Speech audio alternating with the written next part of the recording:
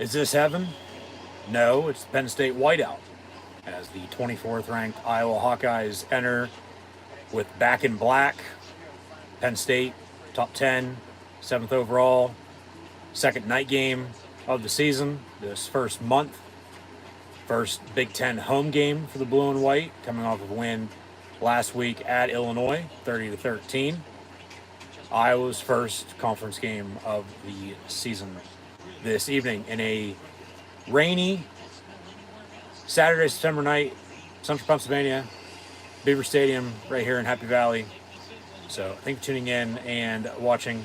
These are, in fact, my Iowa Penn State live watch along reactions, live right here on YouTube. As what a day it's been in college football. 6 top 25 games. We'll get to those results along with everything else a little bit later on. But as always, I'm your host, Encyclopedia Sports, Cohen Luke 96. So thanks for tuning in and watching. Kickoff about 7:30, 7:40 on CBS. The first Penn State home game to be broadcast on Channel 10 here in Happy Valley, CBS, since November of 1990. Of course, they played on the road on CBS recently, but of course, the new Big Ten media deal no longer with Disney, ABC, and ESPN. All games on either CBS, Paramount Plus, along with Fox, FS1, and Big Ten Network, or NBC or Peacock. So, had NBC week 1, Peacock week 2, Fox last week for Big Noon, and here we are again for another Saturday night tilt. The 2023 whiteout, Iowa and Penn State. So, thanks for tuning in and watching. Be sure to like, follow, and subscribe on social media. Links in the description below as they take us on the pregame show, technically a postgame show from the early kick on CBS, but pregame show for this game to Beaver Stadium. We'll see how much weather's a factor. It's been raining since this morning for the most part. On and off at times towards middle of the afternoon, but it's going to pick back up. So we'll see. As the field's been covered since yesterday, we'll see how much the weather plays a factor. Here's an interview with James Franklin. Yeah, you don't want to take it for granted. It's Penn State whiteout, dating back to 2004. We'll get into those games in a minute as well. Odd seeing, Penn State at home on NBC week 1 against West Virginia. Odd tonight as well on CBS against Iowa. We're going to go back in time a little bit. And Penn State's going to play the Pittsburgh Steelers tonight. Yeah, very good Iowa team. Both teams are 3-0, top 25 game.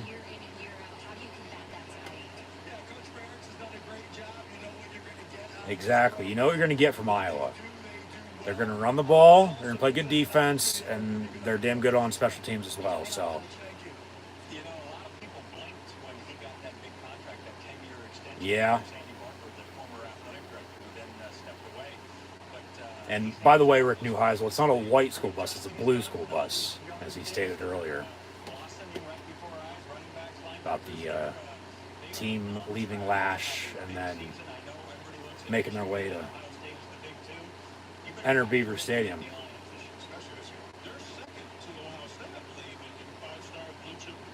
Talking about recruits, going to continue going over their pregame. I'm going to continue on with my pregame. So once more, thanks for tuning in.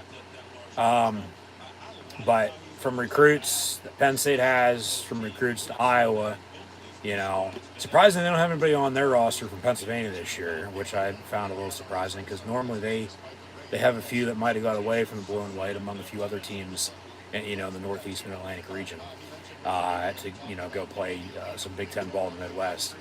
But that's the thing with Iowa. You know exactly what you're going to get. And they defeated Penn State now twice in a row, I might add. Didn't play last year. Won't play next year as of now.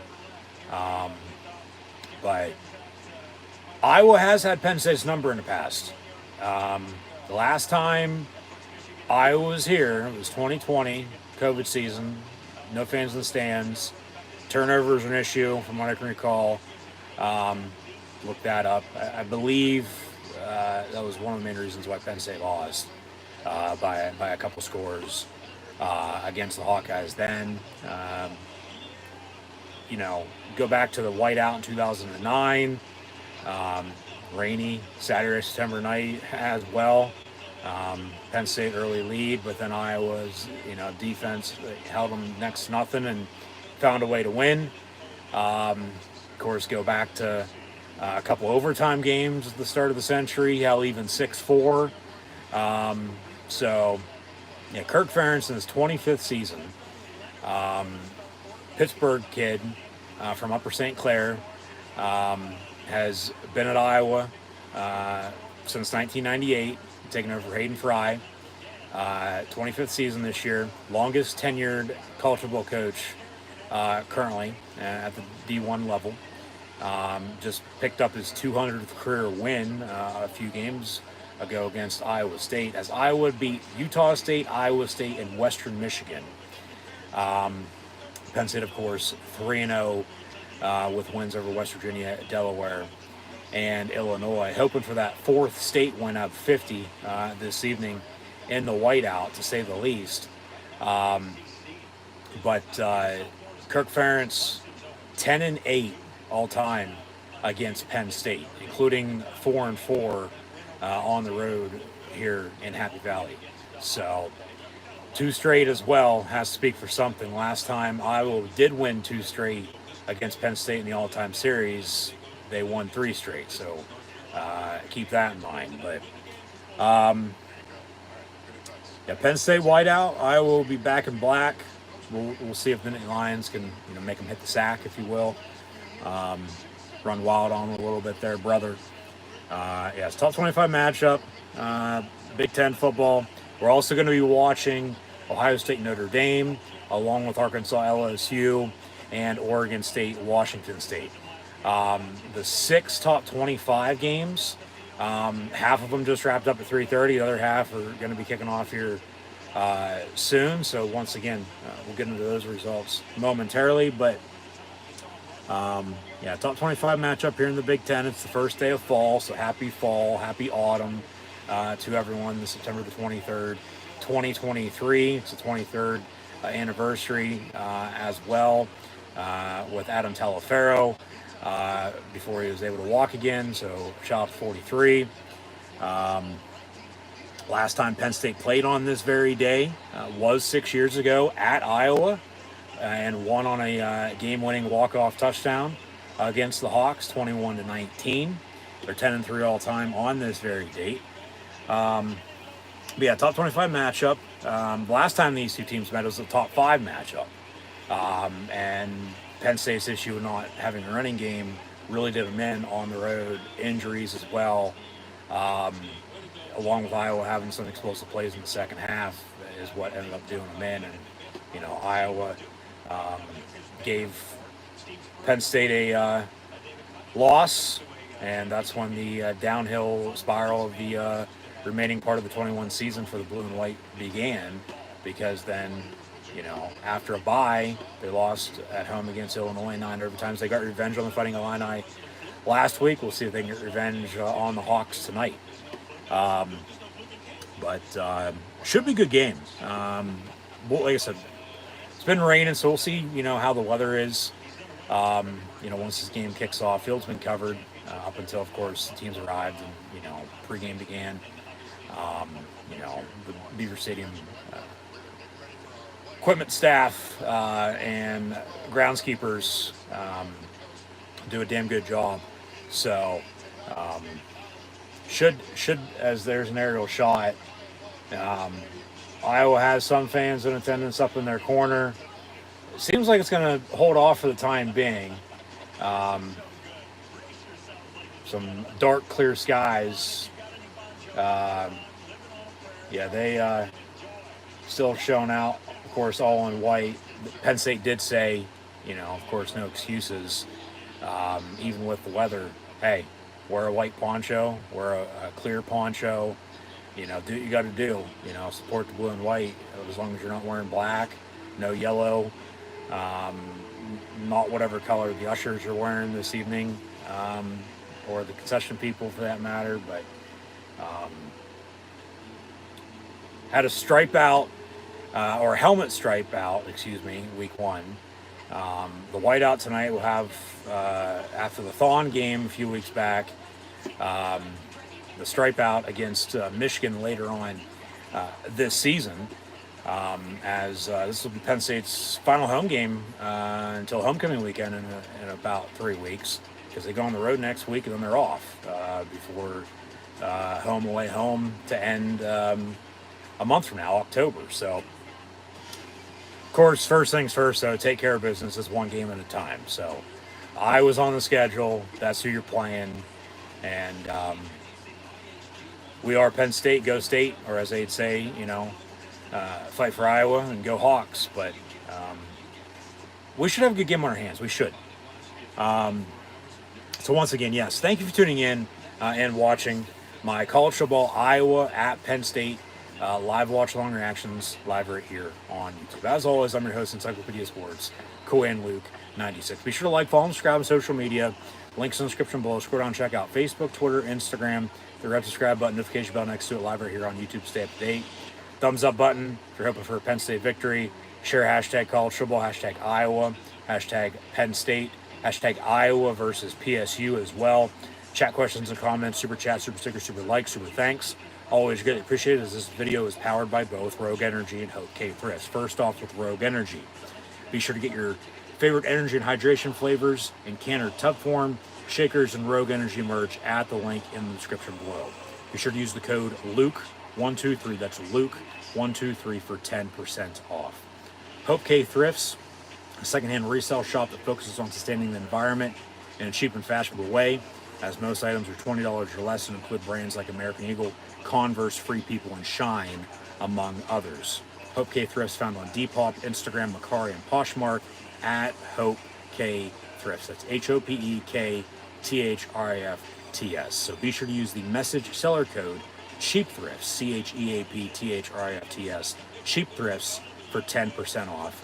Link also in the description below. So Iowa, Penn State coming up on CBS. Brad Nessler, Gary Danielson, Jenny Dell on the call. I'm your host, Encyclopedia Sports, Cohen Luke 96. Where to begin? Something's got to give is going to be the theme this evening, it seems like. Theme of the night, especially with all the rain we've had. Like I said, with the weather, we'll see how much it ends up affecting the game. As pregame's about to begin, we'll see if the blue band is on the field or not. Along with, of course, the drum major doing his flip, which is good luck if he hits it, as we all know. Is CBS going to show this in its entirety? We'll see.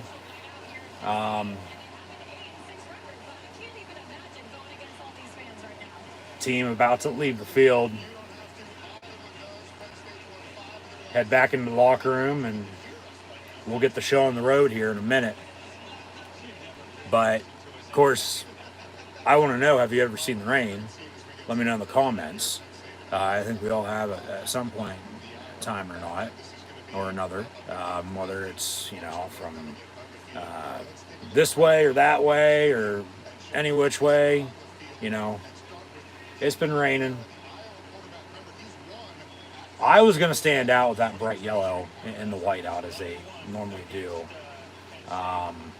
regardless of where they're playing at. But that's what James Franklin got asked this past week. Well, why doesn't Penn State wear their away uniforms or road whites at home in the whiteout? It would be a little too much white. You really wouldn't be able to see. Because then with the whiteout, you wear your blue home uniforms, it's going to pop. And then, of course, the other team would have to say okay to it, which it's never been done. Who knows if it ever will be, for that matter. But Iowa, Penn State coming up shortly. Just hopefully this outcome tonight with the rainy whiteout against Iowa ain't like 2009. Penn State, first play of the game on offense. Very long touchdown pass from Darrell Clark. That was about it, though. They ended up losing 21-10. Special teams has been big today. Special teams was big in that game then. So we'll see if the trend continues. But yeah, Iowa's come to Happy Valley, played in the whiteout at night, late September on a rainy night, and beat the blue and white. So just hopefully it doesn't happen again. Hopefully history doesn't repeat itself. Now, I do understand America needs farmers, okay? Corn's got to grow somehow. It is after Labor Day. Yeah, we're still wearing white, so we move on. But Penn State, 3-0, coming back home after a road win at Illinois. Iowa on the road for the first time this season. Or, excuse me, they are on the road for the first time out of state this season. They played at Iowa State. They're 3-0. Penn State's 3-0. But here we are, Penn State back home. Got a video. Looks like we're on the golf course. Something I've never taken up yet. Probably will never take up because it just doesn't interest me. I'd rather be watching football. Here we are. Once again, thanks for tuning in and watching.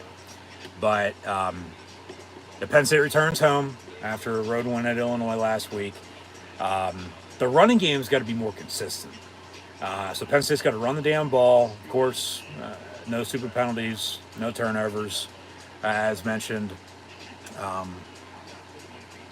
I believe the last time Iowa played at Penn State, turnovers is what did Penn State in then, back in 20. If anybody knows, I'm in the comments below. I'm going to have to look into that. That's one thing I thought of late. Penn State, of course, right now, they have a +7 turnover margin, which is best in the Big Ten and third in the country. They have yet to turn the ball over offensively. Them and Oregon are the lone two teams to not have turnover offensively yet this year. So, pretty good stat there. But yeah, tonight, just keep it simple. I mean, don't, get above your raisin, if you will. Run the damn ball, no turnovers. They really need to cut back on the penalties, too. Penalties have cost them the past 2 games at times. And look at the turnovers they got last week. Those resulted in points. Half of those turnovers, though, that resulted in points should have been for touchdowns, let alone, the field goals. But you take it, while you can get it. But, yeah, tonight, no stupid penalties, no turnovers, all right? Capiche. End of story on that. Just try to be as balanced and consistent as they can be. Game's going to be going up front. You know how Iowa is, that's where it begins for them. So that's where it's going to begin for Penn State. That's where it begins for everybody in the game of football. Okay, we know that. But with the weather, with the ground and pound, 3 yards in a cloud of dust, Big Ten football, first team to 20 might win this game, honestly. So, yeah, try to be balanced and consistent. Control the line of scrimmage, okay? Control time possession, as Penn State has. They also lead that category, top of the Big Ten right now. Of course, you got to protect Drew Aller at quarterback. We'll see if we see Boper Buell at all this evening as well, or not. When he's been in, it's, for the most part, run. And with the weather, maybe, run a little bit more. But with Nick Singleton and the fat man, Katron Allen in the backfield, get the tight ends more involved on top of all this. As the injury report for the new Big Ten availability report that everybody has to, everybody know who's active versus who's inactive. Iowa out with tight end 85, Luke Lashley, and then Penn State out with Smith Vilbert at D end, along with 2 receivers. One, Malik Mega, he's out, and then Harrison Wallace, questionable as he was last week. So we'll see if he plays or not. But protect Drew Aller, okay? when he gets flustered, that's seemingly when he's, made his mistakes. Last week, a lot of incompletions. Half of them were, drops, but that's why the running game needs to be more consistent. And they got to get the tight ends more involved, okay? Of course, Iowa will be. Iowa, as Penn State's linebacker, the Hawkeyes are tight end, And honestly, an early lead tonight rather than a late score, maybe even vice versa. You just know how the game's going to play out. An early lead rather than a late score, though, might end up helping you, especially with the weather. Penn State had a home rain game around this time last year against a crossover opponent in the Big Ten out of the West and Northwestern. There are a ton of turnovers that day, a lot of running the football. Penn State only won by 10, 17-7. So, of course, Iowa, they're averaging 28 on offense. Both teams only giving up 12 on defense. Penn State averaging 44, so someone's got to give there again as well. But yeah, an early lead might help you a little bit tonight. And then special teams as well. Both punters from Iowa and Penn State from down under in Australia, they actually attended the same school together. I found that a little interesting, as college football has really, gone after the Aussie punters to help them out with some field position. Of course, the crowd's going to be in it. Nittany Nation, all 110,000 of them dressed in white. Rain or shine, early or late, doesn't matter. They're there. So we are Penn State. But, an early lead. We'll see about special teams, but I think, honestly, tonight could be huge in that third phase of the game. Both teams are going to run the football. Eventually, you'd think you'd break one. Penn State has had some trouble stopping the run, so keep that in mind as well. So then, with the run, watch the play action and watch for an explosive play or two. As pregame continues, I'm sure they're showing off from the blue band to the traditions video that they run. And we'll get the team to run out of the tunnel here in a couple minutes. But Iowa had some guys get banged up last week. The only notable injury, though, tonight for them is their tight end, number 85, Luke Lashley, or Luke Lachey, if you will. And Penn State, like I said, DN Smith-Vilbert along with two receivers. But Iowa, once again, you know who they are and how they're going to play in all three phases of the game: offense, defense, and special teams. So stop them. All right, they are on a 2-game winning streak against the blue and white. And last time they won 2, they won 3. Penn State did have a few wins there past decade or so against the Hawks, but Iowa has had Penn State's number. Over time they have. So, of course, that's why they play the game, though. That was then, this is now. We'll see what it gives. It's always sure something will. So I play a game, and it's on the paper, it's on the field. Both teams are undefeated, top 25, 3-0 once more. Iowa wins over Utah State, Iowa State, and Western Michigan, averaging 28 on offense. So maybe I guess we should get a ladder and climb out of their ass for a little bit, just to see how they play. But they're also only allowing 12 points on defense. Penn State, West Virginia, Delaware, and Illinois, as mentioned, for a state of 50. Hopefully tonight. Revenge for 21. I'll keep it at that for the time being. Averaging 44 on offense, best in the Big Ten. Defense only allowing 12 as well. So, like I said, maybe we get another 6-4 game with these two for all we know. Something's got to give. Honestly, the first of 20 might win this game.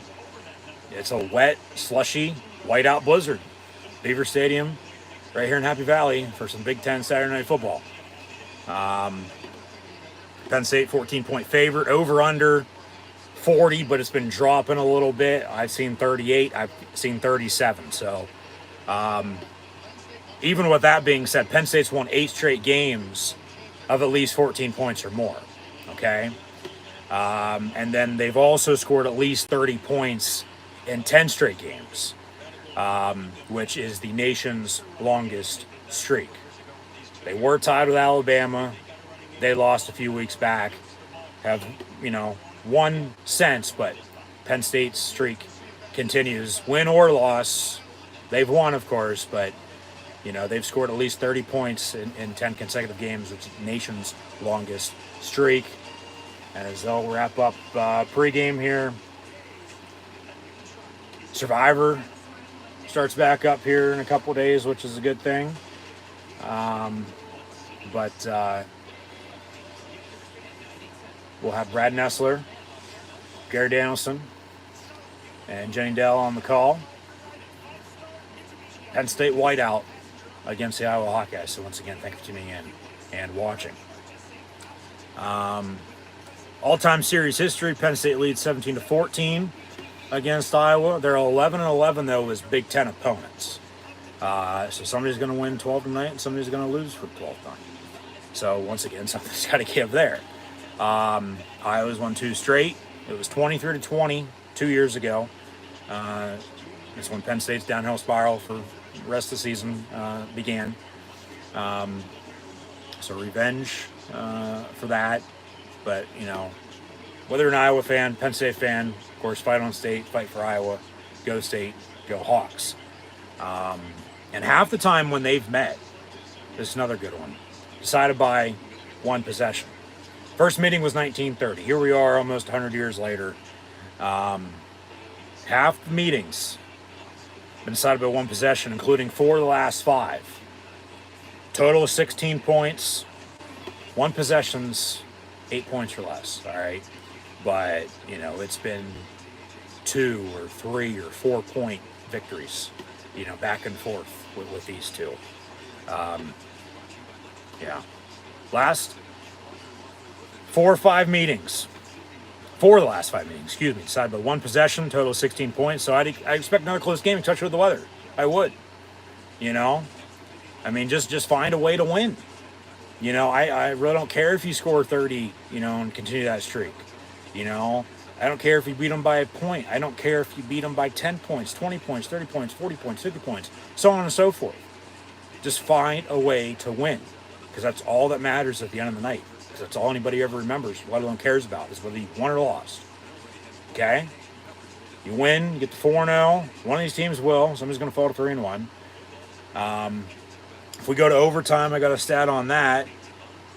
Penn State hasn't won an overtime game in 5 years. Iowa hasn't won an overtime game in 6 years. And Penn State's never beat Iowa in overtime. Whereas Iowa has beat Penn State twice in overtime. So, here we go. State College, Pennsylvania. Peaceful campus by day. The place they call Happy Valley on Saturday night. Worst nightmare for opponents.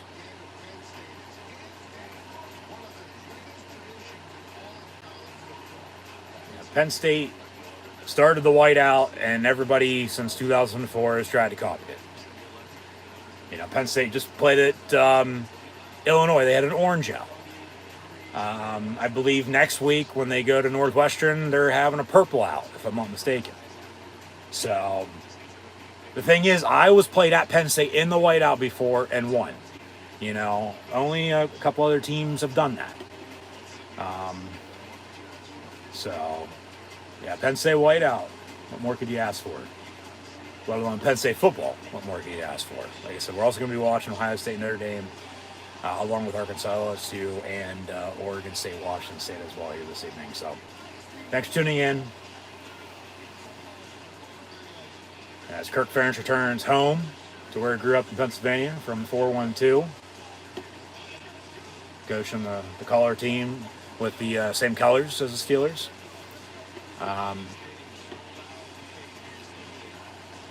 The whiteout is awesome.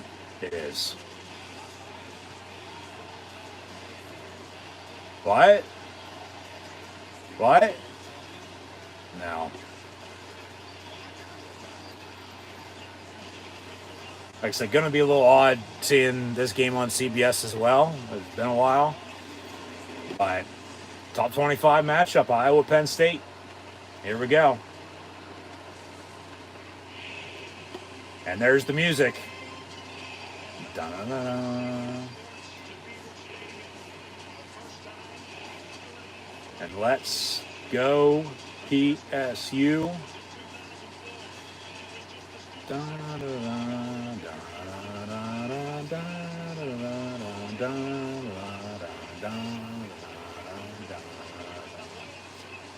There's Herky.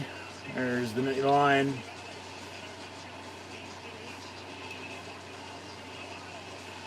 As the Undertaker has risen, as we'll see with Iowa and Back in Black if they're going to be hanging from a news later on tonight or not. But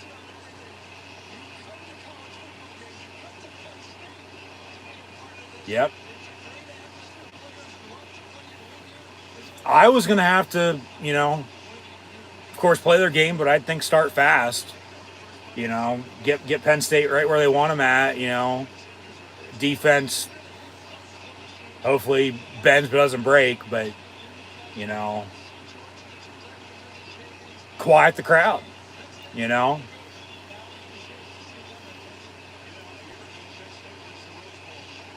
Yep.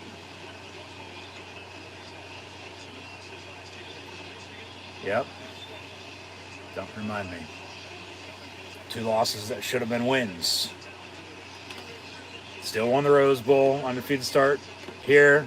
Playing Iowa for the first time in 2 years. Revenge on the Hawks from then. We'll see if anybody's shoulder's going to be hurting or not. And I think, at this point, we can all feel it coming in the air tonight. And hopefully the hurt doesn't show. Hopefully they can find a way to win and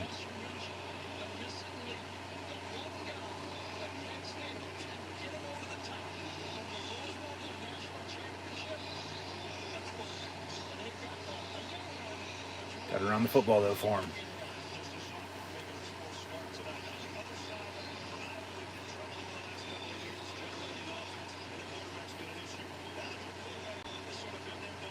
Yeah, and Cade McNamara for Iowa, transfer from Michigan, played at Penn State 2 years ago and won as the Michigan Wolverines starting quarterback and had a big touchdown pass to Eric All, who's also now at Iowa. So they're going to try to do it again with a different team on the road against Penn State. This defense is going to have to make some stops for him, no doubt about it. But it's the running game offensively. Can it be more consistent than it's been? If so, and then Drew's poise. Iowa's wearing black pants. I didn't expect that. They normally wear white on white. As Penn State does, is here comes James Franklin in the 7th ranked blue and white. Captains lead them out. But here we go. We are Penn State.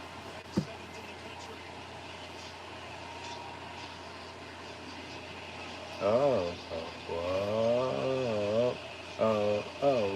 are Penn State.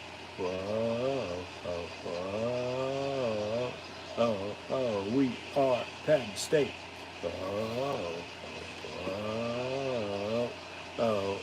We are Penn State. And both teams take the field as unbeatens in the top 25. Somebody's going to win, somebody's going to lose. So may the best team win, and hopefully they're the ones with the white pants tonight. Wasn't expecting Iowa wearing black pants on the road. But I guess they wanted to stand out a little bit more. Hell, Notre Dame's wearing their home green uniforms as they'll kick off against the Buckeyes. So OH. Arkansas, LSU, and Oregon State, Washington State once again. So, pregame about to wrap up, and we'll get the show on the road here. But Iowa going to be in the road whites, but black pants with yellow stripe, which is a little unusual. Normally, like I said, it's white on white as Penn State is on the road. Penn State at home, though, in the whiteout. Basic blues, no names, all game with the black shoes. So, where'd we leave off? Iowa's won 2 straight against Penn State once again. So hopefully third time won't be the charm. Halftime when they've met once again, it's been decided by 1 possession, including 4 of the last 5 meetings, total 16 points. I'd expect another close game with the weather, seemingly holding off for the time being. Of course, Iowa is led by their head coach in Lomax, Captain HopeKThrifts, 25th season. He's the longest tenured head coach in the country. As mentioned, 10-8 against Penn State, including 4-4 on the road right here in Happy Valley. Cade McNamara, now their starting quarterback, formerly at Michigan, as he'll enter the whiteout. Penn State in the whiteout. They're 10-8 dating back to 2004. Then it was a student-only whiteout against a top 10 Purdue team. A year later, that's when it really began, when they beat the Buckeyes of Ohio State. And, of course, Big Ten championship season with an Orange Bowl win.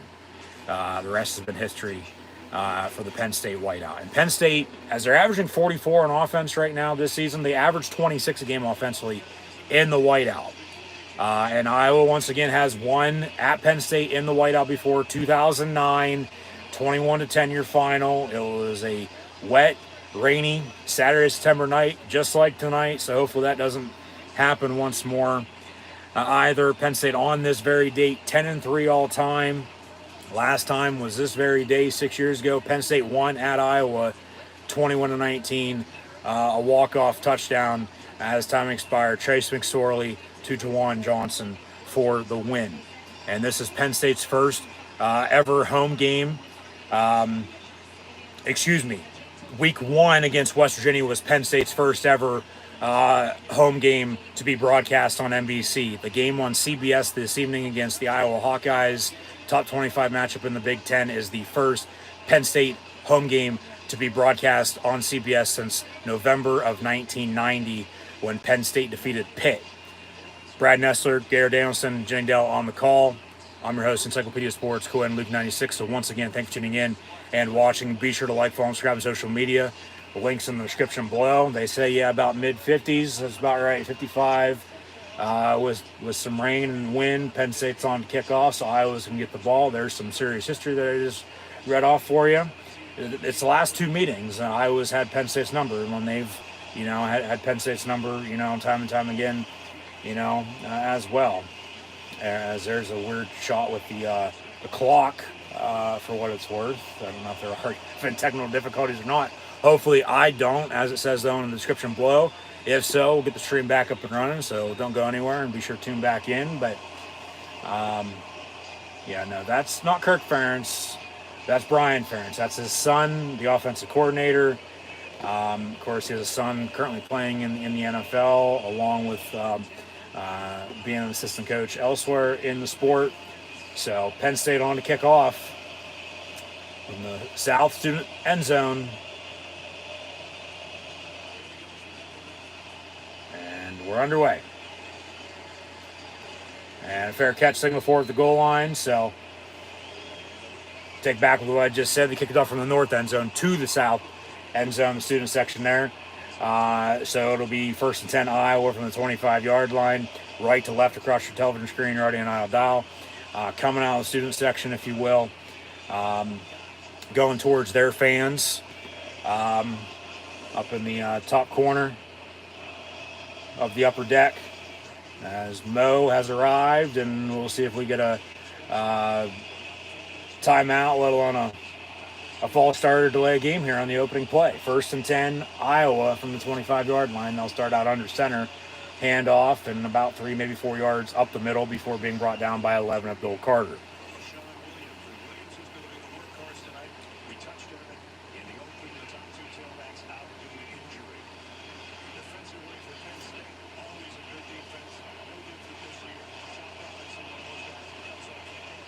Second down for Iowa. There's the big uglies.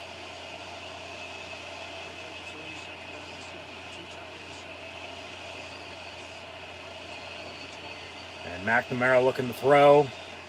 Over the middle, incomplete. Good coverage by KJ Winston. Yep, third down. So Iowa's without their top two backs along with their starting tight end, but you still know who they are and what they're going to do. So, like I said, stop them. Third down and 7 here for Iowa. And Penn State hasn't allowed an opening drive touchdown in 17 games. Almost 2 full years, which that's hard to believe, but it's true. Play clock at 3. They'll get it off. Iowa looking to throw again. McNamara slant complete.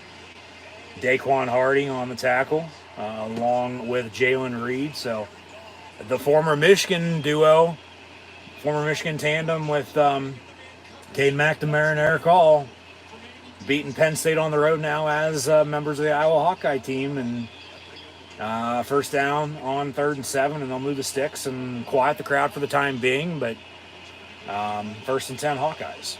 Ball around midfield, 48-yard line. And they'll run a toss near side. That's a hold on 78. But maybe a yard or two. Second down.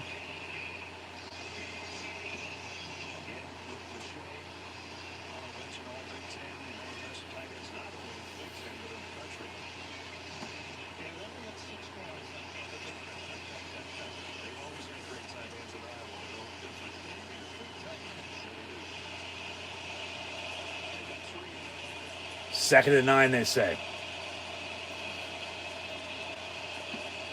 Motion man's a tight end near side to block. They fake the give.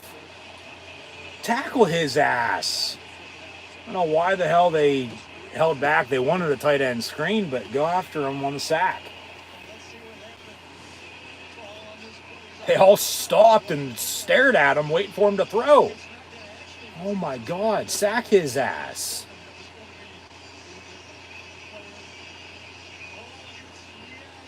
He got tripped up. Ball falls incomplete. 3rd and 9, but go after him. Sack him. Don't rush him and then stand there and wait for him to throw. Sack him. 3rd and 9, Iowa. Empty set. They're going to have to call timeout. Yeah. Okay, why the hell did Penn State call a timeout?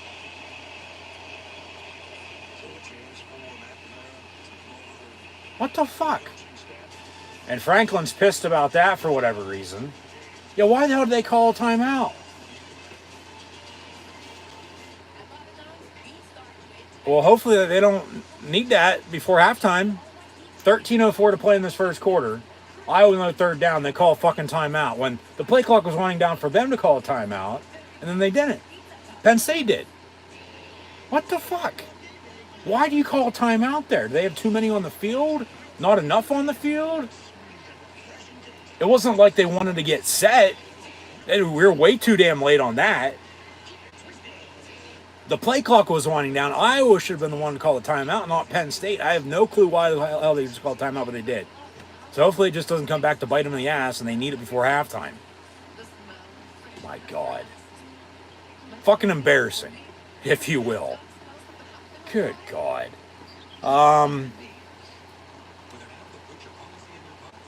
So they showed off the stat. Penn State hasn't given up opening drive touchdown to their opponent in 17 games. Penn State hasn't trailed yet at all this season either, I might add. So keep that in mind as I was looking to convert another 3rd down here on the opening drive. Talked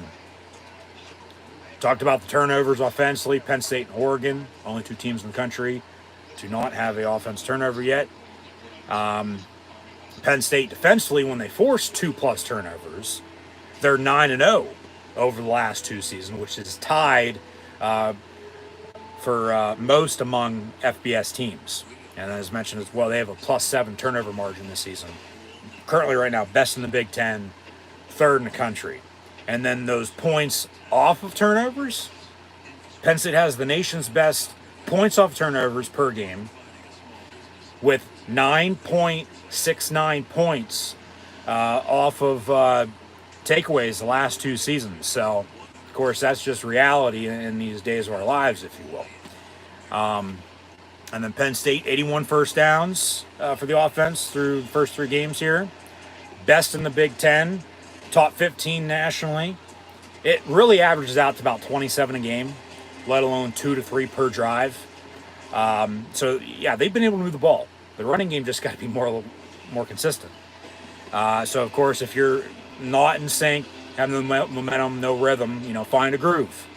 Penn State, when they enter the red zone, 95% chance they will end up scoring. But really, long story short, with all that being said, the game just kicked off here. We're coming back from break after a timeout by the Penn State defense on 3rd down.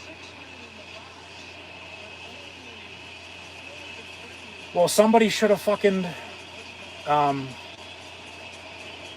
dropped to cover. And they probably were going to, but, they burn a timeout there. We'll see if it comes back to bite them. But Penn State needs to be Ridge Holland tonight against Iowa. If you know, you know. McNamara looking to throw, screen near side, incomplete, 4th down, no punt. And Penn State will be back deep to receive. Number 7, Caden Saunders. Last week in the return game, it was getting better and better as the game, as each game's gone on, I should say. So, good protection up front. They need to get to him, though. They had the chance the one time, stood there, watched him throw it, and then he, end up picking up their 1st down anyway, but then they punt. So Saunders from the 5 on the return gets about a yard. All right, so 1st and 10, Penn State from about the 6-yard line to begin the game. So not that good starting field position this evening for the blue and white offense. But, they've been averaging 44 a game. Been able to move the ball. Like I said, 81 first downs for this offense. Total. Average about 27 a game, 2 to 3 a drive. So we'll see if they can move the ball here to begin the game. They got to get these tight ends more involved, yes. But run the football. Aller out of the gun will hand off to the fat man, Katron Allen. And he'll lose 2 yards back to the 3. So 2nd down and long inside the 5 to begin the game now for the blue and white.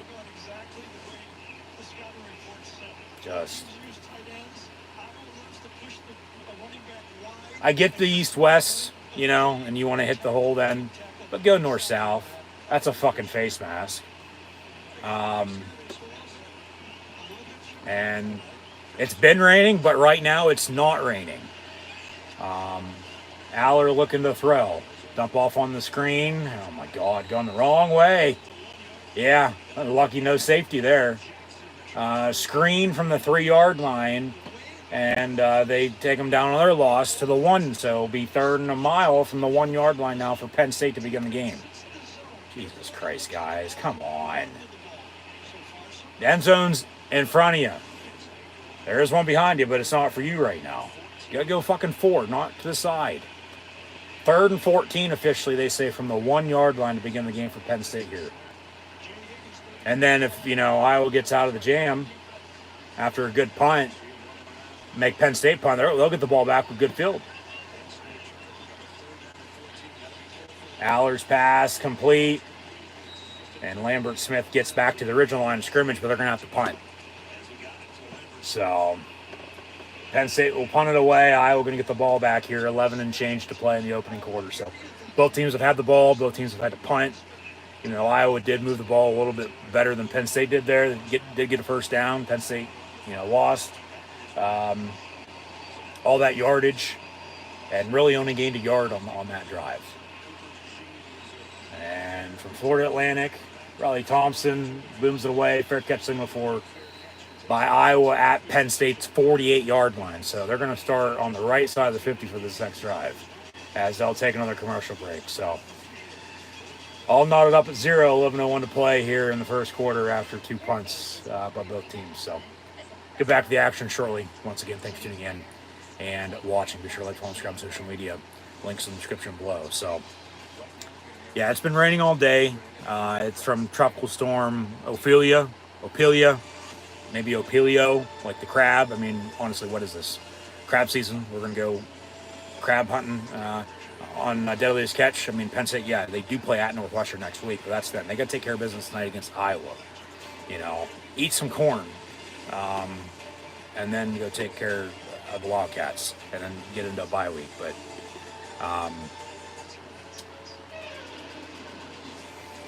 still should have a good game on our hands. You know, it's early. A lot of football has been played. They got to start better than that offensively. They're going to have to rely on this defense, it seems like, to make some stops for them, maybe get a turnover or two. You know, they had 5 turnovers last week, total 13 points. You know, that's why I said half of those 5 should have been for touchdowns. They were, for the most part, all field goals. And, you know, okay, they still won, but they left points off the board last week. They did. I don't think you're going to be able to do that tonight, because you think Illinois' defense was good, Iowa's defense even better. So leave it at that. A couple minutes in here after a couple punts, but just, yeah, as always, thanks for tuning in. Ohio State, Notre Dame, Arkansas, LSU, and Oregon State, Washington State once more. We'll recap what's going on this weekend in college football. Coming out at halftime as well with some first half stats and scores from this game. Check out some scores from the others. 6 top 25 matchups today. Like I said, half of them were earlier at 3:30, half on right now. It was, well, of course, this game. Colorado, Oregon, UCLA, Utah, Ole Miss, Alabama. Home teams won those. And now we have Ohio State, Notre Dame, and Oregon State, Washington State. And, yeah, this one, top 25 matchup as well.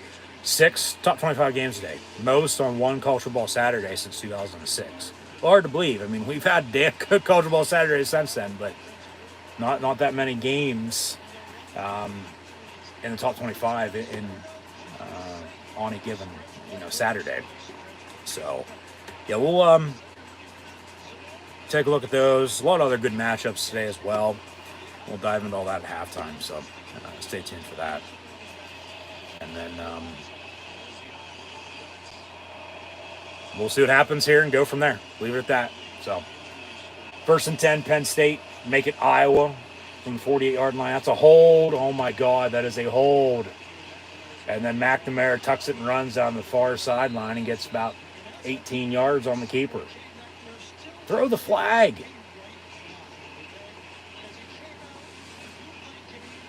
Right there. That is a hold. Oh, my God. Right in front of the ref, too. Jesus Christ. So, yeah, 1st and 10 Iowa.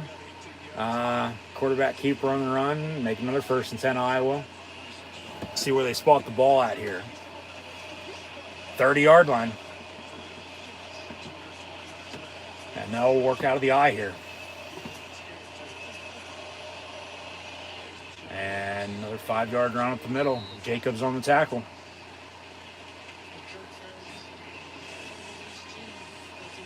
Can't stop the run still, I see. Come on.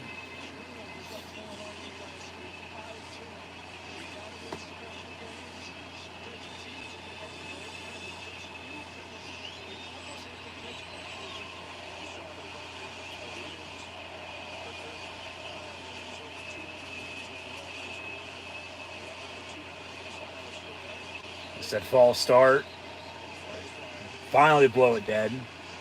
Back them up 5 yards to take away that previous run.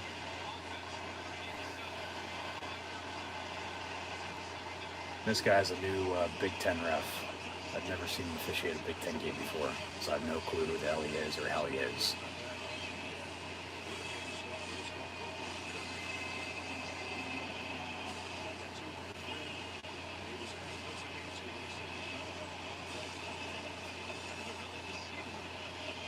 So 2nd and 10 after the penalty. Back at the 30 again for Iowa.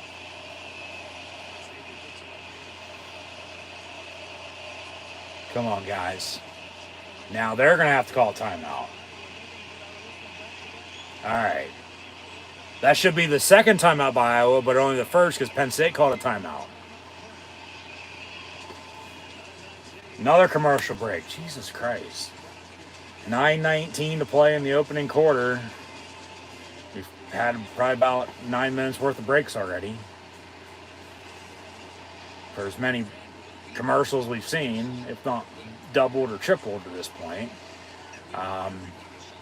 And still no points scored. Iowa's been able to move the ball, though. I mean, a couple penalties up front they haven't called. They're letting them play for the time being. It's called a false start. Both teams down a timeout, so we'll see if that comes back to bite both of them now, for that matter, or not.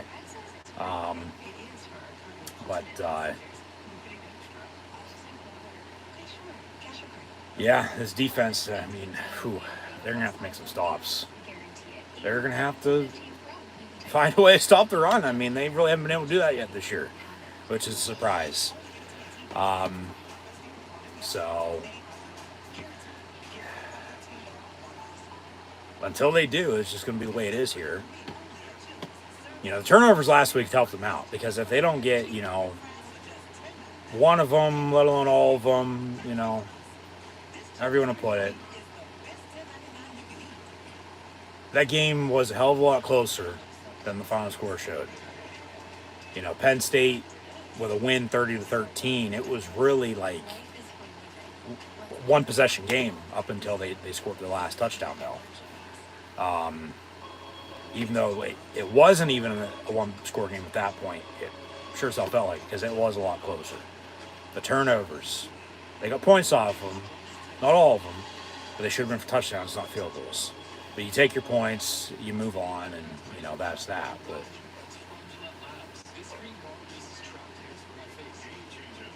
surprisingly, they don't have a penalty yet. Iowa should have a couple. They have one, but yeah, they're going to have to make a stop defensively.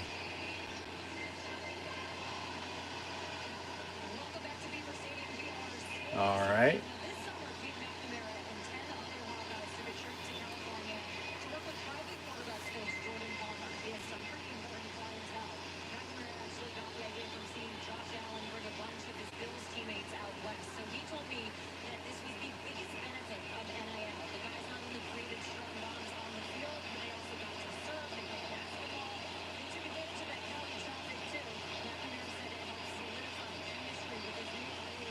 Second and 10 for Iowa from the 30. Come on, defense.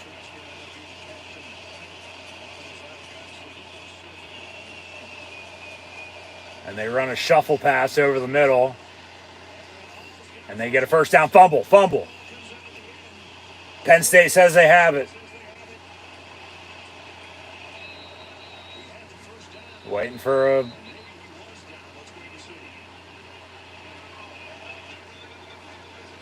Rolling on the field, it's a fumble recovered by Penn State. All right, just talking about turnovers. They get one. 9:03 to play in the first. First and 10, Penn State. Was he down, though, on the shuffle pass? He easily got the first down. That ball's out. That is a fumble. That ball is out. Yeah, that's a fumble. So... Keaton Ellis and Denai Dennis Sutton, it looks like, on the strip. Penn State recovered, so first and 10. Ball, about 20-yard line or so? Previous plays under further review, so they're going to think about it. Hopefully they tell us something good. Jesus Christ. That's a fumble. He was not down. That is a fumble, and Penn State recovered.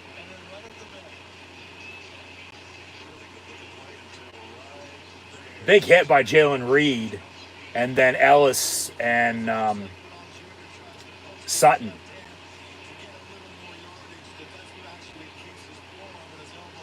Looks like maybe Akeem Beeman recovered it.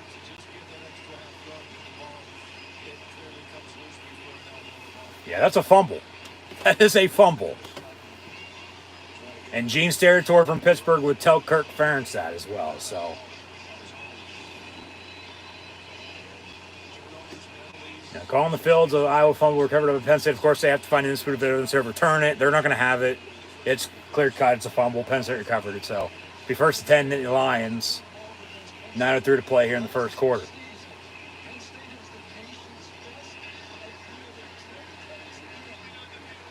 Rolling on the field, Sanders is called. First down, Penn State. Maybe take a shot. +8 turnover margin now, yeah. Still best in the Big Ten and now tied for second in the country. Was third entering, so obviously stats have changed throughout the games today. Yeah, better starting field position from the 18-yard line, first and 10. So maybe take a shot. Gotta get these tight ends involved. Run the fucking football. They do get Theo Johnson the pass for about 8 yards, so 2nd and 2 coming up. Get a first down, move the ball. Just keep it simple, balance, consistency. Get some momentum, get some rhythm build up. Go from there. Does look like it's sprinkling a little bit. Nothing, major. Because it was coming down earlier, it was. Over the middle caught Theo Johnson again. The middle of the field's there. They finally realize that. They're finally getting the tight ends involved. So we think, because every game they go to them early, then they, shy away from them later. You got to keep at it. So 1st and 10, Penn State at the 39. Handoff. Katron Allen. The fat man to about the 45 for 6. 2nd down. Yeah, good blocking out in front. That's where it begins. Where it all starts. Got to be able to block around the football, protect the quarterback. As I said, control the line of scrimmage. You're going to win this game, especially against Iowa. They're already +1 in the turnovers. Now you got to, capitalize off it and score some points. 2nd and 4 officially. And a handoff to the fat man. He'll lose 2, maybe 3 yards. So, not a good read on the RPO. He probably should have kept for himself. But, he really doesn't run, as a quarterback. He doesn't. He showed a little bit more. But then, when he gets flustered, that's when he doesn't know what to do with the football. They really haven't got to him yet, but I have a feeling before too long it's coming. 3rd and 7 out of the gun. Trips near side. And Aller over the middle. Complete Liam Clifford for 6. Be short. 4th and a yard. Now they got a decision to make. Right around midfield. 4th and a yard. Do you go for it? Keep the drive alive and hope to score, or are you going to punt, pin them deep, and make them drive on you? They're going to line up to go for it. Yeah, maybe try to draw them off. Here comes a sneak. Tyler Warren's going to push Drew Aller, and they get it. First down, Penn State. And a couple more yards after that. They continue to push the pile. 4th and a yard on a quarterback sneak. They almost get 10 yards. First down. That's exactly what you got to do. Get up under fucking center and sneak it. Everybody nowadays, it's about 4th and yard. We're going to run out of the gun and throw a ball 50 yards downfield. No. Work the sticks. Get the first down and work from there. Aller looking to throw again, near side. Complete. Lambert Smith, stiff arm. First down, Penn State. Push out of bounds about 30-yard line near side. And then a late flag comes in. We'll see what that is. Last week, they had a couple personal fouls that didn't go their way.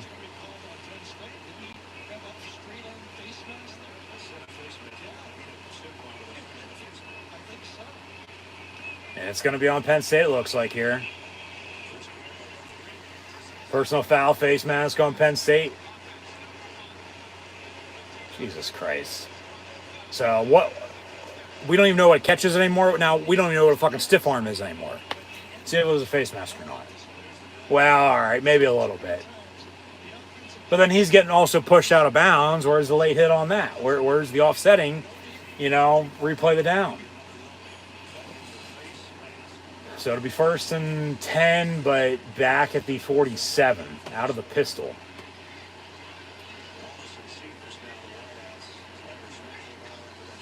And a handoff, Katron Allen for 3 yards. 2nd down.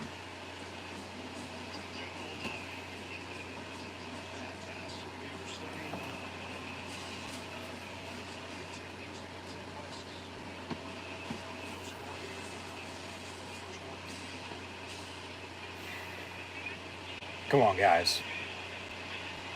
From the 44, Warren in motion. They run a screen near side. Got a couple good blocks. Fat man gets 38-yard line. So 3rd and 2, 3rd and 3 coming up.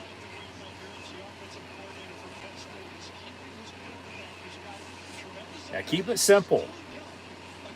Yeah, a couple good blocks. He spun off the block and got hit, and then went down 3rd and 2.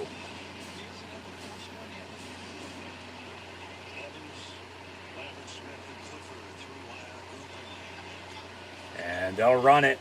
Katron Allen going to bounce it, cut back in, and that's a 1st down. Yeah. Keep at it.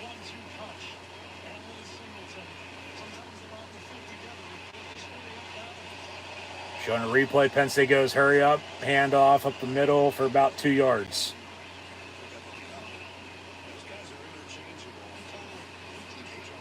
Katron's been out there the whole entire game thus far. He now comes out, and here comes Singleton. Getting to work. Early.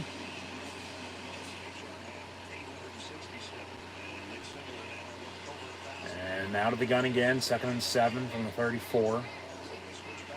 Go back down the middle of the field to these tight ends. Where they at? Fake the give. Aller on a comeback far side, complete. Lambert Smith, 1st down, Penn State.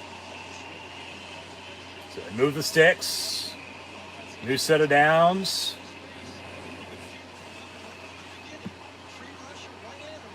Go hurry up. Walk up to the line. They got all day on the play clock. All day long. 20 seconds now.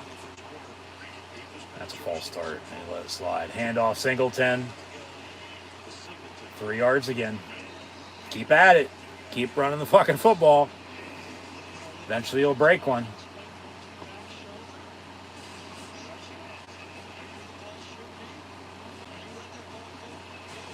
So 2nd down and 7 again. Yeah.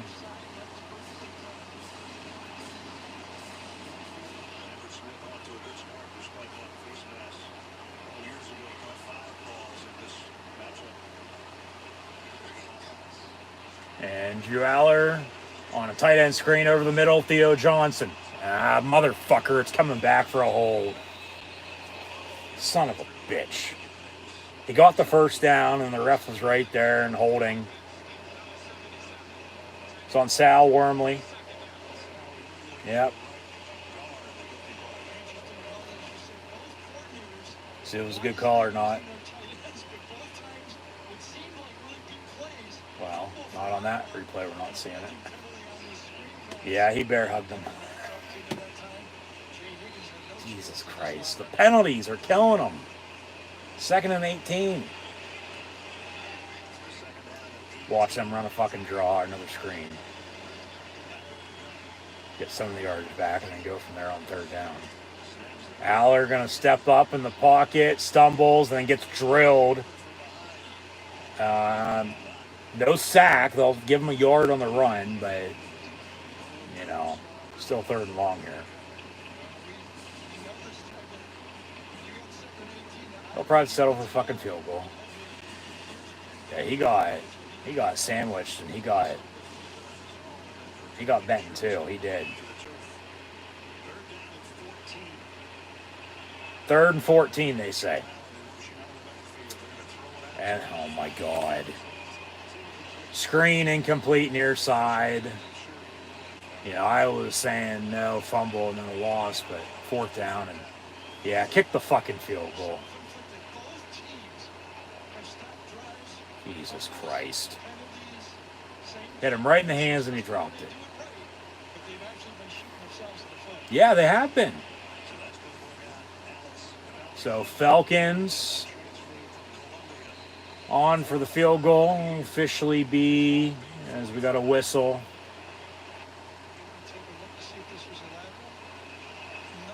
No, they're just going to hold off for a second and get the ball set. And here we go. They say 46-yard field goal.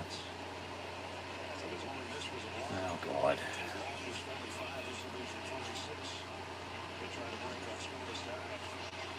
Penn State looking for an early 3-0 lead here.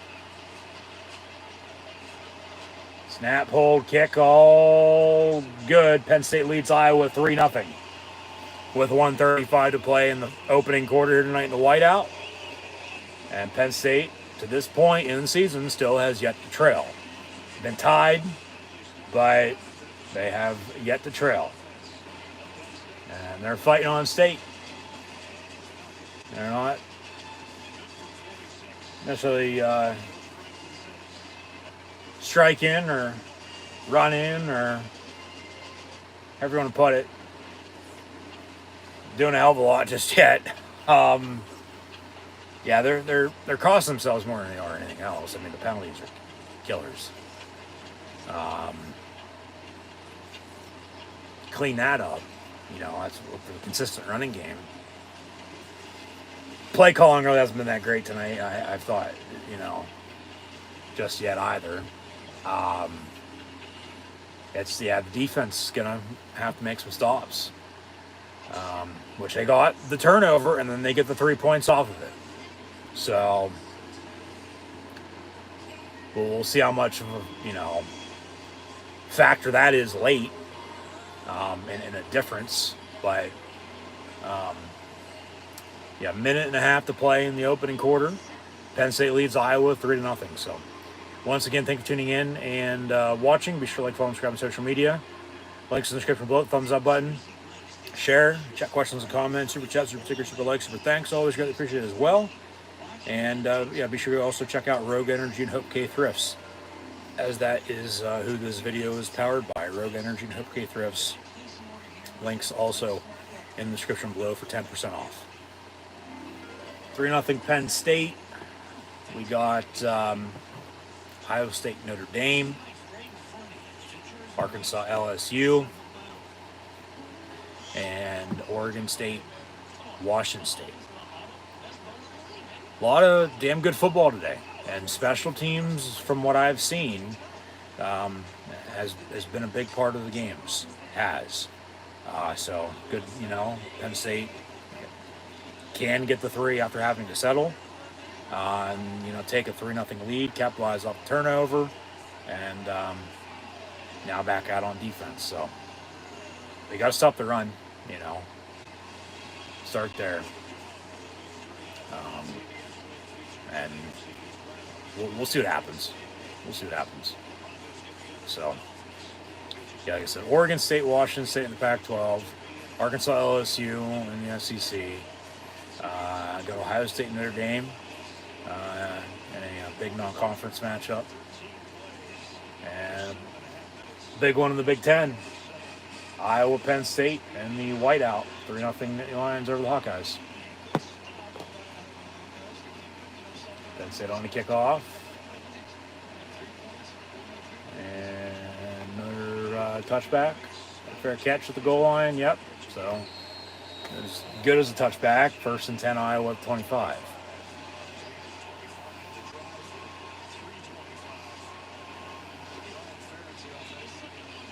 Come on, defense.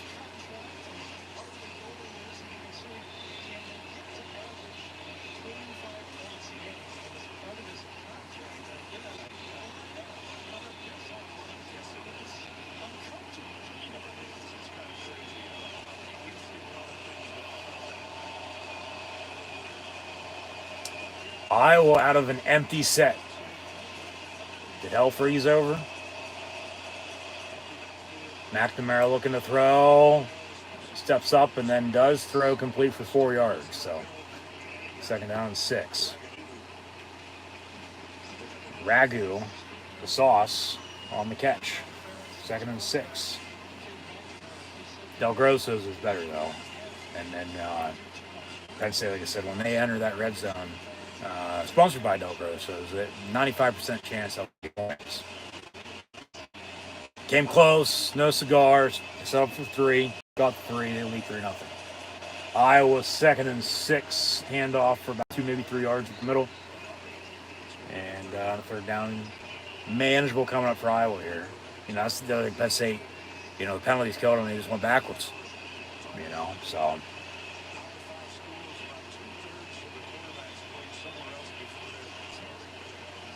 Come on, defense.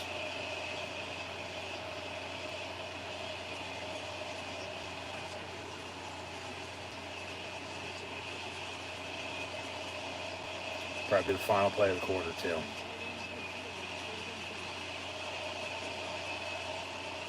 Penn State shifts on the line. Fake the give. Sack him. Sack him. Oh, my God. We good? We're good. For the time being. Knock on wood. Hopefully it doesn't happen again. Iowa has to punt. Again. And it'll take a roll out of bounds about the 22-yard line. So that's where Penn State will start 1st and 10.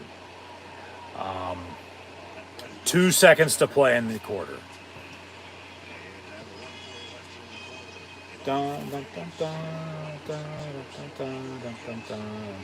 Yeah, Survivor debuts Wednesday. About damn time. They're billing it as the biggest season ever. We'll see about that come December, but Penn State's now scored in 25 straight quarters, which is the longest streak in the country. Just top of the statistics are the Nittany Lions. Handoff Singleton for 2 yards. And that does it for the opening quarter. Penn State leads Iowa 3-0. They'll switch ends. Penn State will go in the north end zone now. And, yeah. We got to get one on our hands. Yeah, that first for Iowa, they ran a play action. The running back never sold it. So Penn State's defense, they shifted on the line. They read it right away. Went after him. Forced pressure. Should have sacked him again. They're going to get his ass before too long. And that's the second time in the first quarter they almost got to him. They just couldn't wrap him up because he ended up throwing it away, which he did again, and then, incomplete. So 4th down, they punt. Penn State gets the ball back there. 1 play for 2 yards. They'll have a 2nd and 8 to begin the second quarter. And with 3-0 lead, maybe extend that lead here. Get some more points on the board. The defense was quick there. They did get the hell off the field. Iowa didn't even have the ball, for more than 2 minutes. And then Penn State even touched it once more, had to run a play before the end of the quarter because of the 2 seconds after the punt went out of bounds. So just keep it up, keep at it. So we'll see here. The offensive play calling can heat up if they can find a consistent running game.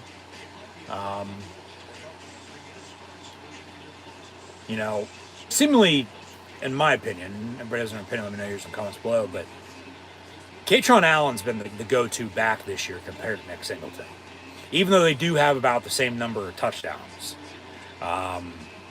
Katron's been playing a little bit better, I've thought, the fat man. Singleton's more explosive. He's the lightning to fat man's thunder, but both last year, 1,000 total yards. Penn State got back to the running game, continuing it this year. It's just got to be more consistent, If it can be more consistent, and you pick up first down here, so on and so forth. They've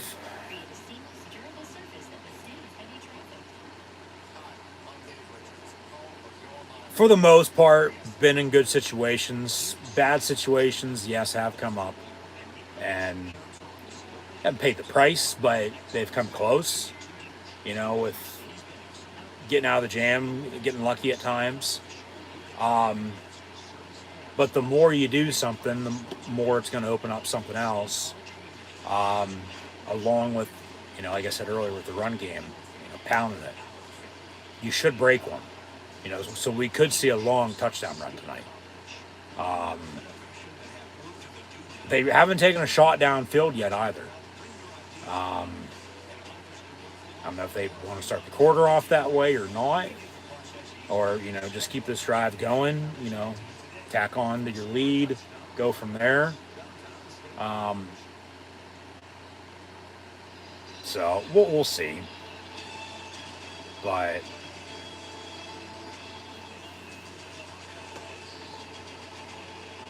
at the end of one, 3-0, Penn State leads Iowa, and now here comes the rain.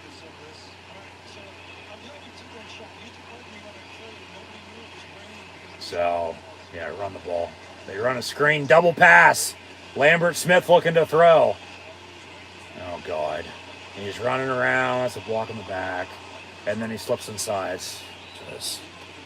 They wanted a trick play to begin the quarter. I don't mind it, but, up against their good defense, yeah, that's exactly what happens. So now it's going to be 3rd and extra long. That might have been a forward pass to begin with, so he's probably better off he didn't end up throwing it, because it would have been a legal forward pass from Lambert Smith, because I don't think he was behind Aller.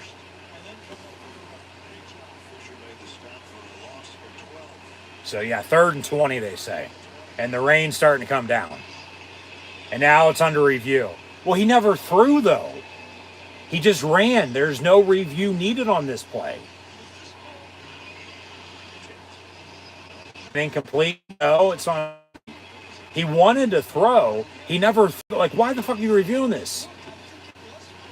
It was a forward pass, but then he ran around. He lost all the yardage, so it's 3rd and 20 as it is. If he would have threw, you'd review it. It'd be a legal pass. Yeah, they didn't throw the flag. Or that is incomplete. That ball did hit the ground. So that should be incomplete looking at it now, because it was forward.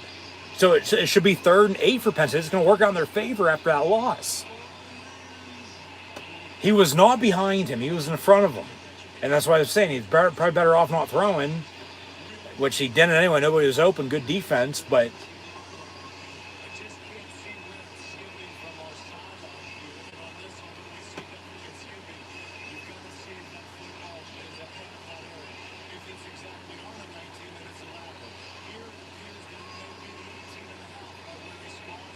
we'll see what the call is. I mean, this could go either way.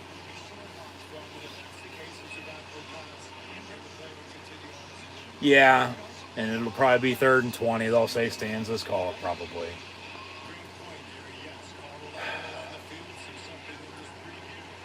They say incomplete. 3rd down and 8 for Penn State. So they lock out and don't lose all those 12 yards after all that. All right. Iowa's probably pissed now. I'm saying tight end right now, down the middle of the field.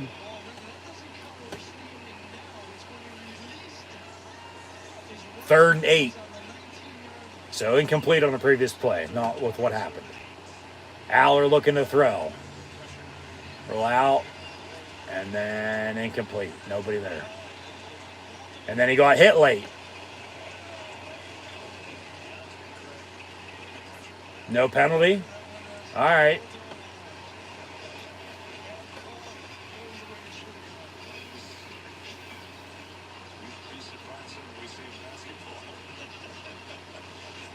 Yeah, that's a good no call.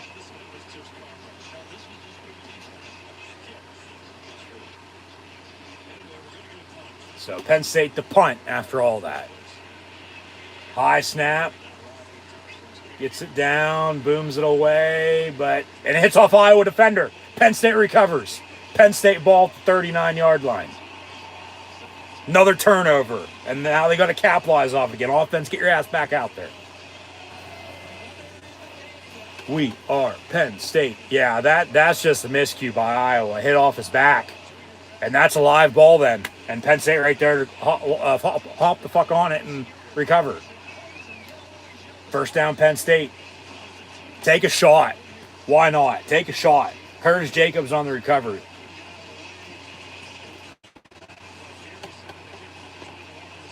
So Iowa with 2 turnovers. The first to Penn State's 3-point lead. We'll see if the Nittany Lions can turn this into points too. So they luck out. Come on. You got to score some points. Come on, offense. Get the run game going. They will run Singleton. And he gets 6 yards. So second down and 4 upcoming.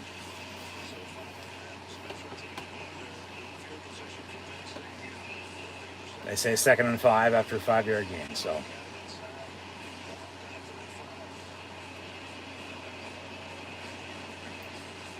got to score. Got to score off that. That's one of the, easiest turnovers that you could possibly get. Handoff Singleton again. 2 yards, so 3rd and 3 upcoming. We'll see what they do.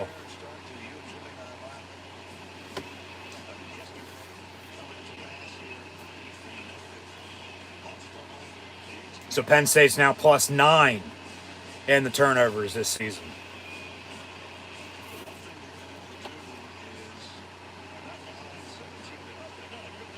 Out of the pistol.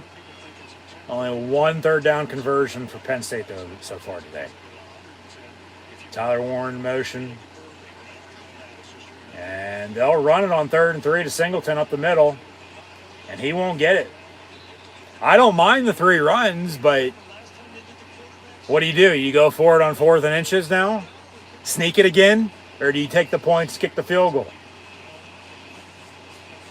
Watch them try to draw them off. That's a long one. That's a long yard. They'll reset the play clock. All right. 4th and a yard. Aller, for the time being, going to be up under center. Motion them. And they'll sneak it again. I don't know if he got that. Why not run the wing T like you always do? I mean, they were ready for that sneak. That was a long yard.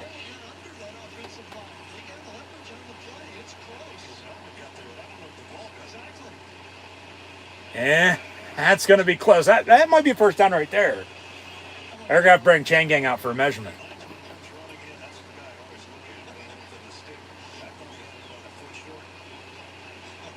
So here we go. That's close. And then if not, defense is going to have get another stop for him. Of course, that invisible yellow line ain't real. Here's the measurement. That's a first down. Right by the nose of the football. Move it. 1st and 10, Penn State. Take a shot. Go down the middle of the fucking field to your tight end. Take a shot.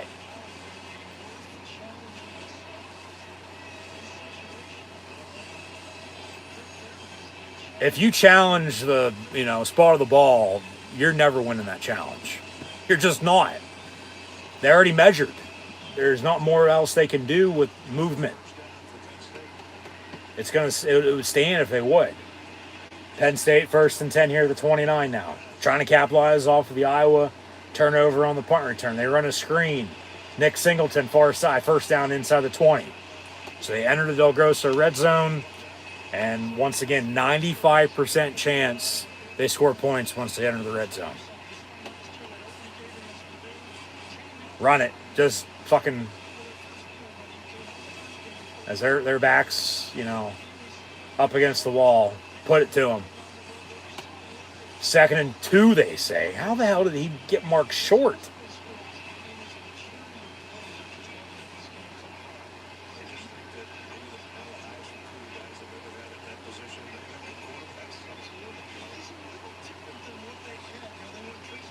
All right, 2nd and 2, right at the 20.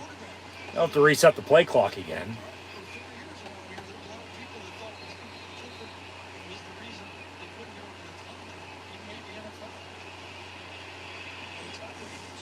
Now a 2nd and a yard.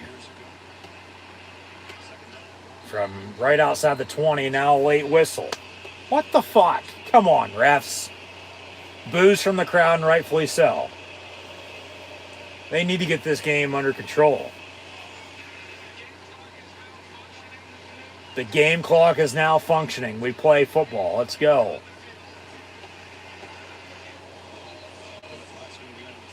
All right, clock's on the field. 11:54. So the clock, for whatever reason, is not working.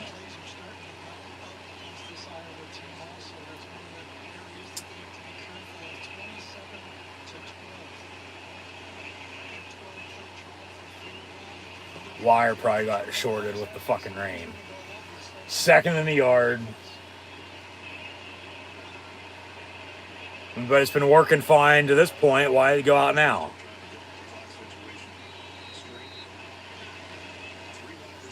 All right, now it's rolling.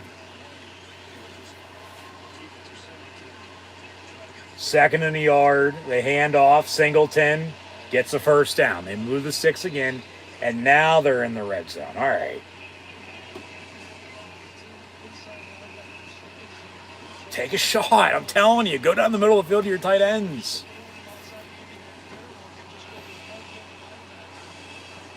Just don't do anything stupid. Don't turn the ball over yourself. Dante Cephas in motion. And they'll run it again. Singleton.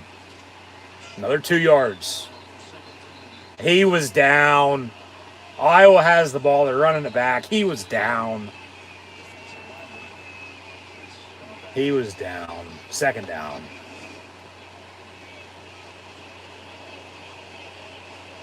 Yeah, his ass is on the ground before the ball came out.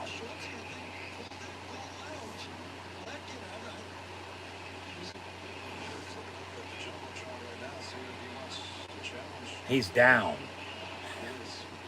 He is down. He's saying, why? Why can't you look at it? He's arguing, giving the refs a mouthful. And rightfully so. I'd have to be pissed off too. Aller's pass, complete. Lambert Smith. Be 3rd and 2 at the 11. They got to punch this in. They can't settle for 3. They got to score off of this. Ain't going to matter what happened on the previous play, whether he's done or not. They ran the play, and we move on. So 3rd and 2. He was clearly down, though. Now it's 3rd and 4. Now the fucking chain gang, they're saying he was out way earlier. Oh, my God. And they still can't get the first down. 4th and a yard again. It was 3rd and 2, not 3rd and 4. He was pushed out at the 11, not the 13. And now they say these fucking numbers are off.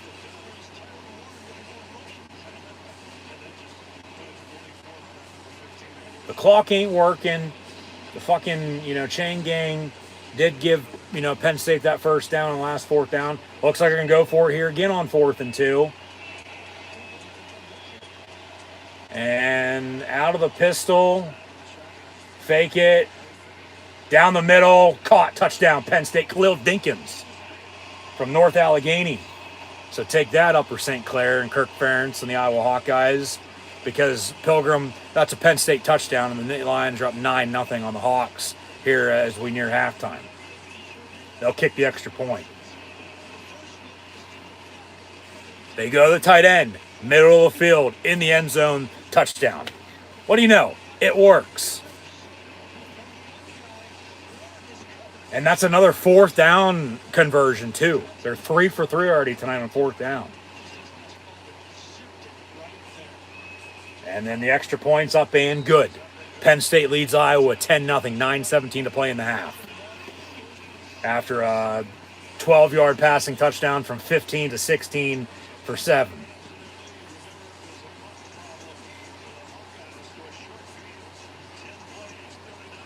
10-0 Penn State.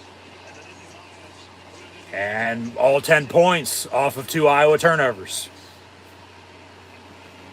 Got to keep it up. Keep at them. So, Notre Dame hosting Ohio State. They are tied at 0 as they near halftime. Arkansas is leading LSU 13-10 at the half. And then a good one with Oregon State, Washington State. Cougars were leading. Couple issues, so we'll get that back up and running here shortly. As I was watching it where I'm staring at this TV down below. But like I said, yeah, a lot of damn good college football today. And Penn State gonna cap it off hopefully with a whiteout win here tonight against Iowa Hawkeyes, and they're up 10-0. So yeah, +9 in turnover margin now this season.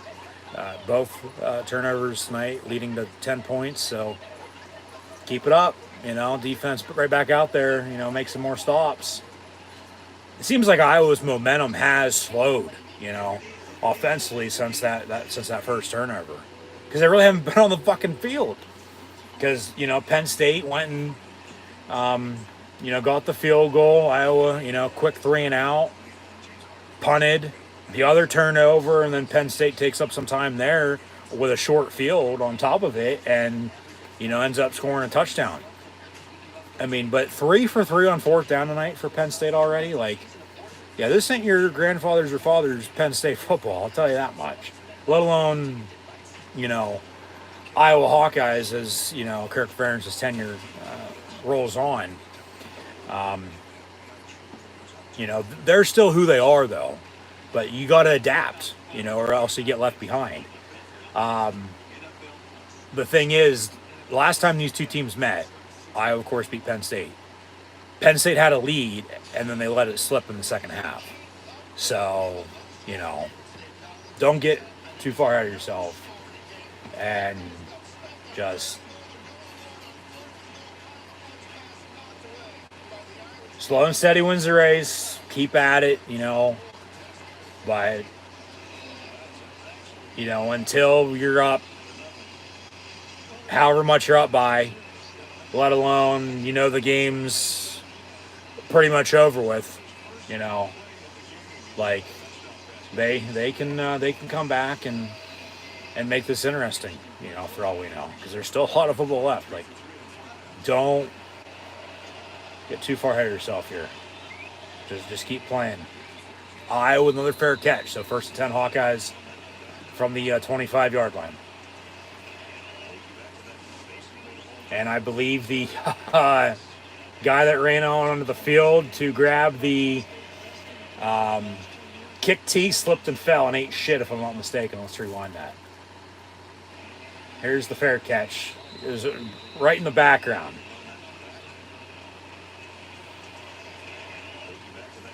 Yep, he did eat shit. I thought so.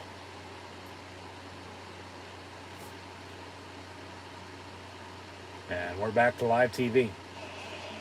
1st and 10 Iowa from the 25. Penn State leads 10-0. Fake the give.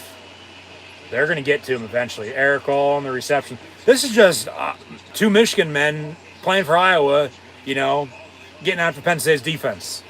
Because Iowa doesn't have anything else going for them. But they're going to get to him here before too long. Times now, they almost brought his ass down. But they haven't been able to because, he's gotten the ball out, so credit to him. But 2nd and 6? 2nd and 7 for Iowa. 2nd and 7, they say, from 28. And McNamara looking to throw again. Pass incomplete. All right. 3rd down.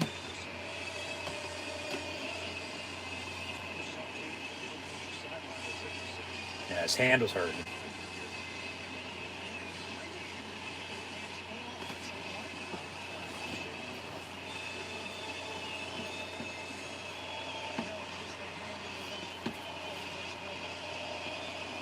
Come on, defense. Get off the field again. Because then that boils down to time possession, you know. Because Iowa really hasn't had the football a hell of a lot compared to Penn State. They haven't. That's a delay game, delay a game, delay a game. Jesus Christ, let it go on for another 10 seconds before they throw the flag. Back them up 5 yards, 3rd and 12.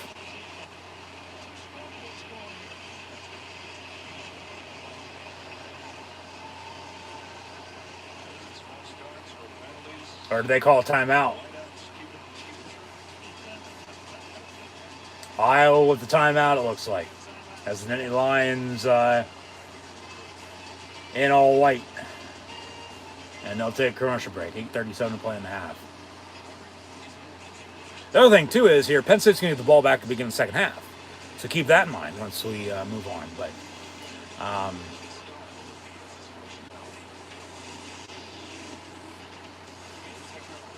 should be 3rd and 7 after the timeout still.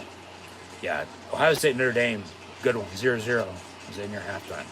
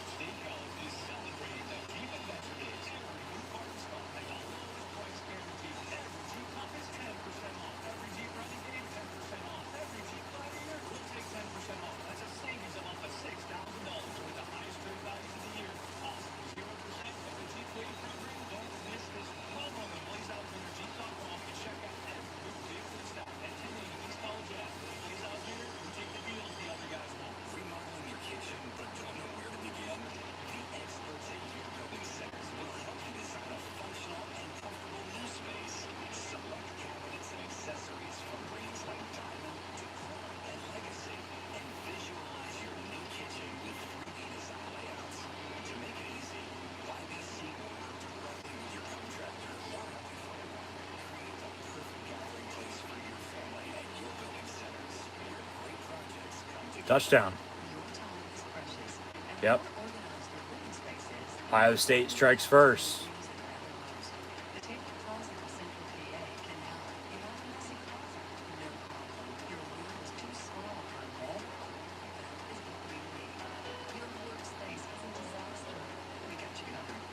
No, that's incomplete. That is incomplete. He dropped that.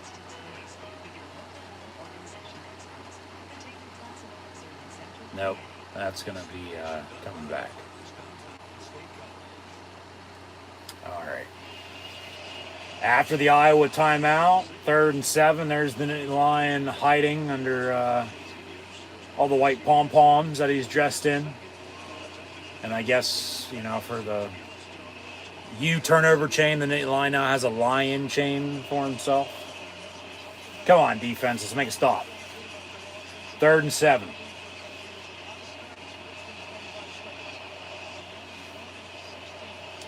McNamara out of the gun.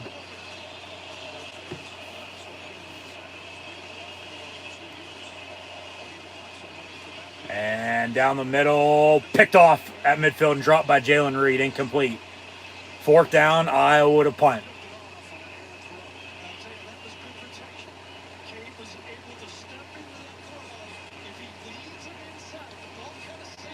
Fourth down, and the Hawkeyes special teams unit on the punt again. Just overshot his receiver, and yeah, Penn State's there to pick it off, but then dropped it. Incomplete, 4th down.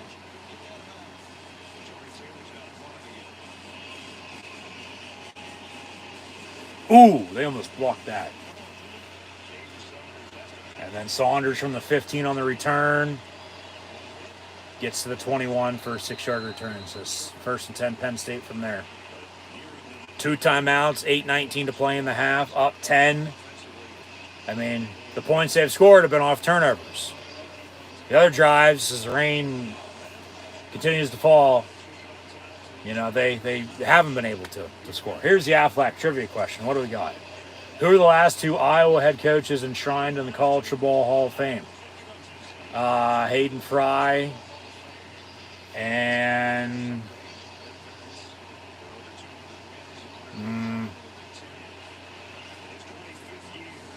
I'll say John Wayne, even though he never coached football, he did play football at USC, not Iowa, but he's from IOWA. And we did forget to, as Penn State gets about 6-7 yards there on the run, we did forget to wave to the Iowa Children's Hospital at the end of the first quarter. So wave to them, hi. 2nd and 3, first down, Penn State. Of course, Penn State had their thaw-on game 2 weeks ago against Delaware for the kids. The largest student-run philanthropy in the world, dance marathon in February to raise money for pediatric cancer. So 1st and 10 Penn State, but yeah, we'll see the answer to that athletic trivia question here in a minute. But Drew Aller looking to throw, comes back near side, incomplete, intended for the fat man. You can tell the rain now is starting to affect some play. Ball's wet, of course, fields, grass is getting wet. It'll need mowed again next week, as it always does. But, slipping and sliding all over the place. That's where the run game is going to come into play here. If you can run the football in the rain, you're probably going to win. 2nd and 10, Aller looking to throw. Again, they run a screen high, incomplete. 3rd down. All right.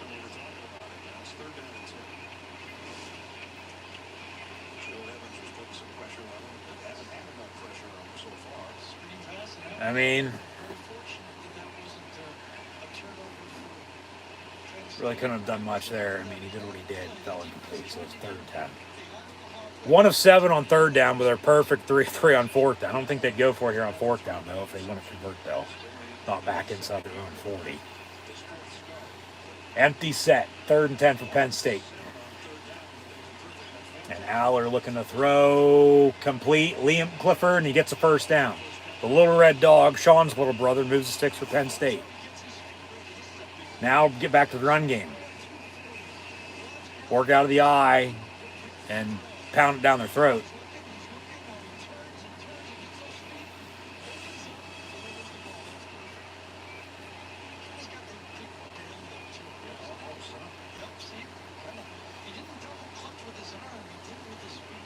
So 1st and 10.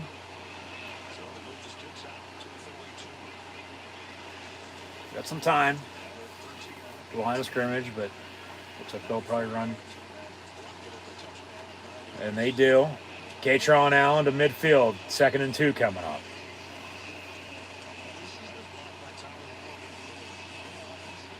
Running again. Good block by Oos and Tyler Warren, yeah. They say 2nd and 3. And Penn State gets a 1st down. Ohio State, no touchdown. They have to settle for a field goal, so they lead Notre Dame 3-0.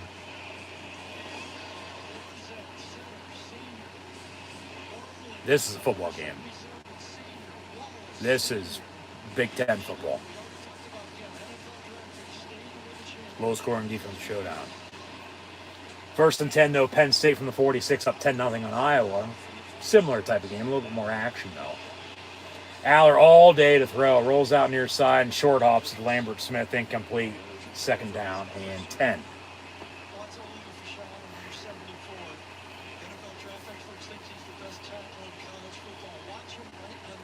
.548 to play and a half. Penn State still got 2 timeouts here.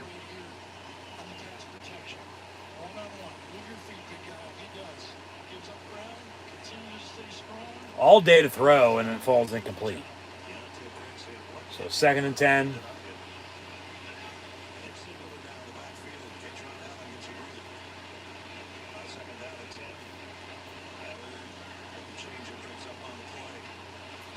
And they'll run it again up the middle, but nowhere to go. Singleton loses 2 yards. So make it 3rd and 12. Jesus Christ. Now they can't run the football. Let alone in the rain, let alone when they need to. It's got to be consistent. If it was consistent, they'd be okay. But then there's still balance in those stats, you know, with how they dish it out to the backs.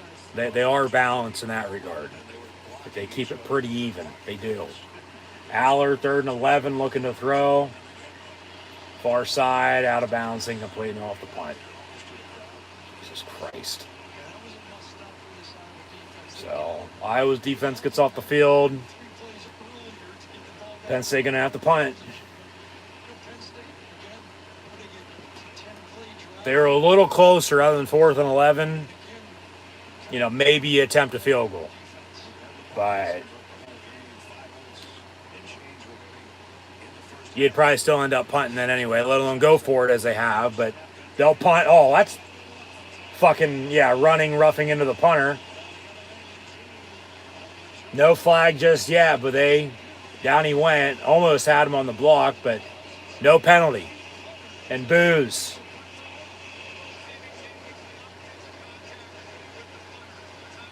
Beyond what? Oh, he was blocked into the punter.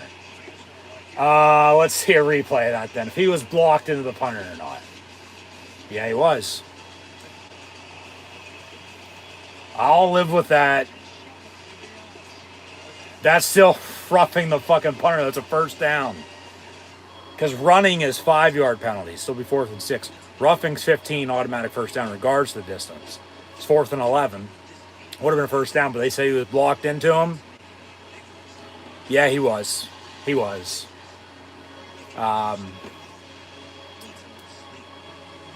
So it's a good call. I'll live with it. Iowa had a couple yard return there, it looked like. So 1st and 10, Hawkeyes down 10 when we come back. They got a timeout in a couple minutes here before halftime to do something. Penn State going to get the ball back to begin the second half. So Penn State's been able to score off the turnovers, but haven't been able to score doing anything else, you know. So, like, they needed that spark. They needed a reason to score. So get another fucking turnover, okay? Defense get a stop. So I'll leave it at that. That's why I said just hold this lead. Like, you can't blow a lead against them, because that's what you did 2 years ago and they lost. The refs are letting them play. They are. They still, I think, need to get control of this game, though, before it gets out of hand, you know. Too far down the line, too far down the road. But we'll see here what happens. You know, Iowa offensively, they really haven't done much. They haven't. You know, this was the Iowa offense from last year. Cade McNamara and Eric All from Michigan transfers in. Seemingly that's all they're doing tonight on offense. Is getting the ball to them too, because it worked for Michigan 2 years ago when they came and beat Penn State here. And even with that, like, Iowa still has found ways to beat Penn State in the past. So I'm sure they're going to try to figure something out. I hope at least they're going to, you know, to make it a little interesting. Just, of course, Penn State don't blow the lead. This movie looks good, by the way. His defense, just make some stops, get some more turnovers, score some more points off. Of course, the weather's not going anywhere. It's going to continue to rain. And we'll see who takes advantage of that. Here's a replay. Yeah, he was blocked into the punter. He was. It was a good call. I mean, he's arguing it, rightfully so. He's going to try to get it, you know, like for roughing the punter, but he's not going to get it, unfortunately, and it just is what it is. So a yard on the run. This defense now needs to respond to that, capitalize, big stop, you know, turnover potentially again, and, you know, go from there. Like, his legs are going to be fucking sore after that, for sure. But as the rain falls, like I said, takes advantage, use it to their advantage. Toss. 2 yards on the loss, 3rd and 11. Penn State, we'll probably get the ball back here and get stopped. Still 2 timeouts and some time to do something. Big 3rd down, for sure. Big 3rd down here. See if they draw up. Yeah, Iowa fucking 3 punts and a fumble. Another turnover on the one punt return. Haven't had the ball more than 10 minutes in this first half. 3rd and 10, they say, for Hawkeyes. Chop Robinson gets them. Dump off on the screens, incomplete. 4th down, they'll punt again. So Penn State getting the ball back. All right, now you got to do something off of it. You're pissed off because you didn't get the, call on the punt. Defense gets a 3 and out for you. Now the offense needs to do something. Surprised they didn't throw a late hit on that. They're letting them play, though. They are.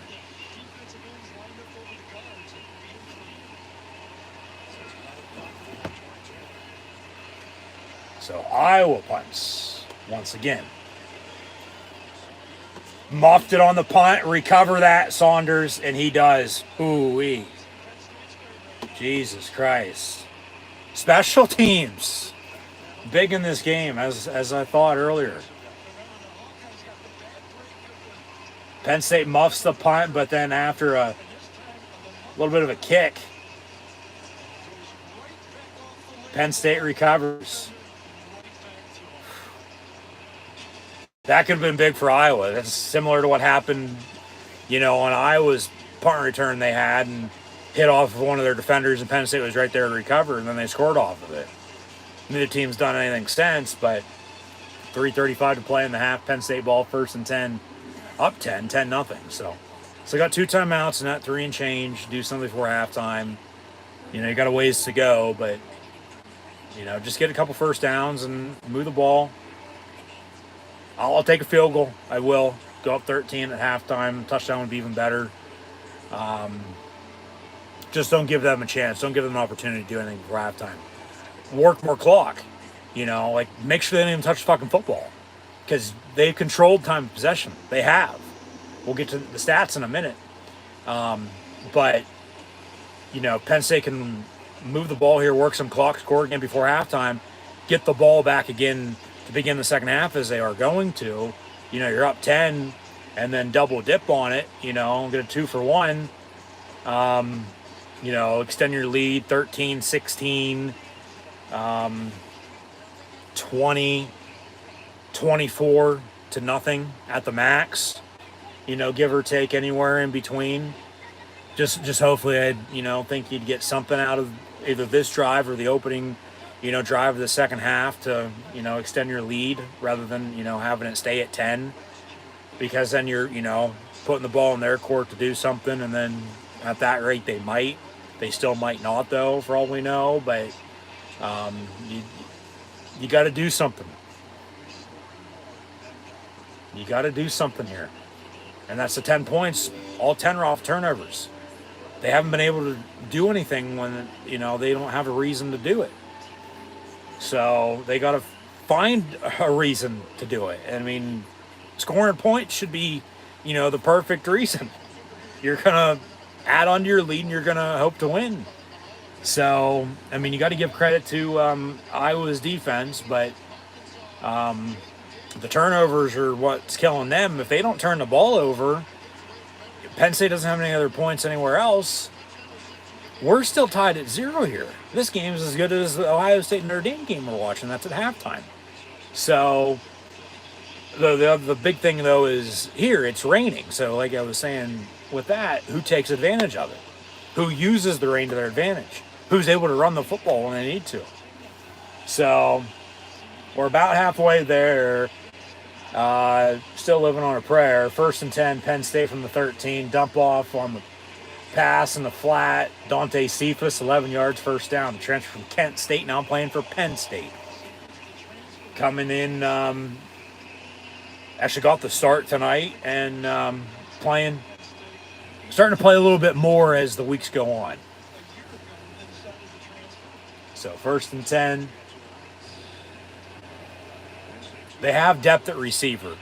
They do. They got to get these tight ends more involved, more consistent running game. But, it could be this receiver, this receiver, this receiver on any given day, making plays. Hand off Singleton, and he'll get a yard. 2nd down. Got to get some points here. Here's the answer to the Affleck trivia question. I know Hayden Fry has half of it. I don't know the other.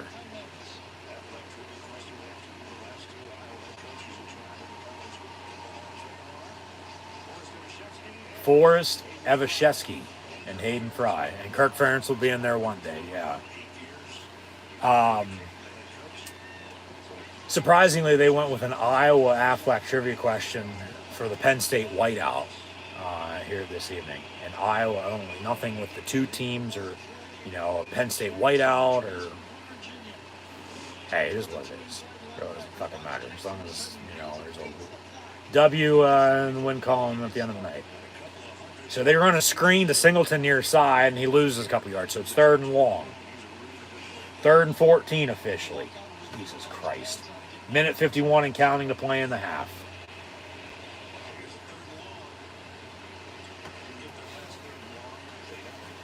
From the 20. Down the middle. Oh my God, catch it. Incomplete. 4th down. Iowa gets to keep their timeout. They're going to get the ball back. And they're going to look to do something here before halftime. Right through his hands. I don't care if the ball's wide or not. You still got to catch that. Right at the marker, too. Would have been good enough for a 1st down. So 4th down, and Penn State's on the punt again with a 10-point lead. Iowa will probably back off on this punt. As Penn State booms it away. And he recovers it at the 43. Yeah, that was pretty close to being another turnover potentially. But 1st and 10 Hawkeyes with a timeout and a minute 31 officially to play in the half. They're going to look to do something here before halftime. So we'll see if the Penn State defense can hold them. Because then Iowa has all these offensive drives for, next to nothing in the time possession category. And then Penn State's, up 10, going to get the ball back to begin the second half. Even with not doing anything there offensively, defense hopefully gets a stop here from the 43-yard line, 1st and 10 Iowa. McNamara looking to throw, screen, complete, and then Kobe King on the tackle. Yeah, it's the turnover for Iowa, unless we're tied at 0 right now. We are. This game is a hell of a lot closer than you think it is. It is similar to last week. Penn State with the turnovers, and they get points off the turnovers, but then, still really not doing a hell of a lot offensively up until late, later in the game. So we'll see how the second half, turns out, but we still got a minute 3 to play in this first half. And they say incomplete. We've got a strip sack fumble. That's incomplete, yeah. So 3rd down already again. 3rd and 7 for Iowa. So Penn State hell might even get the ball back again here before halftime. Seemingly a long first half.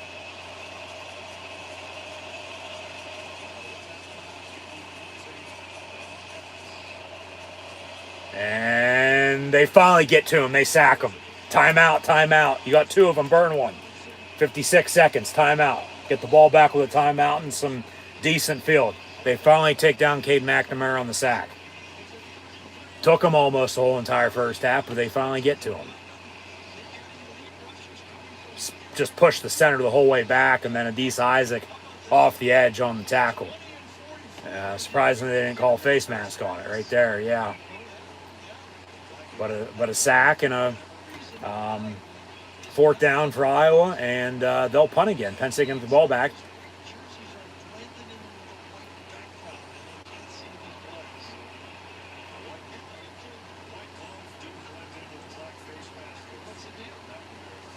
Fourth and 16 officially after the sack.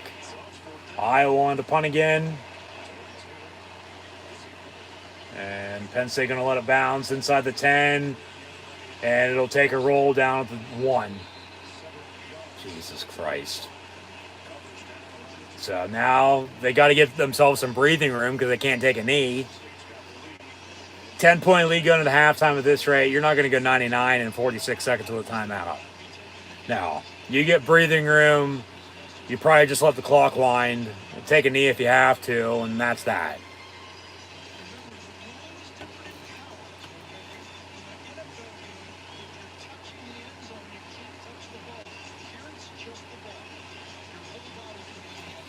So 1st and 10, Penn State from the 1. Nothing stupid.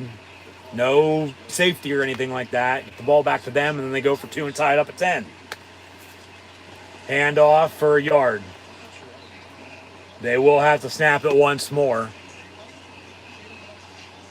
There's a 3-second differential between the game clock and play clock. But just run it again. I don't even know if they can take a knee at this rate. They're still pretty close to the fucking end zone. Iowa takes their 3rd and final timeout in the meantime. So they'll take a commercial break. Back to action shortly, but we're going to be at halftime here. Penn State up on Iowa 10-0 shortly. Yeah, long first half, to say the least.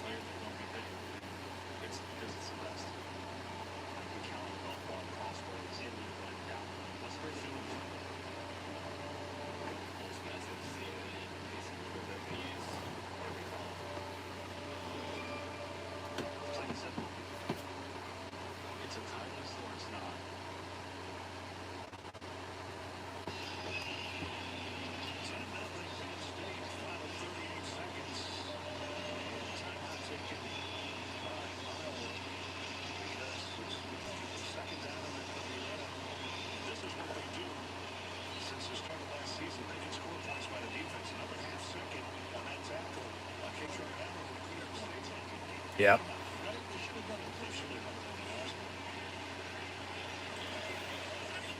Penn State will just sneak it. Clock's going to run out, and we hit halftime. Penn State up on Iowa 10-0. They're not going to do anything here. No. Go in. Reset.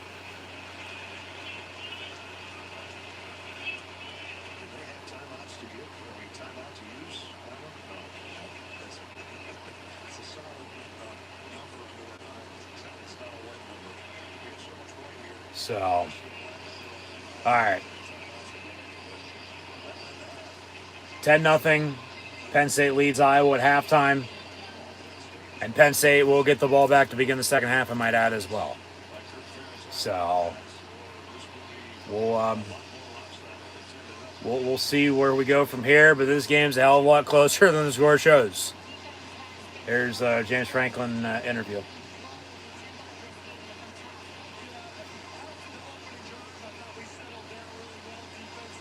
They did settle down defensively.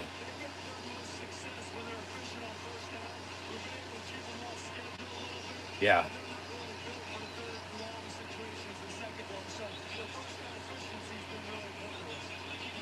All right. What was that stat that they just showed off?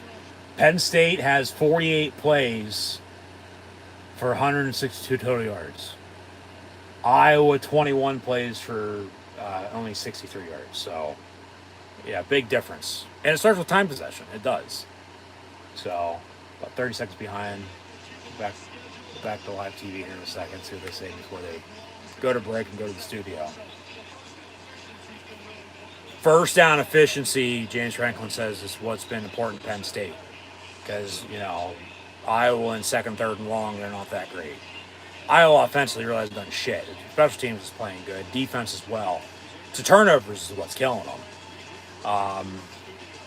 If Iowa doesn't turn the ball over once, let alone twice, we're tied at 0. We are. Or it's 3-0 or 7-0. So it's 10-0 though at halftime. Penn State leads Iowa. So I'll get back to live TV here. I'm sure they'll show off some highlights from, of course, everything that's happened today. But just a little frustrated, to say the least. I mean, they're not necessarily leaving points off the board. It's just the 10 points they have, okay, are off of 2 Iowa turnovers. Every other time they've had the ball, off of turnover or not, which hasn't been, they can't do anything. They haven't done anything. They have no signs of life unless they have a reason given to them. Hey, we need to, go capitalize off this turnover. That needs to change.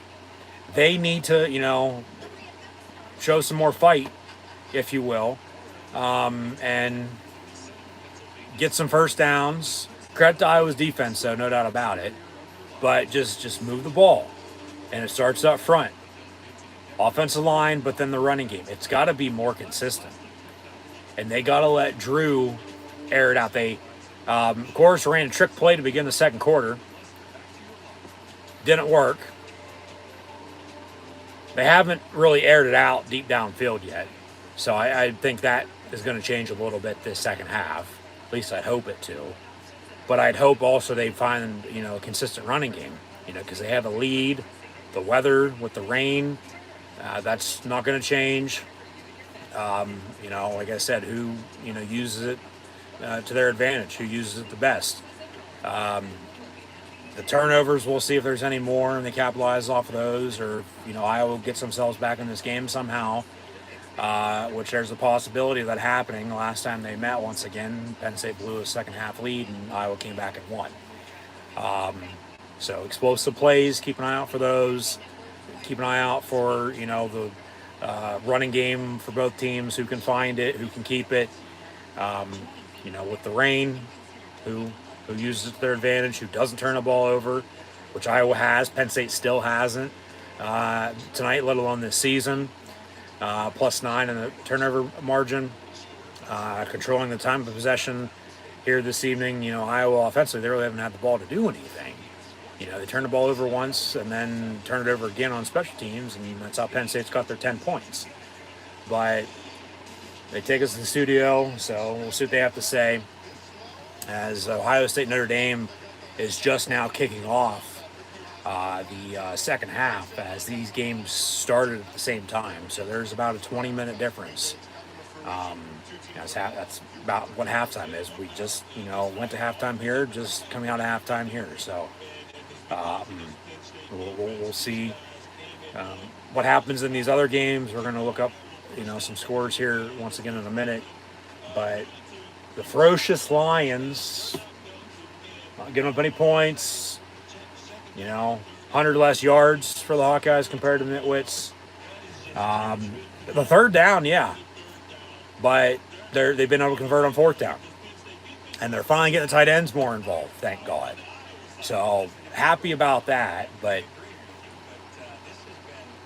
like I said, I think what needs to change truly overall is with consistent running game and just show some fucking fight, which they do, they are, because we are Penn State, but, the 10 points, once again, they have are off of Iowa turnovers. Any other time they've touched the ball offensively, they haven't done shit, okay? All drives have ended in punts. So, show some fight, show us that you actually want to do something, and you don't need a reason to do it, okay? End of story, because once again, the reason, other than to have fun, you play the game of football, any sport for that matter, is to win, because that's all anybody ever remembers, whether you won or lost. And it's not golf, so hopefully you score more points than your opponent, all right? Because every time you go out there, offense, defense, and special teams, you're looking to make a play.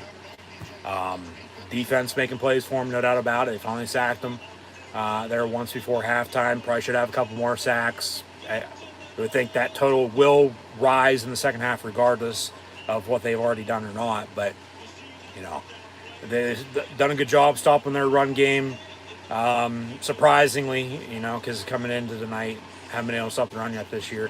You could give up a little bit, but then turnovers have killed Iowa. They have. So they don't turn the ball over. We're tied at 0, let alone it's 3-7-0, not 10-0. But here we are, 10-0. Penn State leads Iowa at halftime. So once again, thanks for tuning in and watching. These are my live watch-along reactions for tonight's game.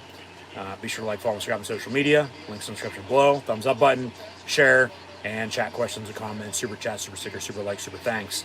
Always greatly appreciated. As this video is powered by both Rogue Energy and HopeKThrifts. So, first half stats now for Iowa and Penn State.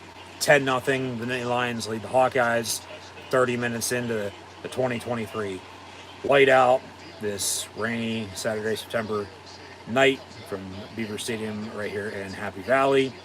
Cade McNamara and Drew Aller, 5 of 13 for 42 yards and 15 of 23 for 100 yards on the dot and a touchdown, respectively. McNamara and LaShawn Williams, 9 yards rushing apiece. So Iowa does not have a running game. As Moulton also has a carry for 3 yards. So as a team, they have 8 carries for 21 yards rushing. Penn State on the flip side, balance with Katron Allen and Nick Singleton.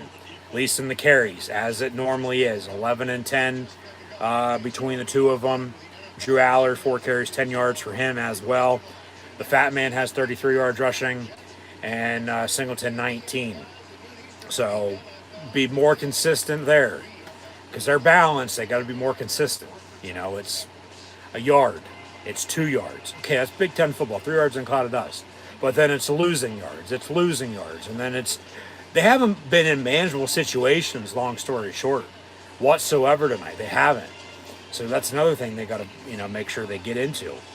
And then Eric All has 3 catches of the 5 McNamara completions for 35 yards. Ragu has a catch for 4 yards, and LaShawn Williams has a catch for 3 yards. Iowa, 2 turnovers, 10 Penn State points. Hell, they haven't even got themselves in field goal range yet.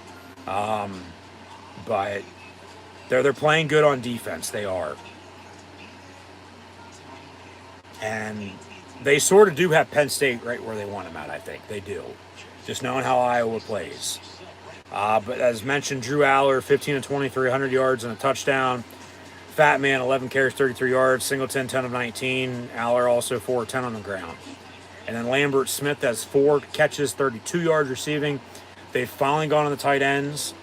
Theo Johnson, 3 catches, 24 yards. Dinkins is the touchdown catch for 9 yards. Of course, Tyler Warren out there as well, making some big blocks. Got to get him involved a little. He was targeted a couple times, but then, because of pressure, because of, the ball just fell incomplete, whatever the reason, he doesn't have a catch yet. Liam Clifford has 2 catches, 17 yards.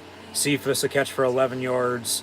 And then both Singleton and Allen, 2 catches for 4 yards apiece. Penn State, 2 fumble recoveries, 10 points. Curtis Jacobs with both recoveries, I might add, also leading the team in tackles defensively. So he's having a night, to say the least. Penn State's punting game could be, I think, a little bit better. I get you're going up against a good special teams unit in Iowa, and they just pinned you deep at the 1. You had to get some breathing room just to end the half, so you didn't get a safety and give them the ball back to do something before halftime. Like I was saying, 10-0, 10-2 with that safety punt on the free kick. They score, go for 2. You're tied at 10 then. It's a whole new ball game, like split second, in the game of inches as it is. But yeah, Penn State's punting game could be a little bit better. Pin them deep, make them drive. Iowa's fair caught everything, for the most part they've gotten. The second fumble was because of a miscue. Guy just wasn't paying attention off his back, and then a fumble. Penn State's right there to recover it. So there's that. Falcons 1 of 1 on a field goal from 46 to take the 3-0 lead, and then they, scored off that second turnover, and it was Drew Aller finding Khalil Dinkins for 7. So, yeah, 10-0 is where we stand at halftime. Penn State leading Iowa in this year's whiteout game. Big Ten football, 10-0. Penn State has 11 first downs. Iowa's 2. Neither team that great on third down. A combined 3 of 16. So don't give me a hell yeah on that. No, that's not good. But Penn State's 3 of 3 on fourth down. So give me a hell yeah on that, including 1 for the touchdown. And then the total yards. I mean, you look at the passing. Penn State with 100. Iowa with only 42. Penn State with 62 yards rushing compared to Iowa's 21. And then the total yardage is a 99-yard difference. So Iowa's got a lot of problems. Down 10 with the turnovers, 162 to 63 in the total yardage. 3 penalties, seemingly more, but the refs have let them play. They have. Iowa with 2 turnovers compared to Penn State's 0. But it's the time of the possession. Look at this stat. Penn State has had the ball for almost 22 minutes in a 30-minute half. So do the math. Iowa's had the ball less than 10 minutes on offense. It's officially 21-13 to 8:47 in the time possession battle. And Penn State's, for the most part, controlled the line of scrimmage up front, too. So that's another good thing. That's what I was saying. Control the line of scrimmage, especially in a rain game. Run the football. Don't turn the ball over. You're going to win. And they have a lead. So keep at it. I'd hope they find a consistent running game. Help out Drew Aller. Let him air it out, though. Take a shot here in the second half at some point in time. This crowd's been in it, but they, other than the fumbles and then other than the scores off of them, really haven't had a hell of a lot to cheer about. They haven't. Penn State, winning record in the whiteout. Not by much. Iowa's won in the whiteout, though, before. So, and last time they played, Penn State blew a second half lead. So just keep all that in mind. We still got a lot of football to be played. As this half, as we at halftime, 10-0, with a halftime score, 10-0, yes, Penn State leads Iowa. It's a hell of a lot closer than the scoreboard shows. It really should be 0-0 or 3-0 or 7-0, not 10-0. Penn State's lucky to have both fumbles, honestly, especially the one off the punt. Because that rarely happens. And that's why I said that's one of the easiest turnovers you could possibly get. You got to score off it. They did. Thank God for being able to convert on fourth down and, knows with football and a measurement. But, 10-0 is your halftime score. Penn State leading Iowa, and the Nittany Lions will receive the second half kick. So we'll see what they do then. They really haven't done much, though, on their opening drive of the second half yet this season. So maybe they'll change that as well. We'll see. Still got a lot of football to be played. It's a lot closer than the score shows, but Penn State leads Iowa 10-0. So I'll leave it at that. In college football this week, as we near the end of September already. Hard to believe, I know. But it's officially week 4. We had a game Thursday night, had a couple games last night, 6 top 25 games today, along with a lot of other good matchups. So if this loads, as we see the Big Ten commercial from Sea to Shining Sea that they'll have to update for next year as they're going cross country with a few new additions. But from the Big Ten West to the Big Ten East, Penn State leading Iowa 10-0 once again at the half. And currently ongoing live right now in college football, Liberty seemingly will defeat Florida International 38-6. Georgia Tech's up on Wake Forest 23-9. LSU leading Arkansas. Death Valley at night. Hard to beat. But you have the Penn State whiteout. Blue band on the field. It is 10-0 at the half.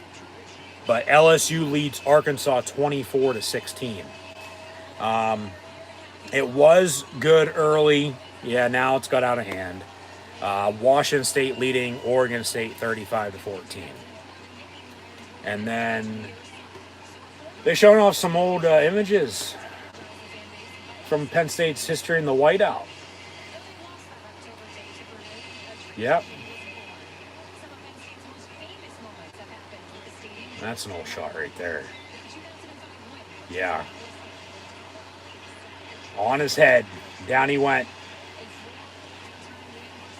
Yep. And then that really said Penn State was back.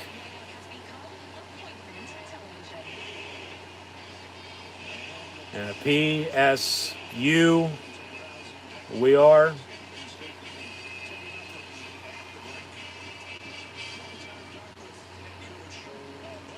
So,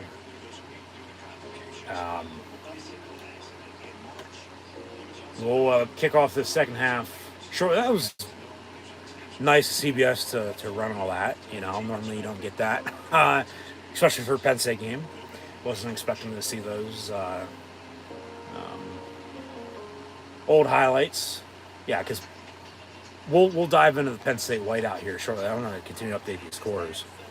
But yeah, it began in 2004, and from student-only whiteout to full stadium whiteout, it's become a yearly thing. There's been a few times the opponent could have been different and probably should have been different compared to who it ended up being, as they had a good run with Ohio State and Michigan seemingly every other year for the whiteout game. But you know, Penn State, you know, has had some good luck in you know, these type of games, you know, against whoever they're playing against. They have. So I'll keep it that for the time being, but we'll get back into that discussion in a minute. Yeah, as I was saying, it was good early, but it's got out of hand. Washington State now up 35-14 on Oregon State. Florida's leading Charlotte 19-7. Houston's leading Sam Houston State 31-7. Colorado State almost went to Colorado last week and won. Lost in double overtime, though. They are tied at Middle Tennessee State right now, 17-all. Stanford leading Arizona 17-14. Tulane leads Nicholls State 33-7. App State at Wyoming 12-7. Mountaineers over the Cowboys. Arkansas State 34-27 lead over Southern Miss. And then Texas State on top of Nevada 21-17. At halftime, just like this game, 10-0 Penn State on top of Iowa. Indiana is leading Akron 7-3. UAB at Georgia. Of course, the Dogs are up on the Flaming Dragons 28-14. Texas 28-6 lead on top of Baylor. Just began the second half. Ohio State just scored, so they up 10, just as Penn State is on Iowa. Buckeyes lead the Irish 10-0. And then also at halftime, Missouri leads Memphis 17-10. Penn State's next opponent, Northwestern, they're currently hosting Minnesota right now, trailing 24-7 at halftime. Penn State at Northwestern next Saturday at noon on the Big Ten Network, so be sure to tune back in then. South Carolina leads Mississippi State 20-17. Louisiana Lafayette 10-0 on top of Buffalo as well. North Carolina at Pitt 21-17. Eat shit. Kansas State 21-17, leading one of the new members in the Big 12, Central Florida. JMU at Utah State 31-7, and then 7-all with UNLV and UTEP. Games we have coming up about an hour. USC, Arizona State, Cal and Washington, and some Pac-12 after dark. Kent State, Fresno State, and New Mexico State, Hawaii from the islands, midnight Eastern, 7 local. And then we'll get into final scores from earlier today, and at some point in time soon, whether that's today or next week or the week after or whenever, we'll update scores from, you know, the previous weeks as well, and we'll fill the gaps in. So in the meantime, we kick off this second half with Penn State leading Iowa 10-0. Touchback on the kick. 1st and 10, Penn State from the 25-yard line as they kicked off to begin the game, receive the second half kick now. So rain continues to fall. It's the Penn State whiteout. Iowa, Penn State top 25 matchup with the blue and white up 10 points off of 2 turnovers. So if you know, they clean that up, don't turn the ball over, you know, we're deadlocked at 0, let alone, like I said, 3-7-0, not 10-0. Because Penn State offensively hasn't really done anything else other than capitalize off the turnovers. They haven't, you know, really, they have been given a reason, but they don't have a reason in their minds, I guess, to put it nicely, to do anything. So, because flat out they haven't done anything. They haven't. Every other drive, when they're not capitalizing off turnovers, they have not done jack shit offensively. So, 2nd and 6 for Penn State. Got to find a consistent running game here.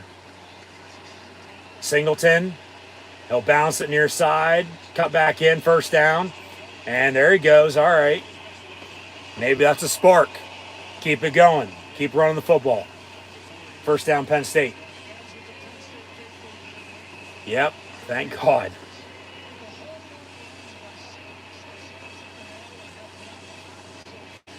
So, out to about midfield at the 48-yard line. That was the longest play tonight by Penn State. 19 yards, 1st and 10.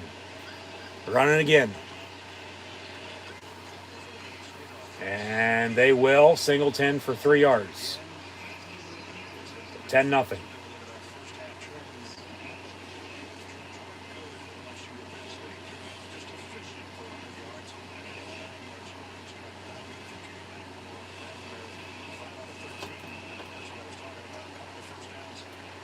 Aller looking to throw.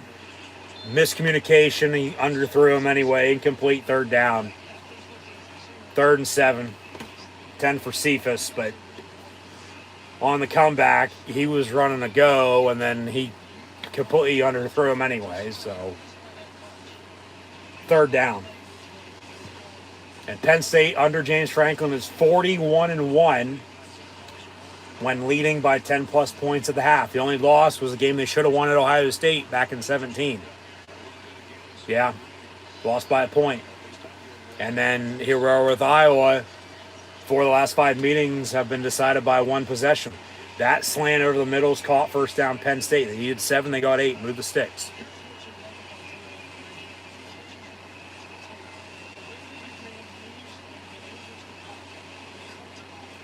Cut out and cut back in, and he's wide open in the middle of the field on a slant.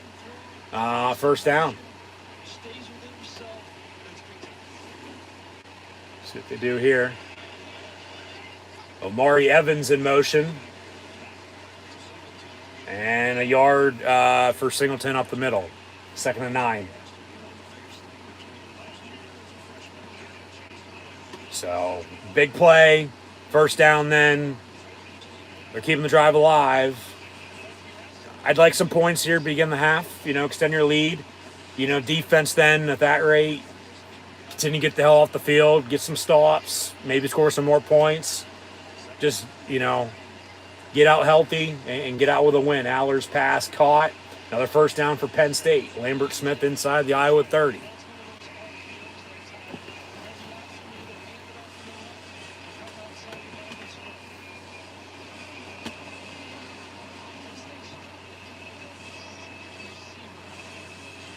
Yeah, they are. Even though they're deep, they truly only have 1 receiver. But that's the thing, that they can dish it to this guy, this guy, this guy, you know, any given time. Hand off, Singleton, 3 yards again, 2nd down.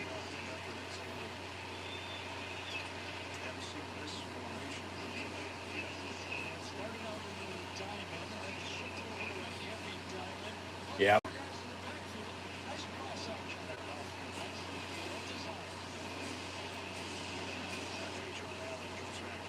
And Allen, no gain on the play, 3rd down again.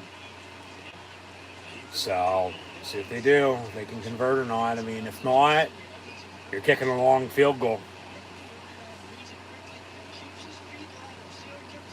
Why not take a shot here? I mean, why not?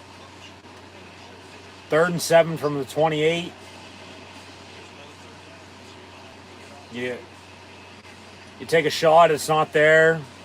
As long as it's not turned over, you still get the field goal. Let alone 3rd and 7, maybe probably run a 5-yard play. Allen on the run, lowers the shoulder, gets the first down inside the 20. All right. They're okay with running it on 3rd and, you know, longer than 5, which most teams nowadays want it. But that's running the football.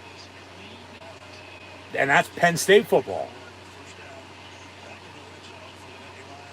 You definitely got to score on this now. In the red zone, get some points. I'll take a field goal again. Like a touchdown. Off. 3 yards again up the middle.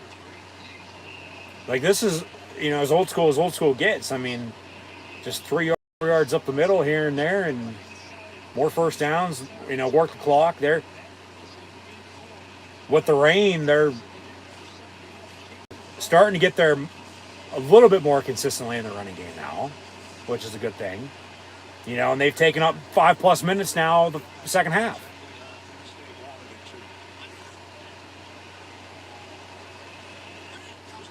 Aller looking to throw on 2nd and 8. Complete near side. Lambert Smith inside the 5. 1st and goal, Penn State. How about you're on the wing T now? Or you think you don't want to run it because they're going to stop it? Because they would be that team to stop it. Oh, he had him open in the middle of the end zone. Oh, my. But he was still open near side and first down, so 1st and goal. From the 3, Aller up under center. Motion Theo Johnson in. And then they'll fake the run, lob it, incomplete. So 2nd and goal. As Tyler Warren, 44, runs in. 10-play drive. I mean, yeah, that's impressive. Yeah, this game's a hell of a lot closer than it is. No, but he ran into, after the incompletion, the other 44, Chop Robinson, the sign, the students made that they have hanging out of the wing T, though. 2nd goal, Penn State from the 3. What side they running? They're running a fucking sneak up the middle. All right. Yeah, why do you run a sneak from the 3-yard line on 2nd and goal when you know you're not going to get it? Then you just want to get a yard closer and keep at it again. Whatever you do, don't throw a fade. Run the fucking football.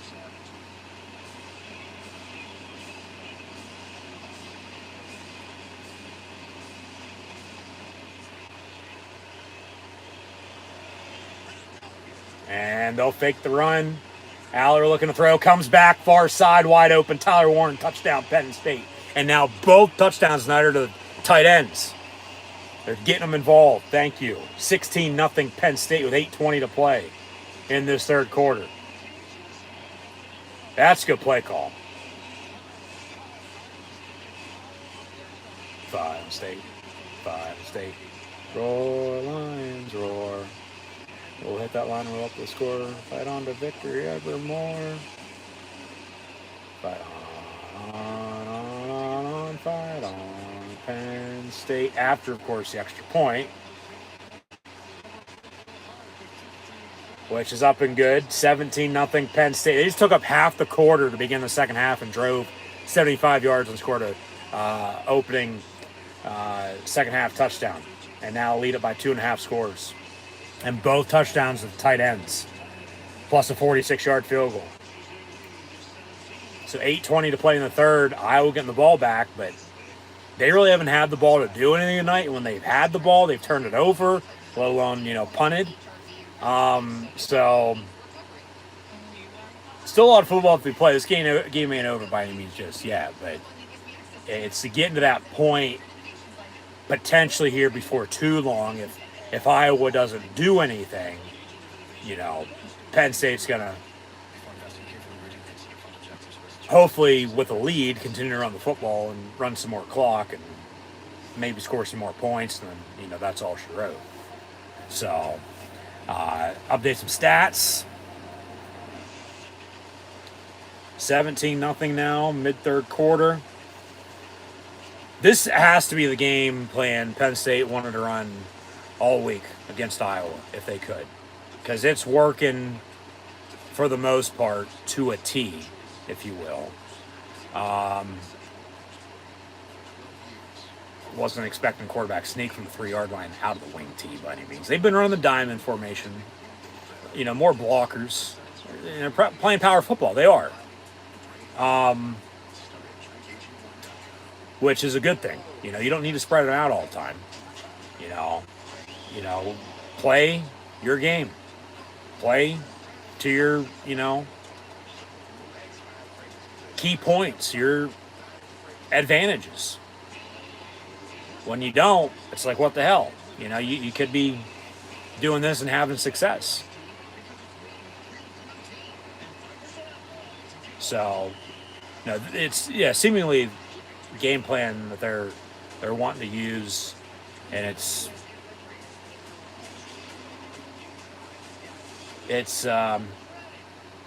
put them in a good spot. They're in good position to. You don't want to get too quiet though, and hold steady and hold your ground. You want to, if you can, keep at it. Don't stand put. Stand pat. Just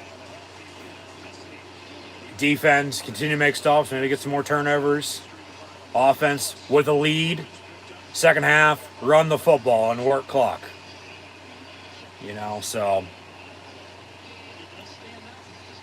Penn State has one less first down as they do points at 16. Of course, they lead 17-0. Iowa has as many first downs. They have turnovers, 2, and they're still getting shut out.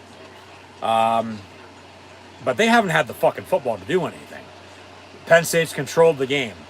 Up front, with time possession as well, capitalizing off the turnovers. And then that drive, they actually did something with. That's the first drive all game they haven't had to capitalize off a turnover to score any points off. They actually drove and scored themselves and, added on to the lead. So Drew Aller now 20 of 30, a $137 and 2 touchdowns, both the tight ends, Khalil Dinkins and Tyler Warren from inside the red zone. So at 95%, getting pretty damn near close 100. First and 10 Iowa for their first offensive play this second half with 8:18 and then counting now to play. No gain on the play.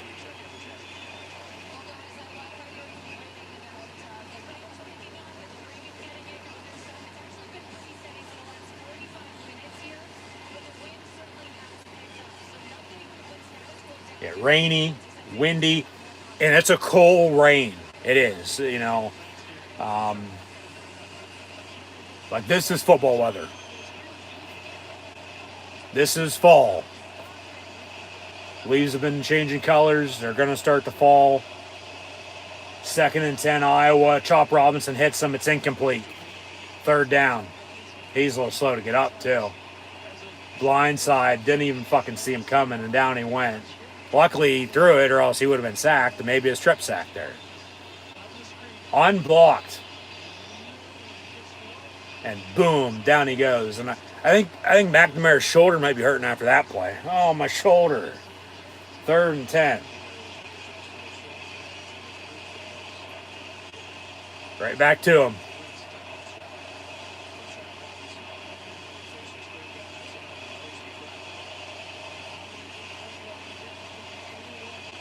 Come on, we're burning daylight here. Let's go.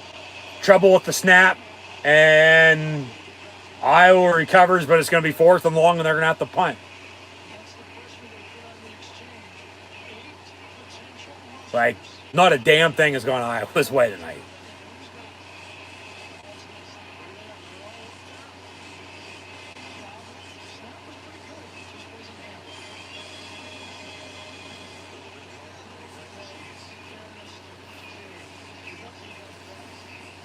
So Iowa wanted to punt.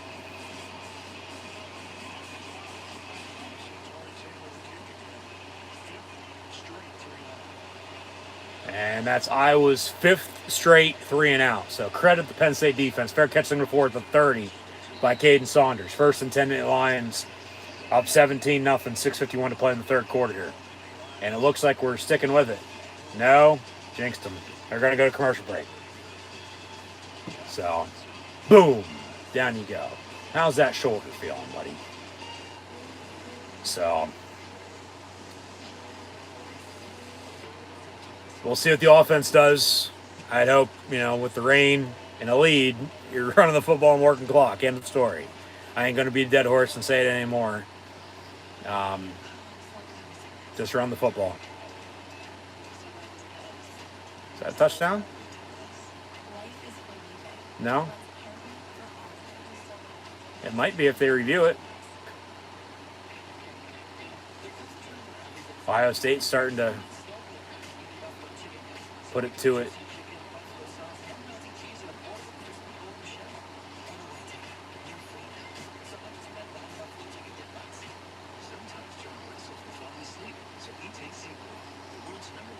Okay, it was a pass. Caught. He might be down there. Then the ball came out. But then he continued to run with it. And then they say, okay, 1st and 10. So they're starting to put it to Notre Dame here. Just like Penn State and Iowa. So this is good for the Big Ten. This is good for Penn State. Especially in the rankings. Like, so you need Ohio State to beat Notre Dame tonight. And then, October 21st, we'll see what happens.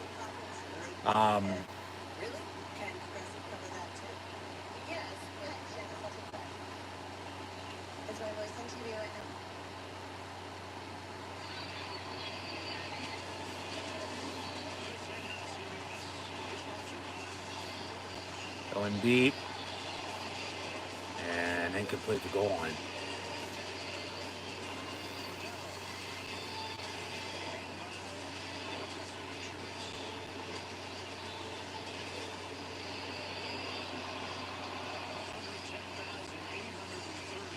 $110,830 is the attendance. What number largest ever?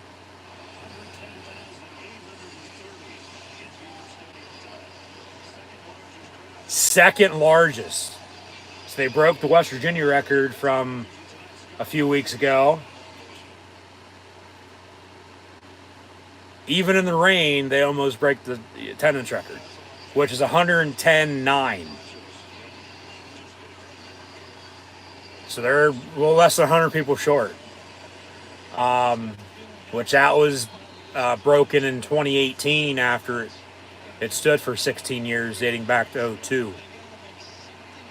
But 1st and 10, Penn State from the 29, handoff, Katron Allen. And he gets 7 yards. So now 2nd and manageable. Keep at it, keep running the football. Work clock.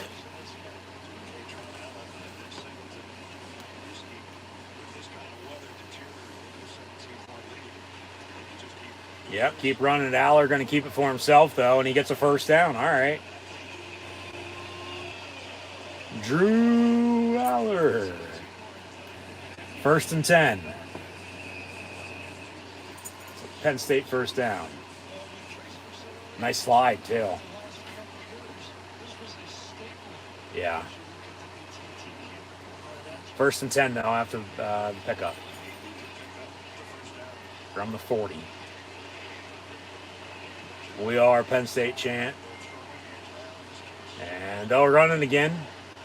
Singleton, no. Make it 13, Allen. The fat man.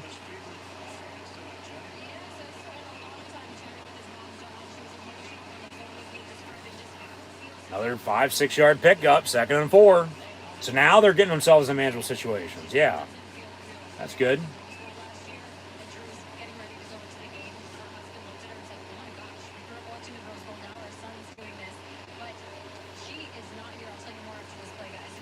Theo Johnson on the reception, lowers the shoulder, 1st down, Penn State.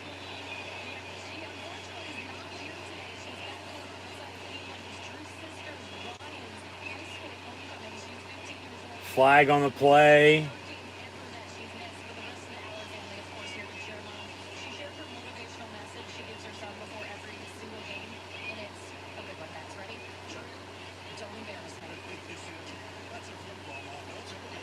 Got a personal foul, face mask on Iowa. 15 yards, automatic 1st down. Move those sticks. So now the penalties aren't going Iowa's way either. They're starting to shoot themselves in the foot even more.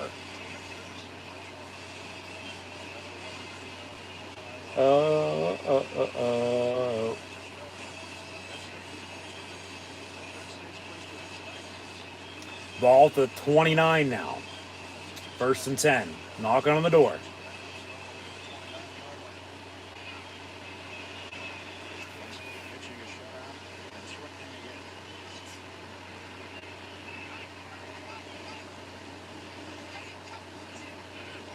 And Aller looking to throw on a wheel route complete to the fat man. Seeming a little miscommunication up there. He was like, what the hell? And then, you know, a little audible, and then... Oh, yeah, that's for sure, Conley. Okay. Yeah, it seems like they're in their head, to say the least, but... 2nd and 5 now. It still, you know, picked up some decent yardage on that last play after that anyway, so... Yeah, look at those scoring drives, yeah. And they've scored now in 27 straight quarters, too.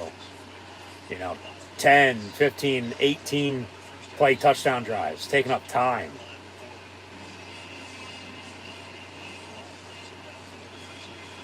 Keep running it. Keep running it.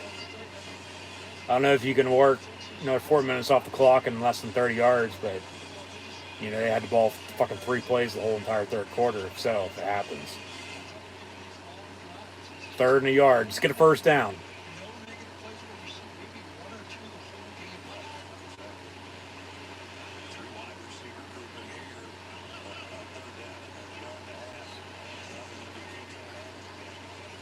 And up the middle, fat man, first down to the 16. Keep at it. Keep running it. Work this play clock. This is Penn State football. This is Big Ten football. This is nice to see. It was frustrating when they couldn't run the football. Now they've gone back to it. And they'll run it again. Allen again. And another 5-6 yard run up the middle. Keep at it. Keep pounding the rock. 2nd and 4.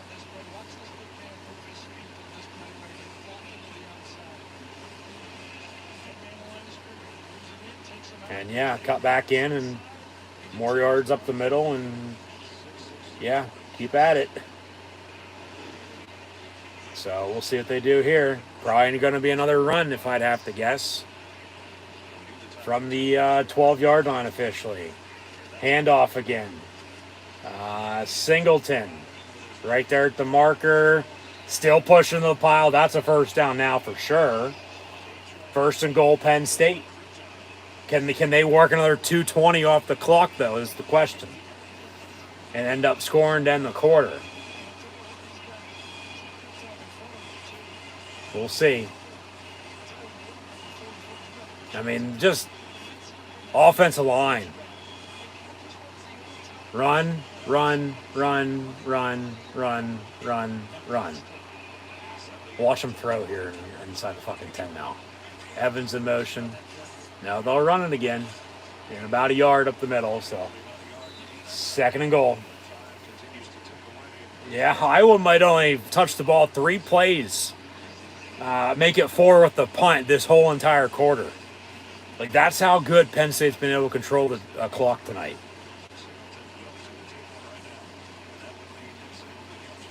All right, Singleton in for Allen.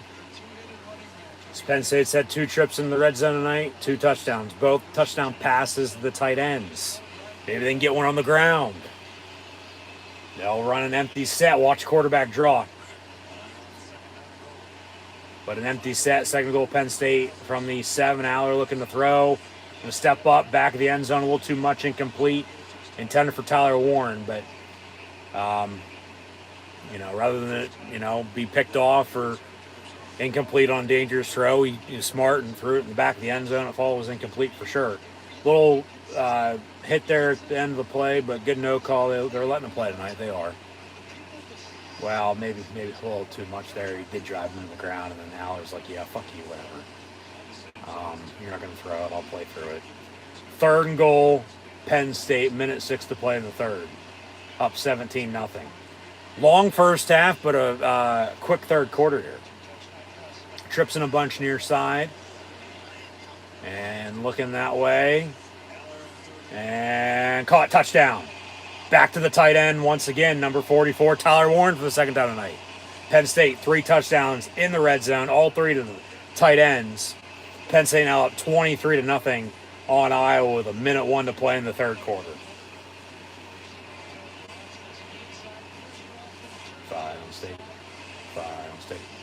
And he had Omari Evans open too. If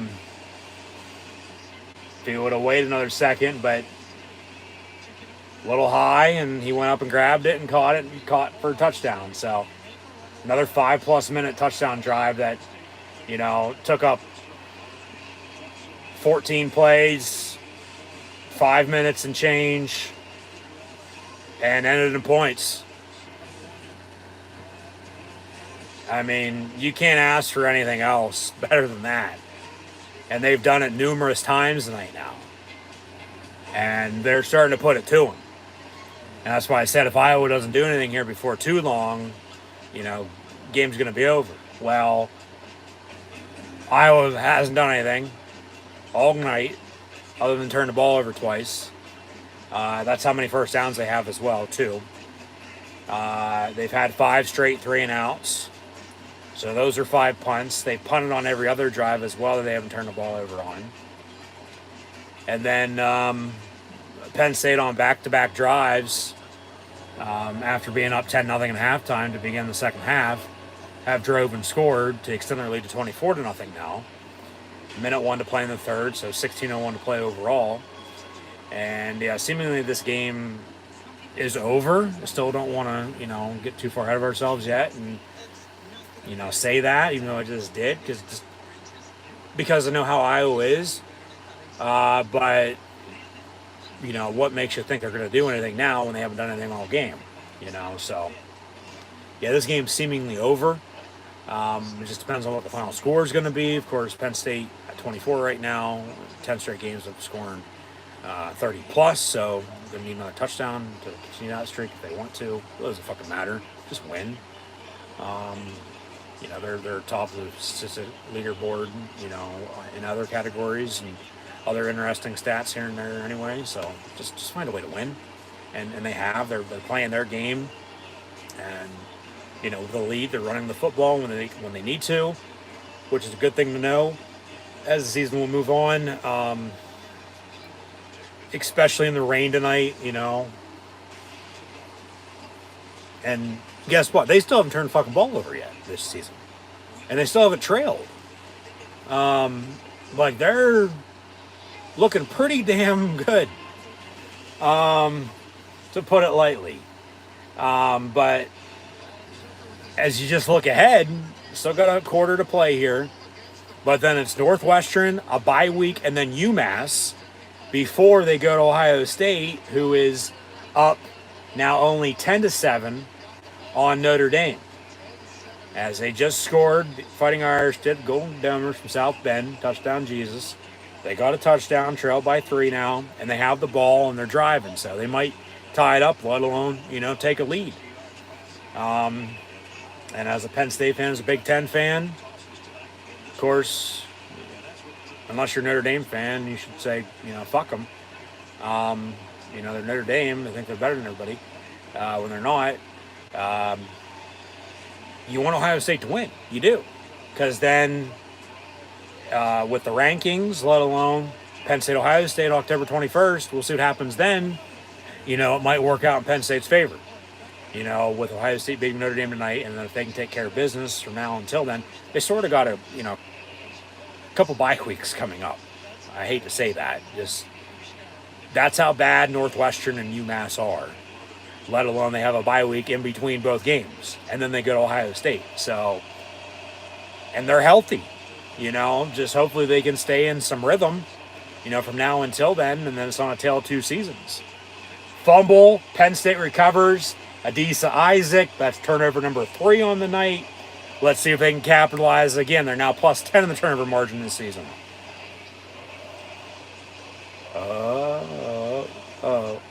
We are Penn State. And the snap, out of the gun.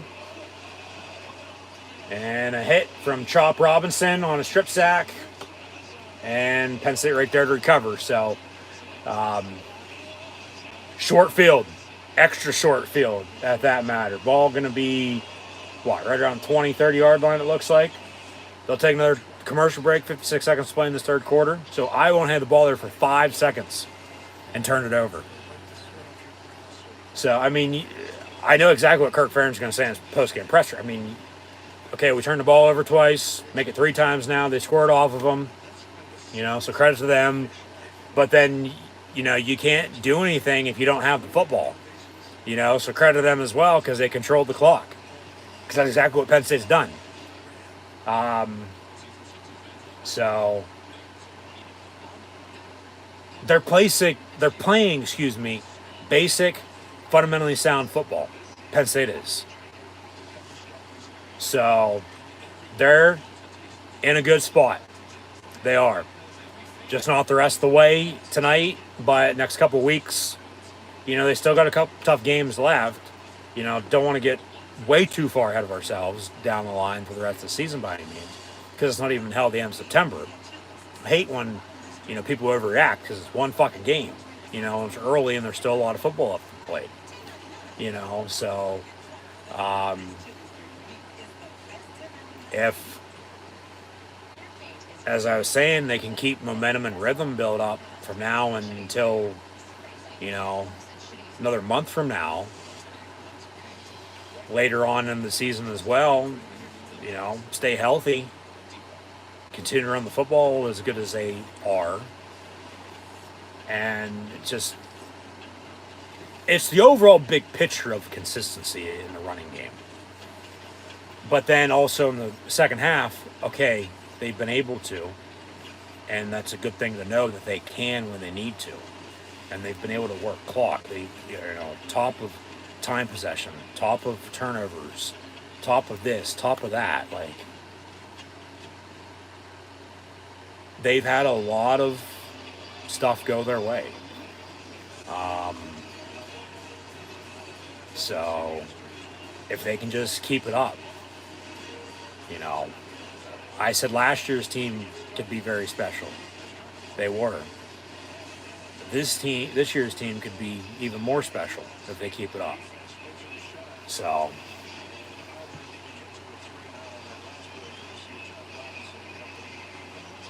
Penn State 1st and 10 from the 20-yard line, making the 19-yard line 5 seconds after they just had the ball offensively, because Iowa turned it over again. Theo Johnson on the reception for 3 yards. Second down. So Iowa had the ball for a total of 5 plays in the third quarter. 5 plays.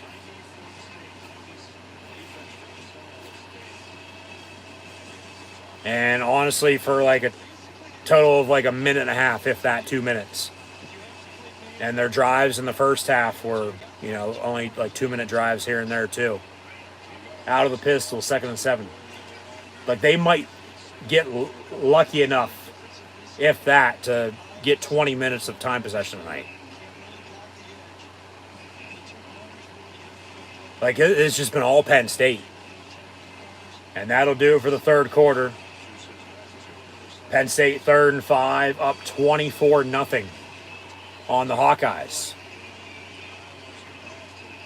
So, crowd starting to feel it.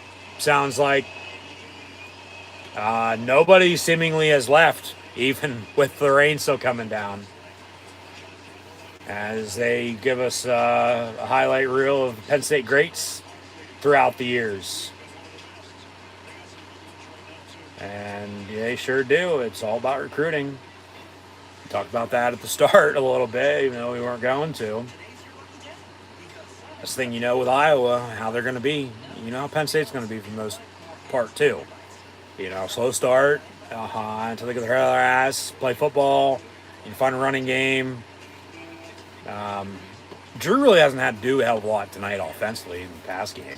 3 passing touchdowns, though, in the red zone to 3 different tight ends. That's helped out. And then they have a running game. They've, been more consistent in the second half and, been able to run it when they need to. They're trying to capitalize off another turnover here to really seal it, to put the dagger in, twist and turn the shoulder a little bit, if you will. And, like I said, just get out healthy and get out with a win at this rate. Keep it up. Defense with no turnover. Offense, well, I'd hope you'd be able to score off it. You score up first, too. 1 field goal, 1 touchdown. So that will be. They score again, 13, 17 points off turnovers. And then 14 themselves offensively. So Um, they're in a good spot. So I'll leave it at that. I really don't want to say much more and jinx, later on down the line. I don't. I'm not that way. I don't like that. Um, I'll let the actions on the field, speak for how they play, rather than, all talk and then you get blown out. So, because that's why they play a game. It's not on paper, it's not on the field. You can report about this, that, have a discussion about this, that, whatever.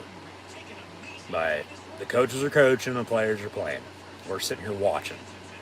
And then we can, have a discussion. So,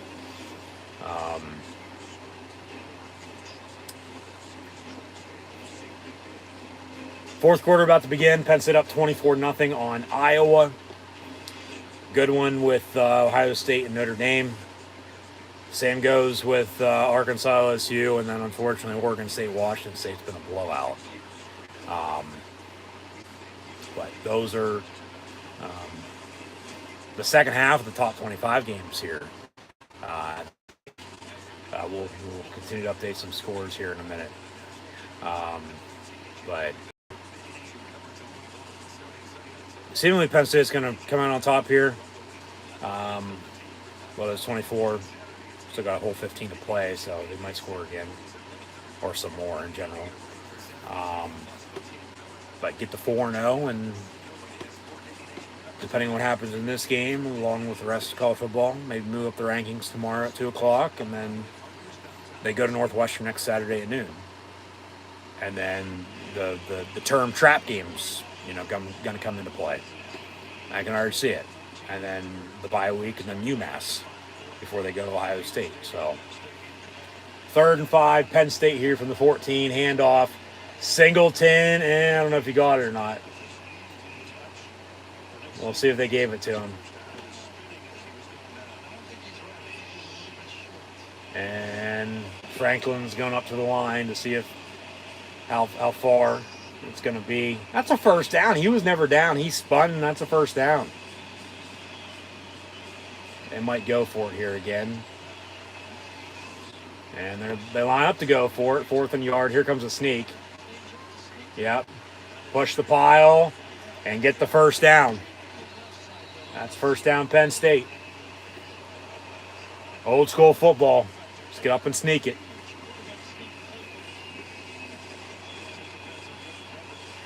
Because I'm going to say, okay, settle for 3, take the points.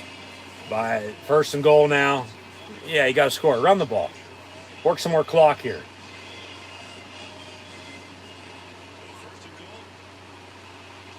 Out of the pistol.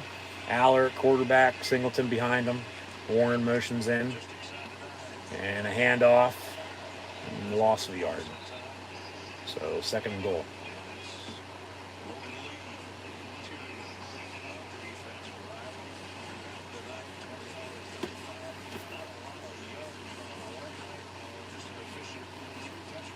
Yeah.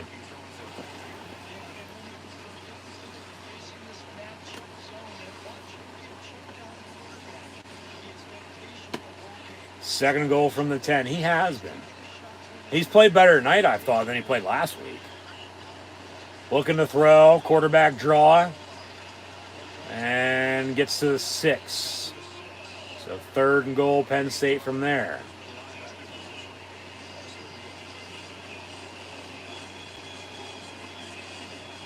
That was a quarterback draw the whole way.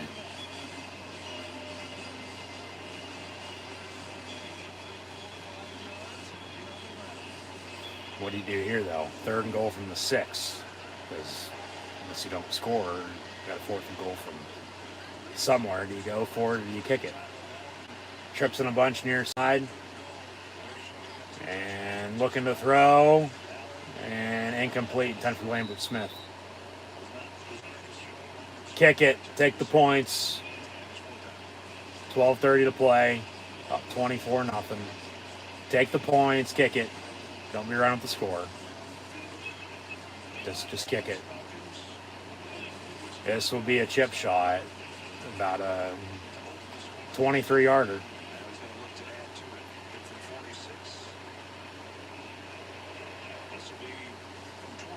Yep.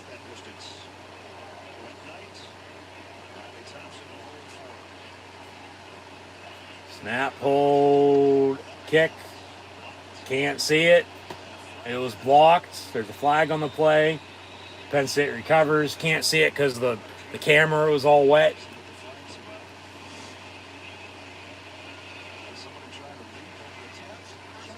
Personal foul. Leaping on Iowa. Half the distance, automatic first down. Get the offense back out there and score. You can't jump over the center. Whether you blocked it or not, you still can't jump over the center. So it was blocked because of that. And they called the penalty. So 15 yards, really half the distance, automatic first down. So first and goal, Penn State. Ball should be at the 3-yard line.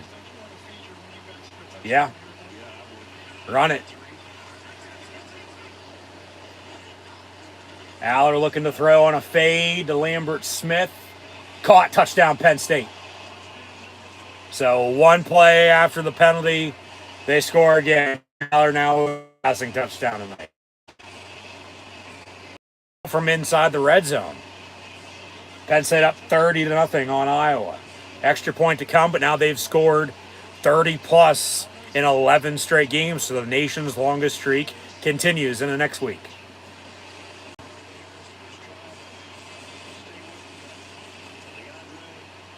That's a catch, and that's a touchdown. That's a touchdown. Here comes the extra point. And it's up in good. 31-0 now, Nittany Lions.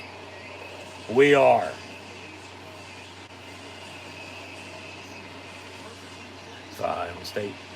Try to get and win. Victory we predict for thee. Forever true to you, dear white and blue. Honor state. The Lions are roaring. 31-0 on top of Iowa. 12:19 to play. So, that's about it.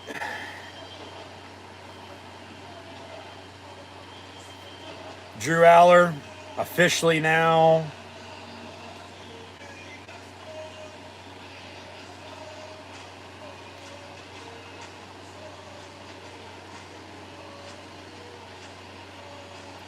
as McNamara is 5 of 14, 42 yards passing.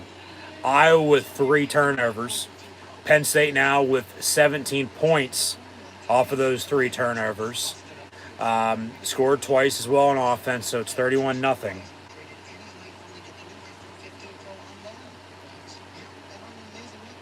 Drew Aller officially just loads, updates.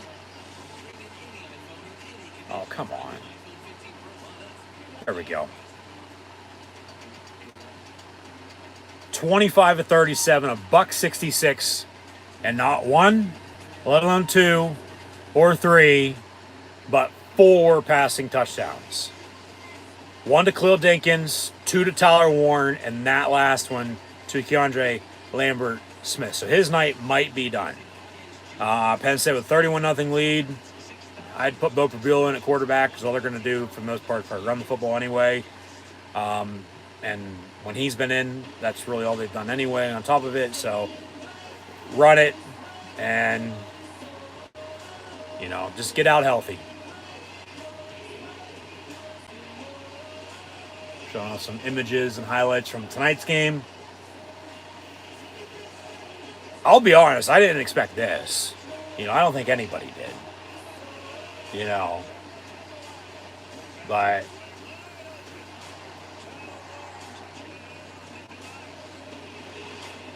Penn State's looking damn good. Drew Aller with 4 passing touchdowns, career high. Well, yeah, no shit. It's his 4th career start tonight.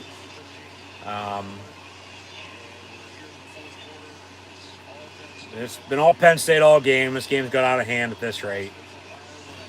You know.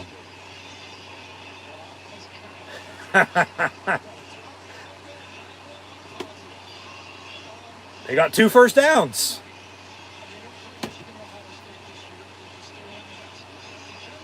Yeah, you still want Iowa to, go out and play some damn good football and win. Because, of course, then at that rate, it'd make Penn State look better. That's what you want. West Virginia, you want Delaware, you want Illinois, you want Iowa, you want Northwestern, you want UMass, you want Ohio State, you want Indiana, you want Maryland, you want Michigan, you want Rutgers, you want Michigan State to, all be good before, during, well, not really during, but even after. Because then if Penn State defeats them, it makes the blue and white look better. Yeah.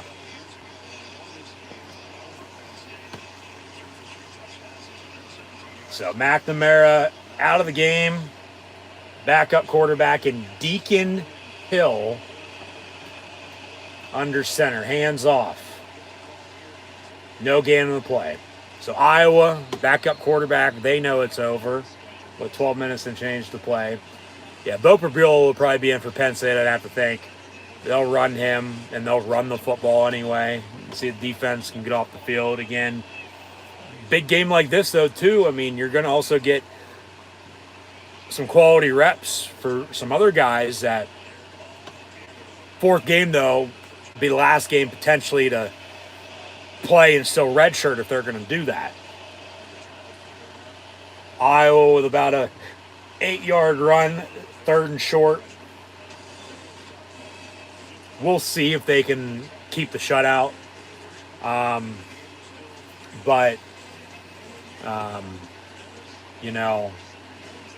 Show up a couple turnovers. That's really when it all started.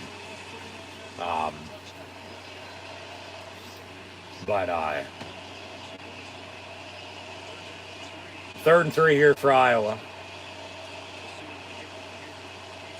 And a screen incomplete. As they brought pressure, you had to get rid of it. 4th down, they'll punt. So Penn State can get the ball back. So we'll see who's in at quarterback. We'll see if anybody else gets any action. But yeah, you're gonna get some quality reps for some guys potentially here. Once again, late in the game in a bigger game on the schedule. Just not with how it was a few weeks ago in a blowout, and last week as well after. As really every game, but really week 2 and week 3, and now we'll see tonight. But Iowa wanted to punt again. That's been their biggest thing tonight. They punted mainly every drive. So down to the 12, 1st and 10, Penn State. Timeout. Back to action shortly. Or is he going to play Jackson Smolik, the Iowa native at quarterback? We'll see. Play against his home state team. But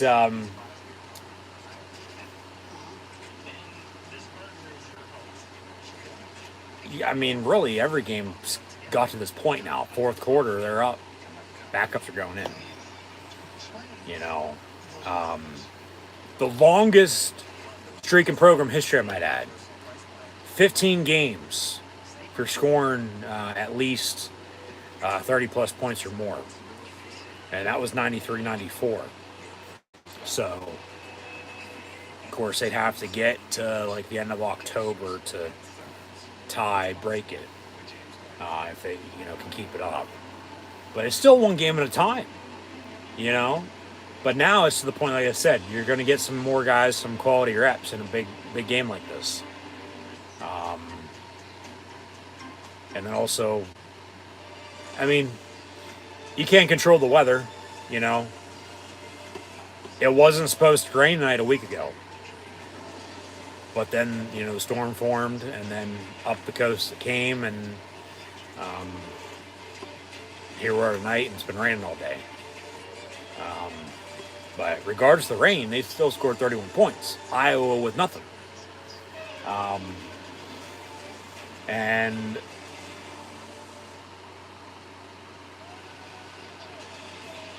I believe they had a shutout last year in the rain. Yes, they did against Maryland. And they also had a shutout the year prior as well against Indiana. So that would be if this score holds, or if, they score some more and Iowa doesn't. 3 straight years of having at least one shutout win at home. Drew Aller,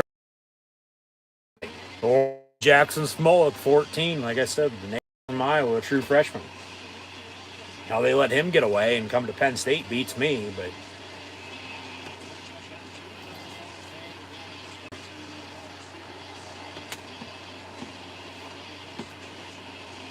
first and 10, Penn State.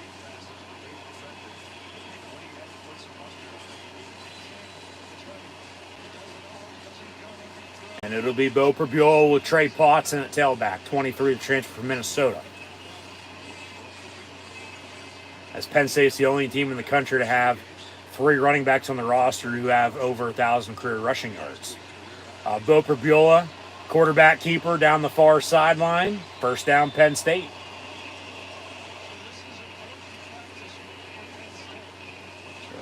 Keep it up. That's just a quarterback draw the whole way.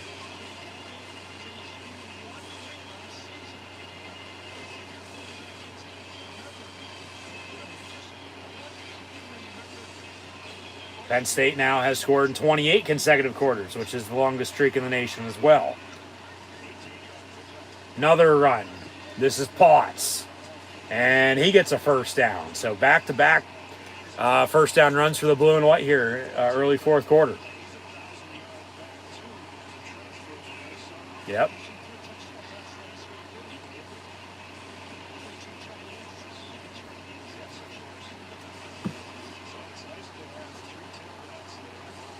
Penn State, most consecutive wins by 14 plus points or more. This 8 might break a 2008 record, but it's coming for over a century-old record, if they can keep it up. The Pride of York, as they call them. Another run. As they give us some news and notes from earlier today. Yeah. Nothing really surprising happened. I'll put it that way. But a lot of good football today. A lot of good football. 2nd and 5, Penn State from 47. And Prabula will hand off to Trey Potts. And he'll fill his way for 2 yards. 3rd down and about 3. Yep. Running again.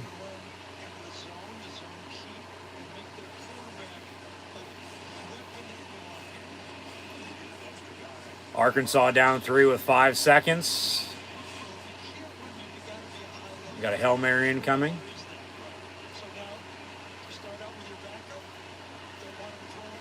Actually, an LSU kickoff, so they just extended their lead and they're going to win. Now an Arkansas Hail Mary with 4 seconds. Meantime, another Penn State first down. Bo Prabula once again on a keeper. There you go, move sticks.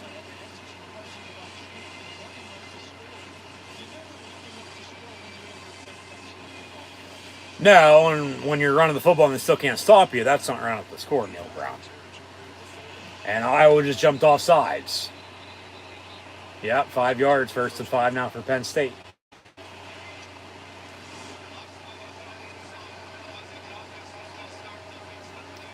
So here's the final play of the game, Arkansas LSU.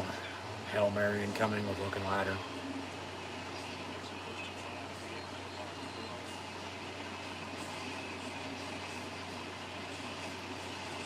And it's intercepted, so LSU beats Arkansas 34-31. Out of the gun, Prabula looking to throw on a screen, complete to Trey Potts, and he gets a first down inside the 30. Now down inside the 20, the 18. First down, Penn State. With ease. Moving the ball. Another first down.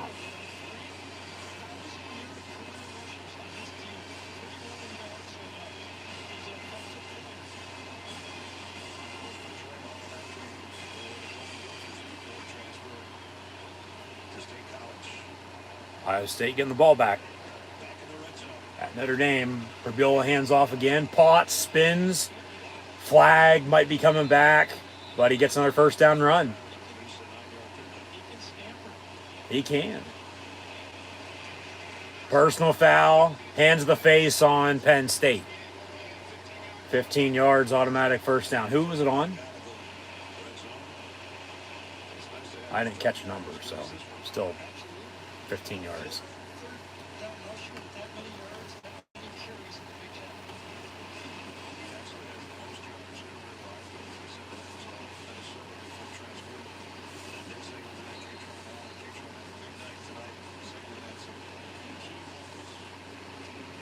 So now an empty set back at the 34. 1st and 25 officially, under 7 to play.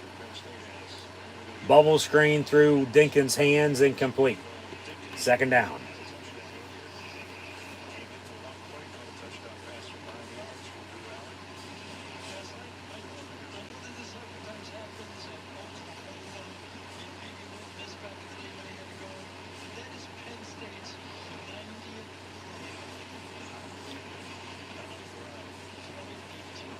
Wow, that's a stat for you. Penn State's run, make it 91 plays here compared to Iowa's 28. Yeah, when was the last time Penn State ran 90 plays, let alone 100 if they can get it? If ever before. Yeah, neither did I. The ref, get the fuck out of the way. Down he goes. Prabula, another run up the middle. 3rd down coming up. They've controlled the line of scrimmage. They've controlled the clock. And, you know, capitalizing off the turnovers is why they're up 31-0. And they're looking to score again here. Yeah. Iowa's only had the ball for not even 12 minutes. So I said, they might be getting lucky a while ago, get 20. They might not even get 15. Like, when's the last time Penn State had the ball longer than 40, 45 minutes a game? Omari Evans incomplete. 4th down, and do you kick the field goal here? Or do you go for it? 4th and 17. I mean, I think you sort of got to kick it. I mean, I don't want to have it look like you're running up the score by any means, but I mean, do they I was going to say, do they use a backup kicker? Go back to Stan's Haydak for this? No, they stick with Alex Falcons. And good from 46. Remember, the 23-yarder was blocked, but then the personal foul ended up scoring off this from 43.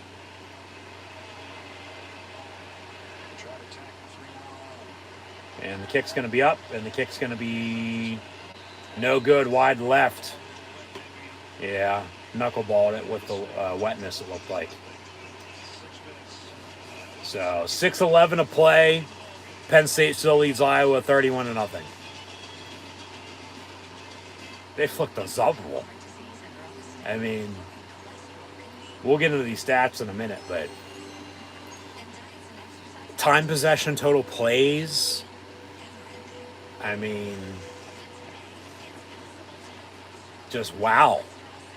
You know, they have owned Iowa tonight. Like, owned them. Like, that they know something, you know, have dirt on them. And they, like, own them, you know, for this game tonight. Like I said, I don't think anybody saw this coming. Because I sure as hell didn't. I was expecting, you know, hard-fought game, you know, close early like it was, pull away as they have, but then Iowa would actually do something, which they haven't. You know, I thought at least they'd score, you know, maybe 10, 14, 17 points, you know, but no. So, I mean, I guess that ladder, you know, and climbing up and in or out of Brian Ferentz's ass, well, that's going to be, you know, as it was AI, I know, it was a joke, like, true. Like, they scored more points every game thus far, and now tonight's a dud. Nothing to show for it. Turnovers killed them, and then not being able to stop the runs killed them. That's probably the only good thing that's gone good for him. Blocked a field goal, okay, penalty, Penn State ended up scoring, but missed field goal there by Nittany Lions. They had him early, right where they wanted him at, it felt like. They did. But then Penn State coming out of the half. Wow. That's an old shot right there. That was last time CBS broadcast a game inside of Beaver Stadium. And Brad Nessler was on the call for CBS back in 1990. And Penn State beat Pitt 22-17. Wow. Wasn't expecting to see that tonight. But yeah, 34 years. Took them a long-ass time to come back.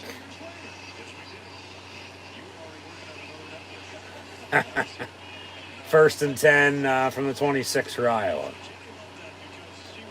And they bring them down for tackle for loss in the backfield. Flag on the play, though. Oh, shit.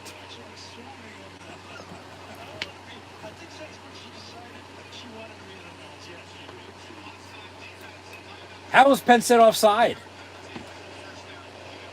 Boos from the crowd. Yeah, how are they offside on that?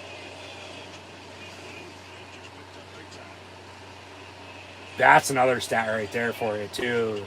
The total yards per quarter. Iowa with about 60, and then it's negative up until now. First and 5.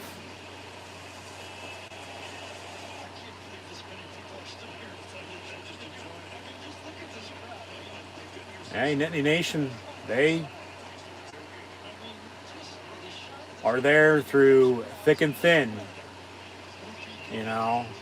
Weather. Yeah. Weather, you're winning, losing, sun's out, it's raining. Like I said, early in the day, night game,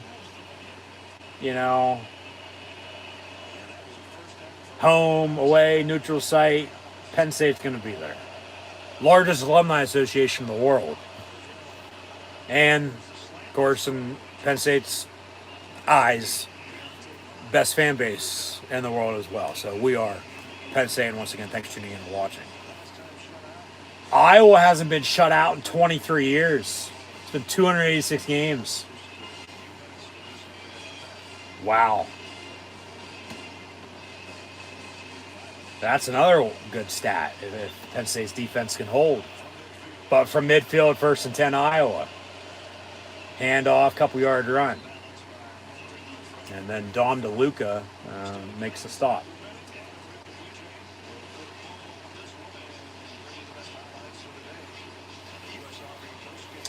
There's the Nittany Lion dressed as Marshmallow, it looks like.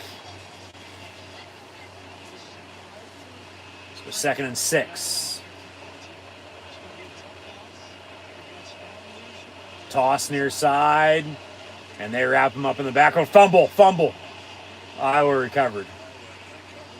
And with 4:09 to play and counting, Penn State leads Iowa 31-0. Kirk Ferentz, of course, at a couple different points in time, rumored to leave Iowa for 8. Hired Bill O'Brien. Penn State hired James Franklin.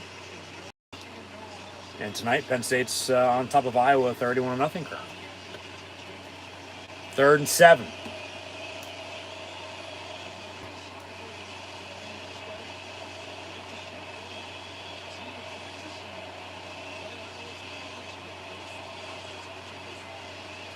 And a strip sack. Penn State recovers. Zariah Fisher from Aliquippa to Upper St. Clair and Kirk Ferentz. Another turnover by the Hawkeyes.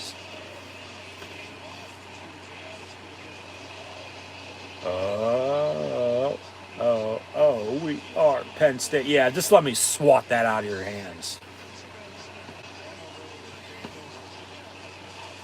And Penn State recovers, 1st and 10, Nittany Lions. 3:25 to play, up 31-0. Just run the ball. Get out healthy. And if they can't stop you, end up scoring with what happened during West Virginia game. then so fucking be it, I guess. You know, it's just the way cookie crumbles sometimes. But Ohio State Notre Dame still ongoing. Ohio State driving in the red zone now.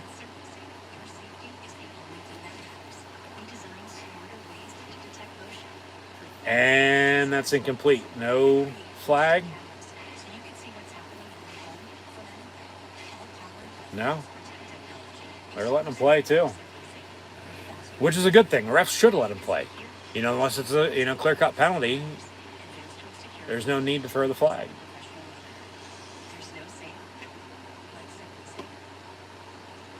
So we'll get back from break here shortly. We'll update some final stats and scores. We'll give a recap, give a preview, and do everything we normally do. Talk Penn State football after another win here tonight over Iowa. And we'll see what the final score ends up being. It's currently right now 31-0, and that's probably what it'll be here in 325. So second half was better than the first half. But like I said earlier, remember, early lead might help you out. Well, they got 10 points off 2 turnovers. Got another 7 off another turnover the second half. I don't think they're going to get any more points off turnovers here, but we'll see. But at the end of the day, a win's a win. I don't care, how you did it, how much it was by, whether you shut them out, what, Thought the game was going to be a hell of a lot closer, but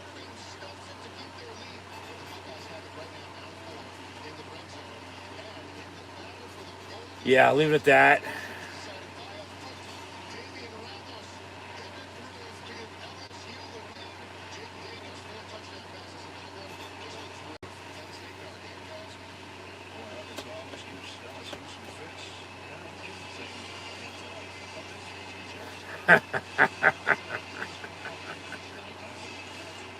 Yeah, they're having some fun.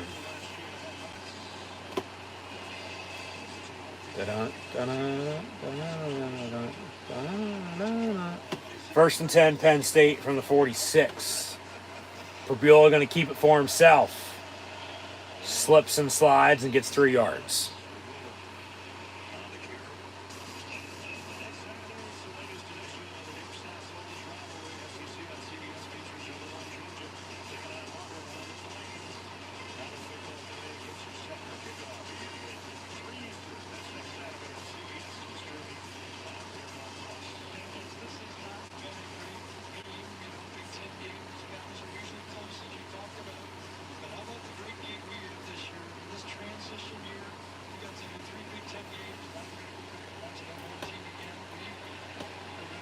Second and 7 from the 43, 2:40 to play.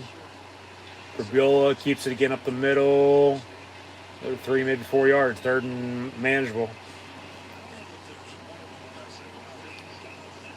Ohio State down 4, 15 seconds. Have a 3rd and 19 from the 22-yard line. Caught the goal line. And yeah, they got to clock it. It'll be 1st and goal. Right at the 1. And they will clock it with 7 seconds. 3rd and 3, Penn State, though, coming up here under 2 to play. Malik McLean, first time I've said his name all night, in motion. 3rd and 3, that'll probably do it for sure. Ice it, another first down. He can kneel it out from here. But that's the depth they have at receiver. I mean, hell, he didn't even really get to play tonight. But he's had some drops recently, so I'm not really surprised. They played who they thought, going to make best plays, give them the best chance to win. So, Penn State with 95 plays tonight. When was the last time, if ever, that happened? Here's 96. Can they run 4 more in another minute? No. They might get 2, if that. And that'll count the kneel downs if they knee it out from here. They do run it up the middle there for a couple yards, but we'll see here. They show off the schedule. We'll get more into that in a little bit. Got one more play here, and then that'll be it. Penn State will beat Iowa. Shut out the Hawkeyes. Iowa's first shutout loss since 2000. Trey Potts on the run, and he gets about 4 yards, but no need to snap it anymore. Penn State will defeat Iowa 31-0 in a wet, rainy whiteout from right here in Happy Valley at Beaver Stadium. As they're right back where they started from. Defeating Iowa for the first time since 2019. Penn State just ran 97 plays tonight. 97. 9-7. Pyro to end the night with a Penn State win. 31-0 your final score. They're 2-0 in the conference at 4-0 overall. Ohio State just scored as time expired and defeat Notre Dame with the buzzer. OH. What a game that was. Here's some highlights of the game from Iowa Penn State. All Nittany Lions. Shutout 31-0 win. Steve Jones on the radio. Touchdown, Penn State. Yeah, they scored on 3 of the 4 turnovers. And then on the 4th one, they ran the fucking clock out, and that was it. And a win's a win. 31-0. Second largest crowd ever, 110,830, they said. 97 plays Penn State ran tonight. When was the last time, if ever, they've done that? 97 fucking plays for Penn State tonight. Wow.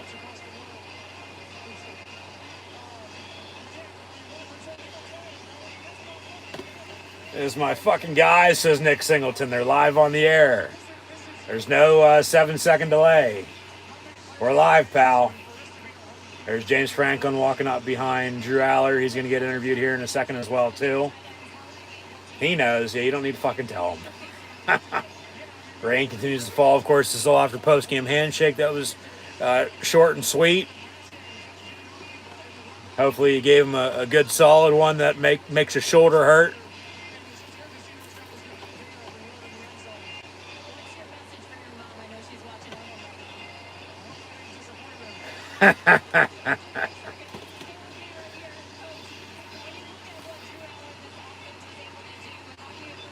They're looking at the final play of Ohio State's touchdown at Notre Dame to win it. Wet. And this is Penn State's 9th straight win by 14 or more. Second most in program history. And that's a record that's, a century old.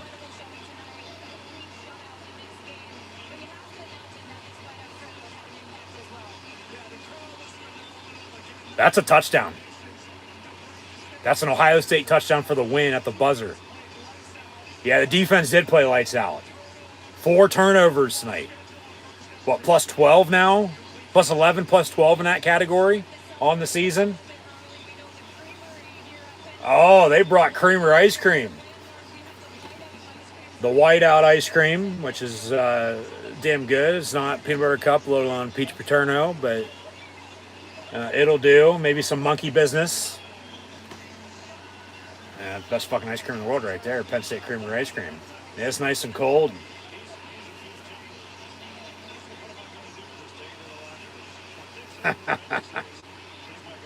So they're about to sing the alma mater. We'll see if they show that.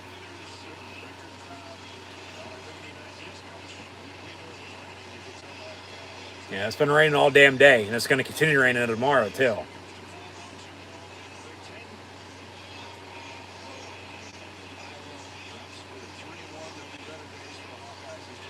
good luck to Iowa the rest of the year. I'll be rooting for you. Hopefully, make Penn State look good, win some games. Touchdown! Ohio State beats Notre Dame. There's 1 second on the clock though, so they'll wrap it up as they're about to sing the alma mater. So it doesn't look like they'll show it. As it's about 10 to 11 here on the East Coast. A little over 3-hour game. Yeah. So we'll get into full stats and scores here, full recap shortly. But a big win. That's a big win for Penn State. And that's, like I said a little bit ago, 3 straight years now they've had at least one shutout win against a Big Ten opponent, which is tough to do. And there's the Big Ten conference commercial. Extra point up and good. So Ohio State leads now 17-14 with 1 second to play at Notre Dame. So a squib kick. Clock's going to run out. We'll have a hook and ladder here on the return. And Buckeyes are going to beat the Irish unless something crazy happens. Maybe the band will be on the field as Penn State sings the alma mater.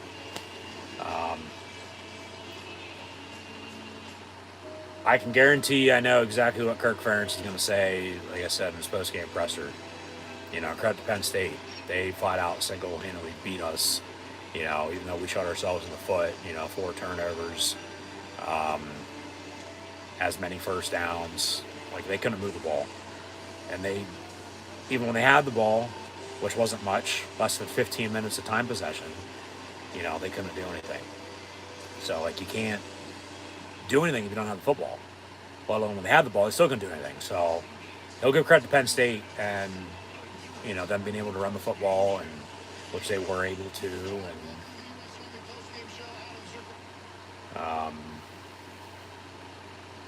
Penn State's defense, making stop after stop after stop for the most part. It was 10-0 in halftime. And then, they scored 3 more scores in the third, fourth quarter. There's the kickoff, which goes out of bounds. So now there's time for a Hail Mary. This got a little bit more interesting because that was a short field then for Notre Dame. That's not what Ohio State wanted. No kick out of bounds like that. No way. We'll see what happens here, but Iowa was good on special teams because they punted as many times as they did. They couldn't even get their fucking kicker in field goal range though. First time they've been shut out since 2000. That's a long fucking time, 23 years. Whereas Penn State, 3 consecutive years, they've had, once again, a shutout win at home against a Big Ten opponent. Did it against Indiana, did it against Maryland, and now Iowa tonight. Here's the final play of the game. Hook and ladder for Notre Dame. Going the wrong way. And down he goes. Ohio State will beat Notre Dame 17-14 on a game-winning touchdown as time expired. As they show off highlights for Penn State, Iowa. And yeah, Penn State was lights out in the whiteout, to say the least. And they shut out the Hawkeyes, 31-0 your final score.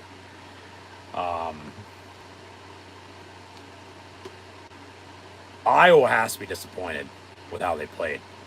I mean, it's been a while since I've seen Iowa play this bad. And I watch a lot of college football. And that's why I said coming in, you know who they are and how they're going to play you. And they just couldn't get anything going.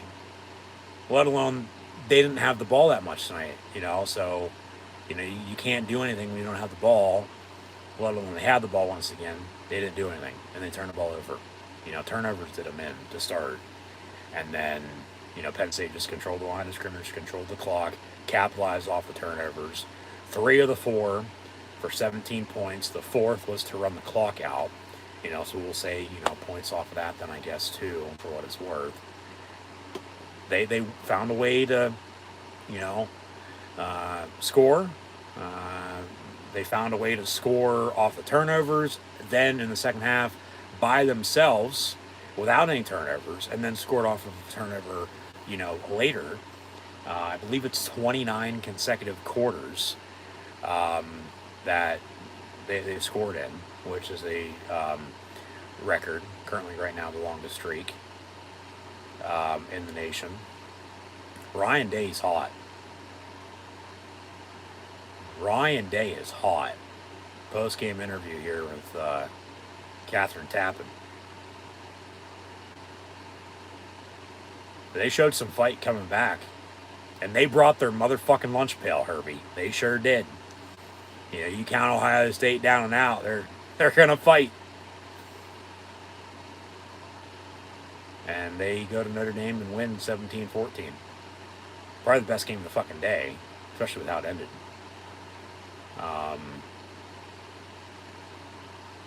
So,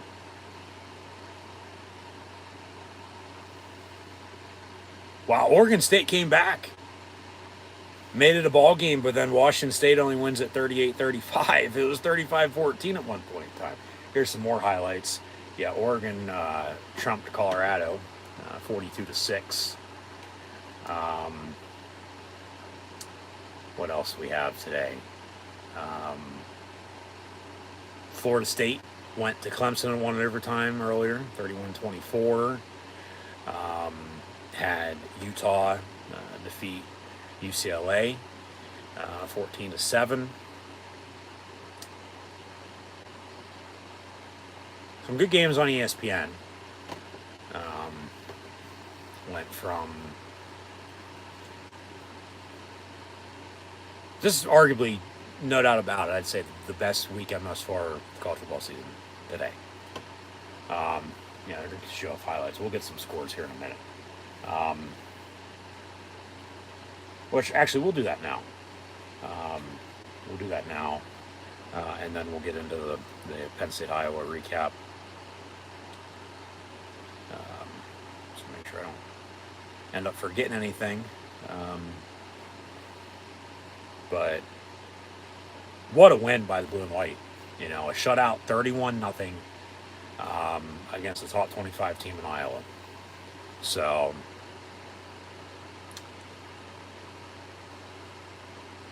yeah, final from today. Texas beat Baylor 38-6. Ohio State just defeated Notre Dame 17-14. Michigan with a 31-7 win at home against Rutgers. Florida State, as mentioned, went to Clemson, won in overtime 31-24. Oregon 42-6 win at home against Colorado. As they made it personal, if you will. But strictly business as well for Nike and the Ducks. So Aflac, quack, quack, 42-6. Oregon beats Colorado. Utah 14-7 over UCLA. LSU 34-31 over Arkansas. Alabama struggled early, but beat Ole Miss 24-10. Yeah, Oregon State almost just came back and beat Washington State, but Cougs beat the Beavers 38-35. Oklahoma beat Cincinnati 20-6 in the Big 12. UConn lost at home against Duke 41-7. Same score for Miami at Temple. For the Canes, beat the Owls. Tennessee beat UTSA 45-14.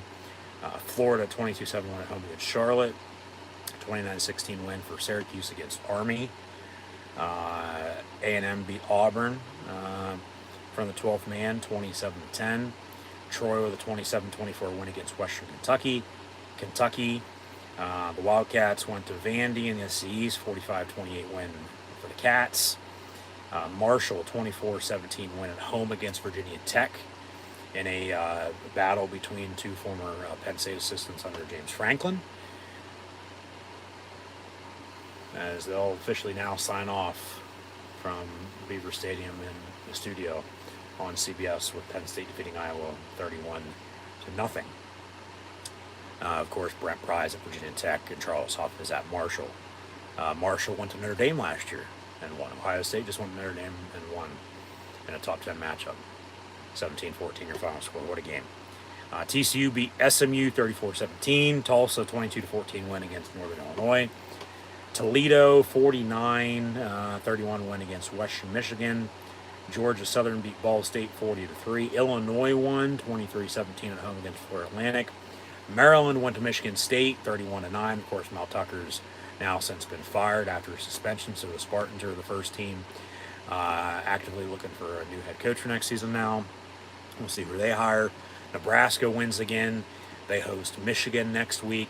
28-14 win over Louisiana Tech. Louisville 56-28 win at home against BC. Kansas beat BYU 38-27. West Virginia won as well. That's good. 20-13 win against Texas Tech. New Mexico won in overtime at UMass 34-31. Old Dominion with a 10-9 win against Texas A&M Commerce.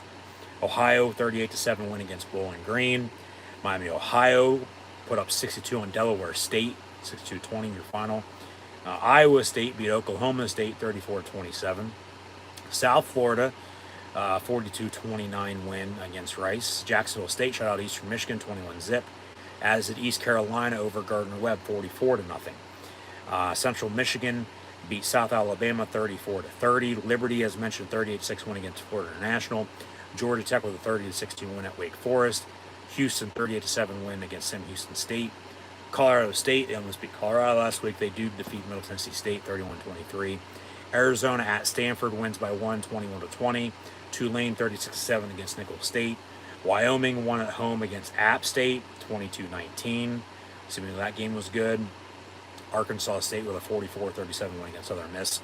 And then Texas State beat Nevada 35-24. And then the games from Thursday and yesterday, last night, Friday. Georgia State over Coastal Carolina 30-17. Had some ACC, Big Ten, and Mountain West action then as well. NC State game-winning field goal at Virginia 24-17, or 24-21, excuse me. Wisconsin won at Purdue 38-17. Boise State with a 34-31 win at San Diego State, and Air Force 45-20 over San Jose State.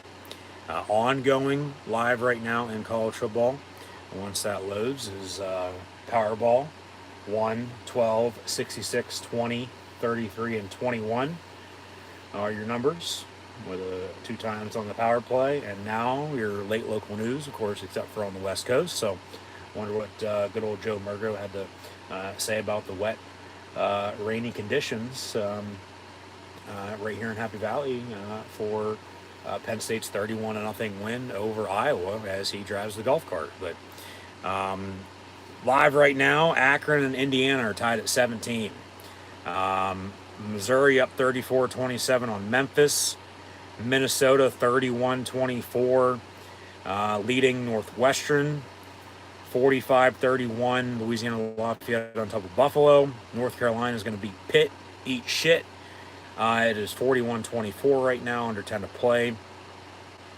Kansas State up on UCF, 31-24. So about 10 minutes to play there. JMU up 38-31 on Utah State. UNLV 28-14 at UTEP. And then a couple games that just began, because we're still about an hour away from Hawaii hosting New Mexico State. Washington's up on Cal right now, 14-0. Fresno State's up on Kent State, 15-0. And USC 6-0 at Arizona State. So that's college football for this week. We'll give a preview at a later date, seemingly potentially tomorrow night during the NFL slate for week 3 that begins in about 14 hours or so, following, of course, Thursday night game the other night. But yeah, we still got more football this week. Hard to believe September is almost already over, but on the final day of the month, so wake me up when September ends. Penn State hopefully will be 5-0 after the end of next weekend. They go to Northwestern next Saturday at noon. So I'll have live watch-along reactions live here on YouTube then, so be sure to tune back in.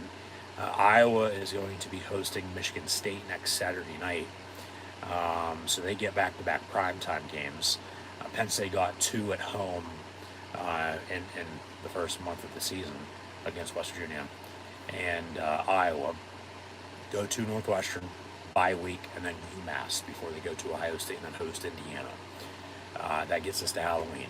And then, of course, November is Maryland, along with Michigan, Rutgers, and Michigan State with a at Maryland home game against Michigan on Veterans Day, and then Rutgers before they go to Michigan State, but it's a neutral site being played in Detroit at Ford Field, home to the Lions on Black Friday. They play that Friday night. So from now until then, though, a lot of football have to be played. But they're 4-0. We'll see where they go from here.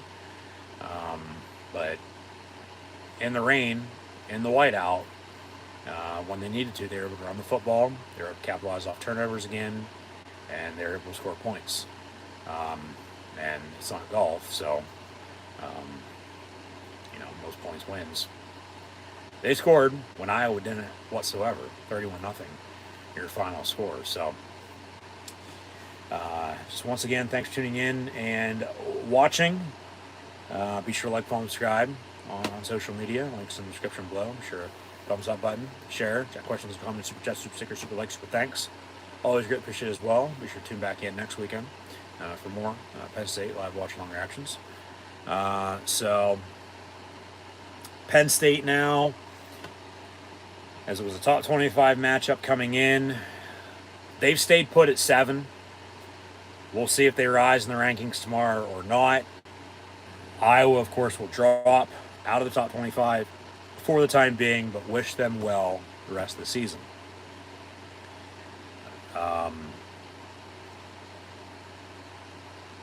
They did cut back on the penalties tonight, I thought. Refs let them play, though, but they still had some errors here and there. Still haven't turned the ball over offensively. Plus now, as they were entering tonight, plus 7 in the turnover margin with the 4 tonight, so they're plus 11 on the season, which is going to be tied for the national lead. The 9.69 nation's best points off of turnovers per game over the last 2 seasons. Iowa got a dose of reality here tonight for sure. 31-0. That average, 3 of those 4 turnovers led to 17 points. That average is going to rise. They ran 97 fucking plays tonight. I don't know how many of them are first downs. We'll see. So we'll add that on the 81. Because they've been averaging about 27 first downs a game. Let me look at that right now before I forget. Yeah, Iowa, a goose egg, had 4 first downs and 4 turnovers. And they got shut out for the first time in 23 years. Penn State had 27 first downs tonight. That's on par with who they are. And look at this time possession. 45-27 to 14-33. Iowa did not have the ball for fucking 15 minutes tonight.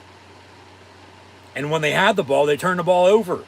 They had 4 turnovers and 4 first downs, folks. 76 total yards when Penn State had 397. And they ran 97 fucking plays.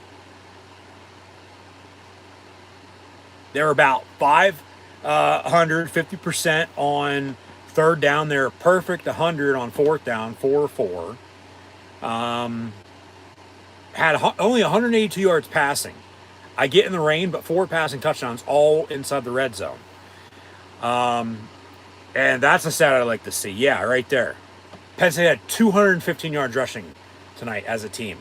We'll get into the individual stats here in a second. And 8 total penalties, 4 on each. See, Iowa had 0 points, getting shut out for the first time in 20 years. That's home, away, neutral site, regular season, postseason during the bowl season. They had 1 third down conversion. They had 4 first downs, 4 penalties, and 4 turnovers with a 0 on the scoreboard. Because Penn State controlled the line of scrimmage, controlled the clock, 4 touchdowns in the red zone, a field goal is your 31, but 45 minutes of clock. That in the 97 plays Penn State ran tonight has to be a record. Has to be a record. We'll have to look more into that, and I'll give you info on that for next week. Has to be a record. When was the last time? And if anybody knows or wants to do some research, let me know in the comments below. Whether that's live right now or after the fact, on demand live right here on YouTube. Thanks for the support. Thanks for tuning in. Be sure to subscribe. Notification bell next to it as well to stay up to date. But when was the last time Penn State football, 136-year program history, they had the ball for 45 minutes and, let me get the second straight, 27 seconds tonight? When was the last time Penn State controlled the clock, won the time possession battle, 45-27, okay, and ran 97 plays on offense when Iowa had maybe, 30? You want to talk about domination? Like, yeah, Iowa just got fucked the whole way back to Iowa City, to put it nicely. 31-0. So go eat some corn the long way on the way home.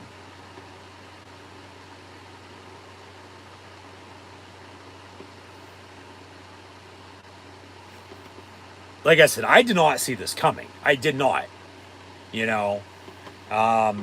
But that's what they're going to be saying because they're on their fucking knees all night. And you can, insert whatever Penn State joke you want after that. I set it up, I know. But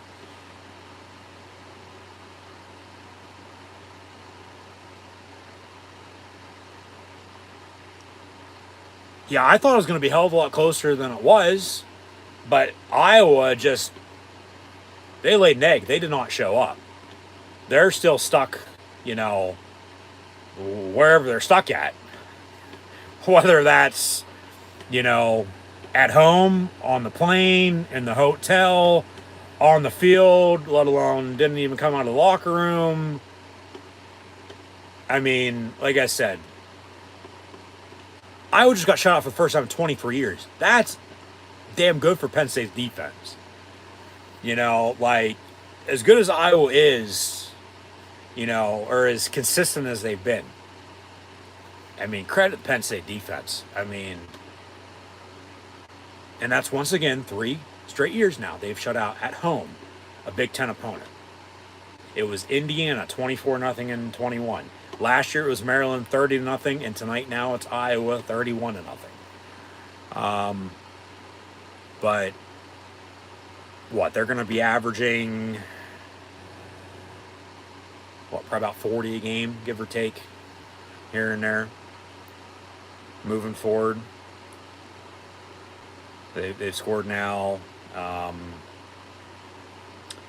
officially 30-plus points now in 11 straight games, which is a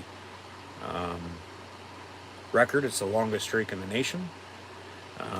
They also have the longest streak in the nation for, I believe it's 29. It might be 28, but I'm pretty sure it's 29 consecutive quarters they've scored in. Which, that dates back, sometime last year, like I said, I think probably early November sometime, give or take. Probably that Maryland game, or trying to think who it was. Maryland or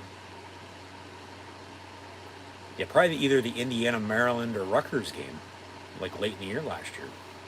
Yeah. That was the last time they did not score in a quarter. Well, that's field goal, touchdown, offense, defense, touchdowns. Been a while. So yeah, they hold that record right now too. What else did they tell us?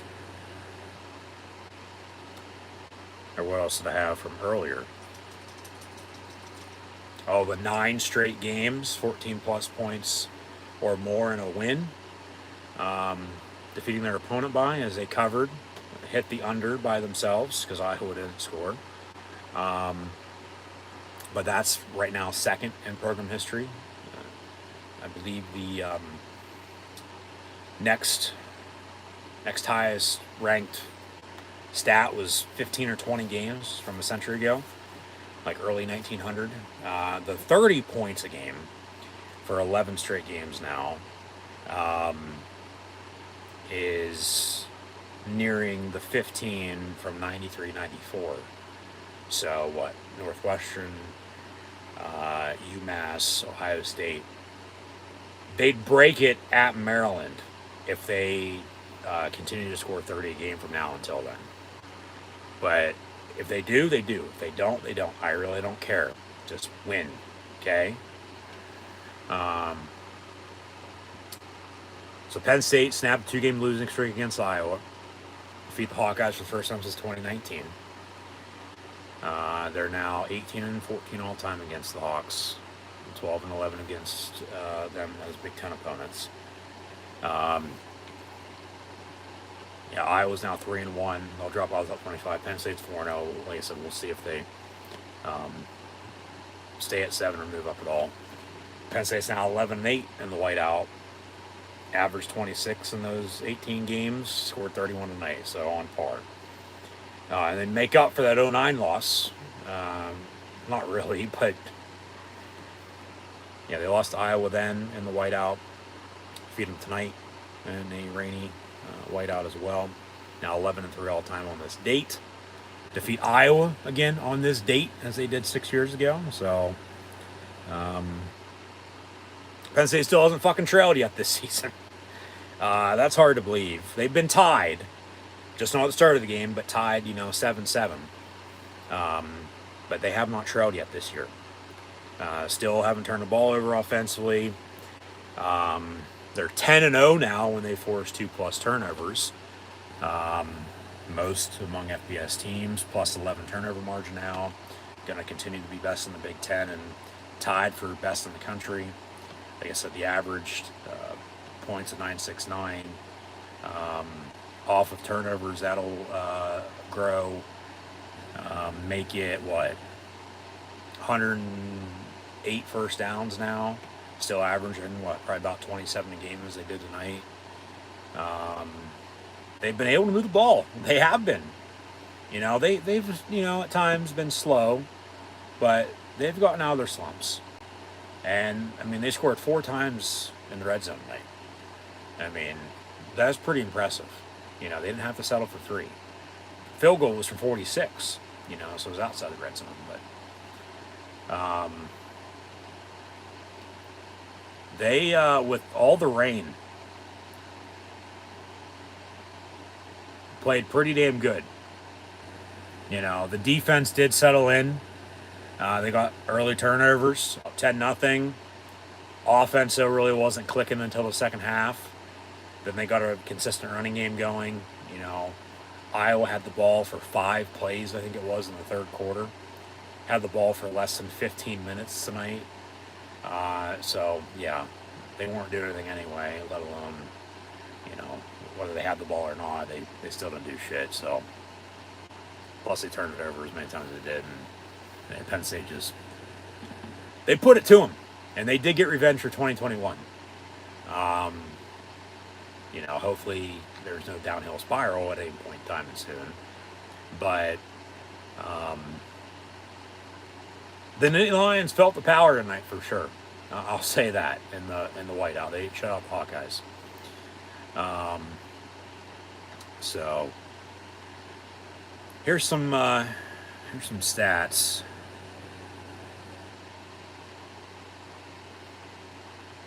Individual stats now. Because the team stats, Penn State had 27 first downs, Iowa was 4. Penn State was 9 of 20 on third down compared to Iowa's 1 of 9. Penn State was 4 of 4 on third down. Iowa didn't go for it. The total yards, 397 to 76. 182 through the air and the other 215 on the ground.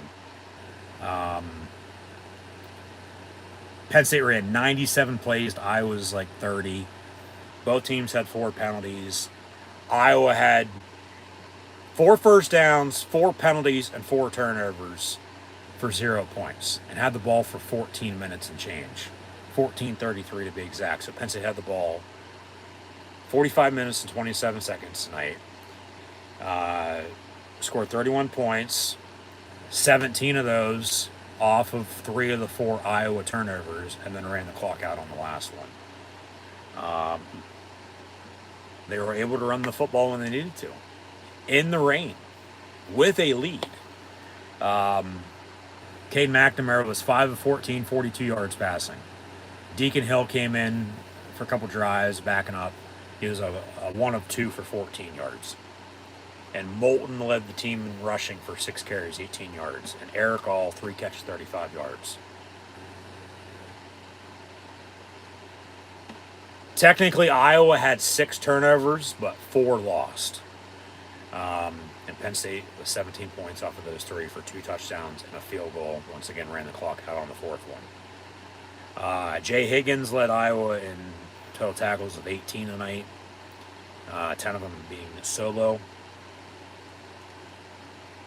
But hell, they didn't even, get their kicker in field goal range, but their punter got some work. He had 7 punts for a 52-yard average. And a couple inside the 20, let alone the 10-yard line, backing Penn State up and making them work, making them drive. Berbula in some late work, 1 of 3 passing, 16 yards, but then 8 carries, 55 yards rushing. Drew Aller was 25 of 37, a $166. And once again, not 1, let alone 2 or 3 passing touchdowns, but 4. 1 to Khalil Dinkins, 2 to Tyler Warren, and the last one to Keandre Lambert-Smith before they sat him. Katron Allen led the team in rushing, 21 carries, 72 yards. Berbula behind him, 8 of 55 in garbage time. Nick Singleton had 17 carries, 49 yards rushing. Drew Aller, 8 of 22 on some quarterback keepers as well. Trey Potts, only 3 carries, 17 yards, even though it felt like more. They were running with ease, late in the game. Keandre Lambert-Smith led the team in receiving, had 8 catches, 66 yards, and a touchdown. Theo Johnson, 6 of 42. They finally got the tight ends involved, because then Khalil Dinkins had a catch for 9 yards and a touchdown. Tyler Warren had 2 catches, 9 yards, and 2 touchdowns. So 3 of the 4 passing touchdowns went to the tight ends tonight. And all 4 passing touchdowns were inside the red zone. So they were able to drive, and they were able to finish it off with scores. Liam Clifford had 2 catches, 17 yards. Trey Potts catch for 16 yards out of the backfield. Dante Cephas had a catch for 11 yards. The list goes on and on and on, because even out of the backfield, both Singleton and Allen had a couple catches for 8 yards apiece. And then the defense with 4 turnovers. Curtis Jacobs had 2 of them. Adisa Isaac and Zariah Fisher the others. And so I said halftime, Penn State's punt game could have been better. Really, I'm not worried about that. But Falcons was 1 of 2 on field goals. Made from 46, blocked from 23, but then remember the penalty.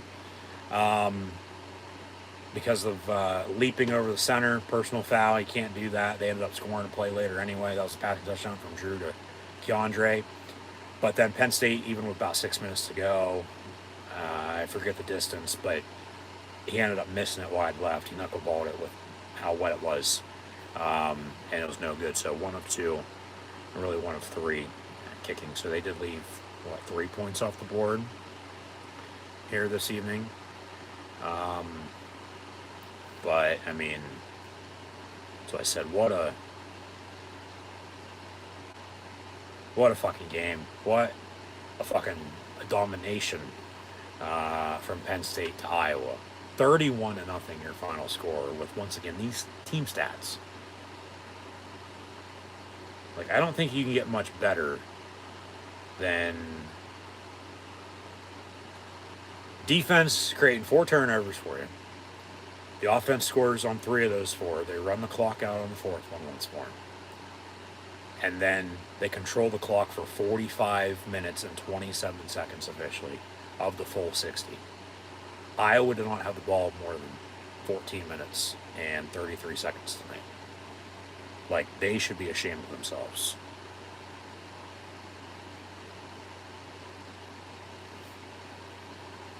But they're going to give credit to Penn State with how good they are.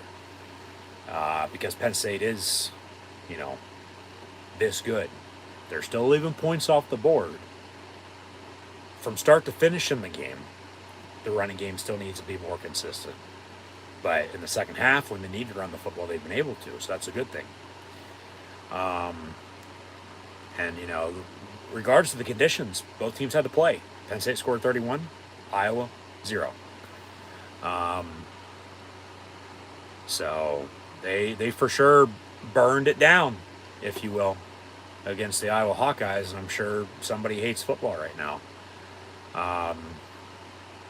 But right now, I'll say this too. I have this written down to say before I sign off. Other than, once again, thanks for tuning in and watching. But both Penn State and Iowa, they're currently scheduled to meet in 2025, another 2 years. Just as I said last week for Illinois as well, being crossover opponents in the Big Ten. But right now, of course, the unknown of the Big Ten conference schedule with additions with USC, UCLA, Oregon, and Washington coming in next year to make it an 18-team league. Who knows what the schedule is, going to look like, and who knows when the next time they'll play.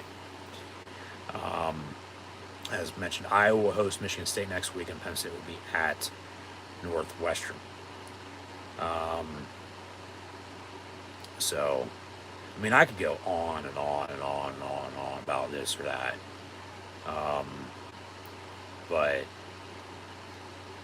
just complete domination. And it's against a top 25 team as well. That's not going to be a top 25 team anymore after tonight because of the loss. But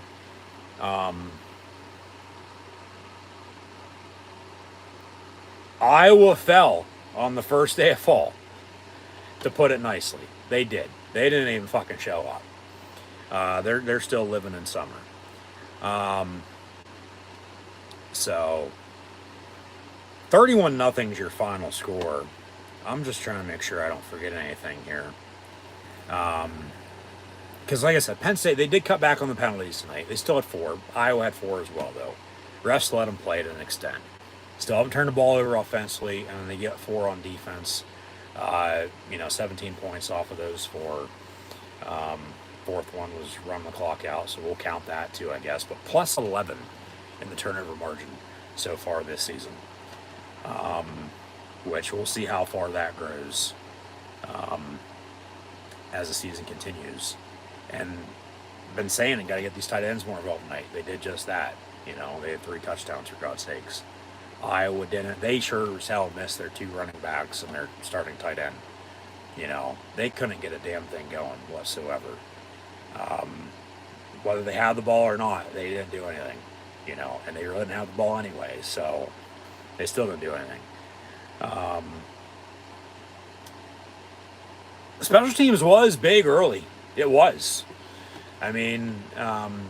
Iowa's punt unit pinning Penn State deep, making them drive. Penn State offensively in the first half, other than capitalizing off the turnovers, they really weren't able to do anything. And they really weren't able to run the ball consistently either. They were balanced, but they weren't consistent at it. Halftime was 10-0. Come out of halftime, they took up half the quarter, drove and scored. Iowa got the ball back for maybe a minute or 2. Penn State got the ball back, drove and scored again. Another 5 seconds later, another turnover by Iowa. Penn State took it from the third to the fourth quarter and scored once more. And from there, that was all she wrote. But you got to give credit to Iowa's defense. They played them tough. They played their game on how they thought what it was going to take to win. Which, like I said, at halftime, it seemed like they had Penn State right where they wanted them at, but then they just couldn't get anything going, on offense. And then they didn't have the ball anyway for the most part. Only 15 minutes time possession. As I said, Penn State, 97 plays offensively and 45 minutes time possession has to be a fucking record. Has to be a record. We'll look more into that, though, for next week. And then From there, Penn State was able to run the football with a lead, and it was consistent. And it was just, they put it to them. They single-handedly put it to them. So, a win's a win. A win is a win. First team to 20 did win. It was Penn State. They shut out Iowa 31-0. Like I said, covered under for themselves as well. Nation's longest streak for a couple different things for Penn State continues. We'll get more into that next week as well. But I mean, I'm not disappointed it wasn't, a one possession game. It's just, yeah, there's been blowouts in this series before. It's just been a while. But, normally when these two teams meet, you know what kind of game it's going to be. And it was that early. And then, Penn State just kept putting it to Iowa. And I don't even know if, Iowa's going to be able to spell Iowa or anything like that tomorrow, with how bad they got punched. I don't know if they'll be able to talk, let alone see, anything like that. They're probably saying Iowa, ow. Yeah, they just... The Iowa team tonight, at least in the second half, which they really couldn't catch up, though, because they couldn't get anything going, that's not Iowa football, as we know it to be. But, of course, Penn State ain't complaining. Why should they? They won 31-0. They put it to them. I just feel like I'm forgetting something. I don't know what. That's why I continue to run through my notes and run through everything I've said tonight and everything that they told us that I didn't know, which wasn't much. But yeah, Penn State for sure was Ridge Holland up against Big E and the Iowa Hawkeyes. So I guess you could say, oh my God, he broke his fucking neck. But yeah, it looks like we've gone over everything. Yeah, Penn State felt the power and burned it down. I guess it's time to go celebrate with Tom Arnold's sister, if you know what I mean. And then wish, Iowa, best of luck the rest of the way. Hopefully they are in contention, for the Big Ten West. I'm sure they're going to be wanting revenge on Penn State now. Because currently, like I said, they're scheduled to meet in 25, another 2 years from now, and it's going to be out in Iowa City at Kinnick Stadium. So just back and forth, home and home, every other year now rather than every year. Because they did have a fair share, they're playing each other every single year. They're the main, crossover opponent for Penn State. Because the teams are more similar, at least, throughout history, with the traditions and, who they are. They're more similar than they are different. I'm surprised it took me that long to say that tonight, but it's true. So, I guess we are burning some more daylight. I'll sign off here. So, this is always, thanks for tuning in and watching. Penn State defeats Iowa 31-0. These stats, though, just... I guess you could say I'm in shock a little bit with how well they played tonight. But I'm not arguing, disagreeing, trying to find anything bad about it. Because there really wasn't. There was, but there wasn't. You take the good with the bad. You forget about the bad when the good's better and you move on.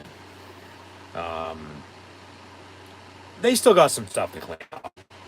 I'm going to sit here and say our country and, look unstoppable. Looked unstoppable tonight, especially in the second half. You know, it was 10-0 at halftime. Iowa had their chances. They did. But they let them off the hook.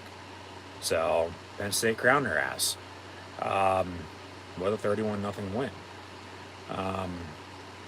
The thing is, I just can't remember the last time Penn State, against a good quality opponent like Iowa is, had this much domination. Especially with the weather the way it was. You know? And then a shutout win on top of it. But I think it's more so than not the fucking time of possession and the total plays they ran. Because that's just not Penn State football. It's not. But whatever you got to do in between the lines for what it takes to win, do it. And they did it, to say the least. They did. And I mean, you got to feel bad for Iowa. You do, I guess you do. Because it's just not who Iowa is. That's why, hoping, they'll come out of this game with their head held high and figure a way to get back on track. Because it's only one game, and it's a crossover game. Like, they're 0-1 in the conference, but they still haven't even played anybody out west, And they still don't play anybody out west until October because they host Michigan State next week. So they should win that game because Michigan State's not that good. Because that's the thing, like, once you, as I was saying earlier, beat your opponents, especially early in the season, at any point in time in the season for that matter, you want them to keep winning because it makes you look even better in the long run, okay? It's a quality win. It's a bed rest a year, like maybe this is their... If they put Penn State on, maybe Penn State just put them on one. I don't know. That, they have like one of the worst seasons they've had. Hopefully not, be good for the Big Ten if, they're in it. Along with other teams,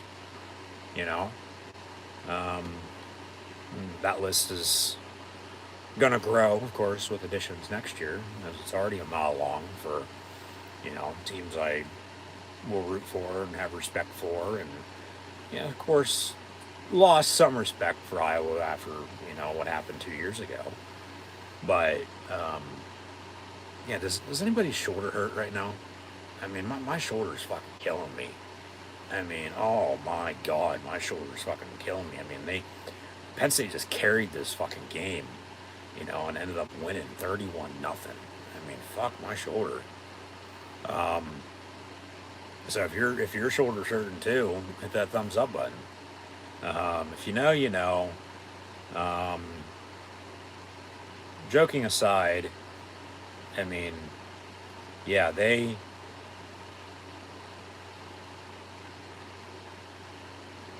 I wouldn't say had their most complete game here tonight. That was probably a couple weeks ago.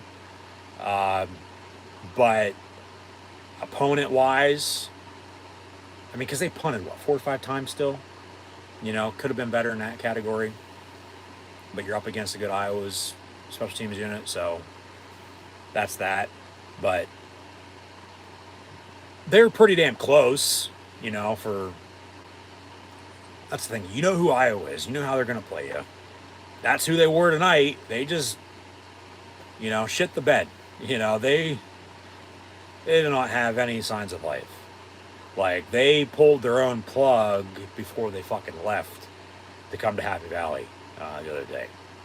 Like, that's how bad it was. Even though they were reaching up and, all right, let's try to do this, let's try to do that. There's nothing going for them. Nothing. And they paid the price. So, yeah, Penn State with a big 31-0 win.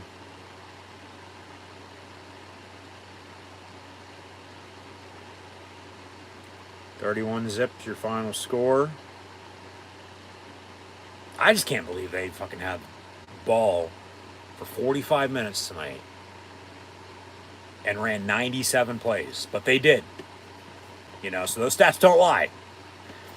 And we'll see what we can add on to from the stats this evening to next week, what new we can find. So, big quality win for the blue and white, to say the least. And at the end of the day, a win's a win. I don't care, like I said, if it's by 1 point, one possession, as it's been for the last now 6 times with these two, or whatever the final outcome is. A win is a win, and it's a Big Ten win. And it's hard to win, in the conference, home, away, neutral site for that matter at times. Of course, Franklin's going to thank everybody for coming out and supporting Penn State football, especially in the weather. 110,830 fans in the stands, dressed in white. Second largest attendance record in Beaver Stadium history, off by a little less than 100 people.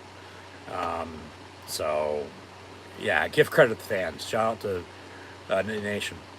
All 110,000 plus of them in blue and white, dressed in white for the whiteout tonight. That's another big part of this evening whiteout game, and they, shut them out. It might go down as one of the, better or best whiteout wins. I think that Ohio State game in 05 is probably up there, along with the 16 game against the Buckeyes as well. Those are probably, 1A, 1B, depending on how you want to rank them. And then it's sort of everything else. But I'd have to say this one's, pretty damn near close to the top, just with how dominant it was. I mean, it's a shutout win at home, let alone away. I don't care. It's a shutout win against the top 25 team. Like, that's hard to do. And that's how damn good this defense is. And that's the thing with offense. If they can keep it balanced, if they can keep it simple, if they can keep it consistent, run the football, don't turn it over. Defense makes stops, gets turnovers. They capitalize off turnovers. They're on special teams when they need to. Control the clock. They've done all that, and they did all that tonight. And they're sitting at 4-0. They're going to look to get to 5-0 next week as they travel to Evanston, Illinois, Ryan Field. Noon kick, 11 local. BTN, Big Ten Network. I'll have live watch along reactions over on YouTube then, so be sure to tune in. 1 week, actually less than a week now, as it's almost midnight here on the East Coast, as we celebrate Penn State over Iowa, 31-0 in the whiteout. So I guess that'll do it for myself, for host Encyclopedia Sports, Cool and Luke 96. Of course, if I forget anything, I'll just add it in next week, as I always do anyway. Yeah, I just feel like I'm forgetting something. I don't know. But I'm taking the win, as we all are. I mean, just dominant. Like you could say, I feel like I'm in shock just because of how dominant they were. Even though it did have a time or two chance that Iowa could have done something and could have made it interesting, but they didn't. Because of how good Penn State's defense is. And if they can keep it up, more power to them, of course, and, keep playing Big Ten football down the stretch. Still have one more non-conference game with how the schedule shaped up this year. But now, like I was saying earlier, too, with that, get out healthy tonight. Okay, Northwestern, bye week UMass. You sort of have 2-3 bye weeks, over the next 3 weeks, depending on how you want to look at it, before they got to go to Ohio State. So they're in a good position. They're in good shape. They just need to stay there. And if they can, let alone add on to it, by all means, do it. Do what you got to do to find a way to win. Because once again, that's all anybody ever remembers at the end of the day. And they did that tonight. 31-0 your final score over the Iowa Hawkeyes. So Penn State now 4-0, and they'll host Northwestern next Saturday at noon. So be sure to tune back in then. I'll have live watch along reactions live on YouTube. So thanks for tuning in, and that'll do it. We are Penn State, and the Lions feed the Hawkeyes 31-0.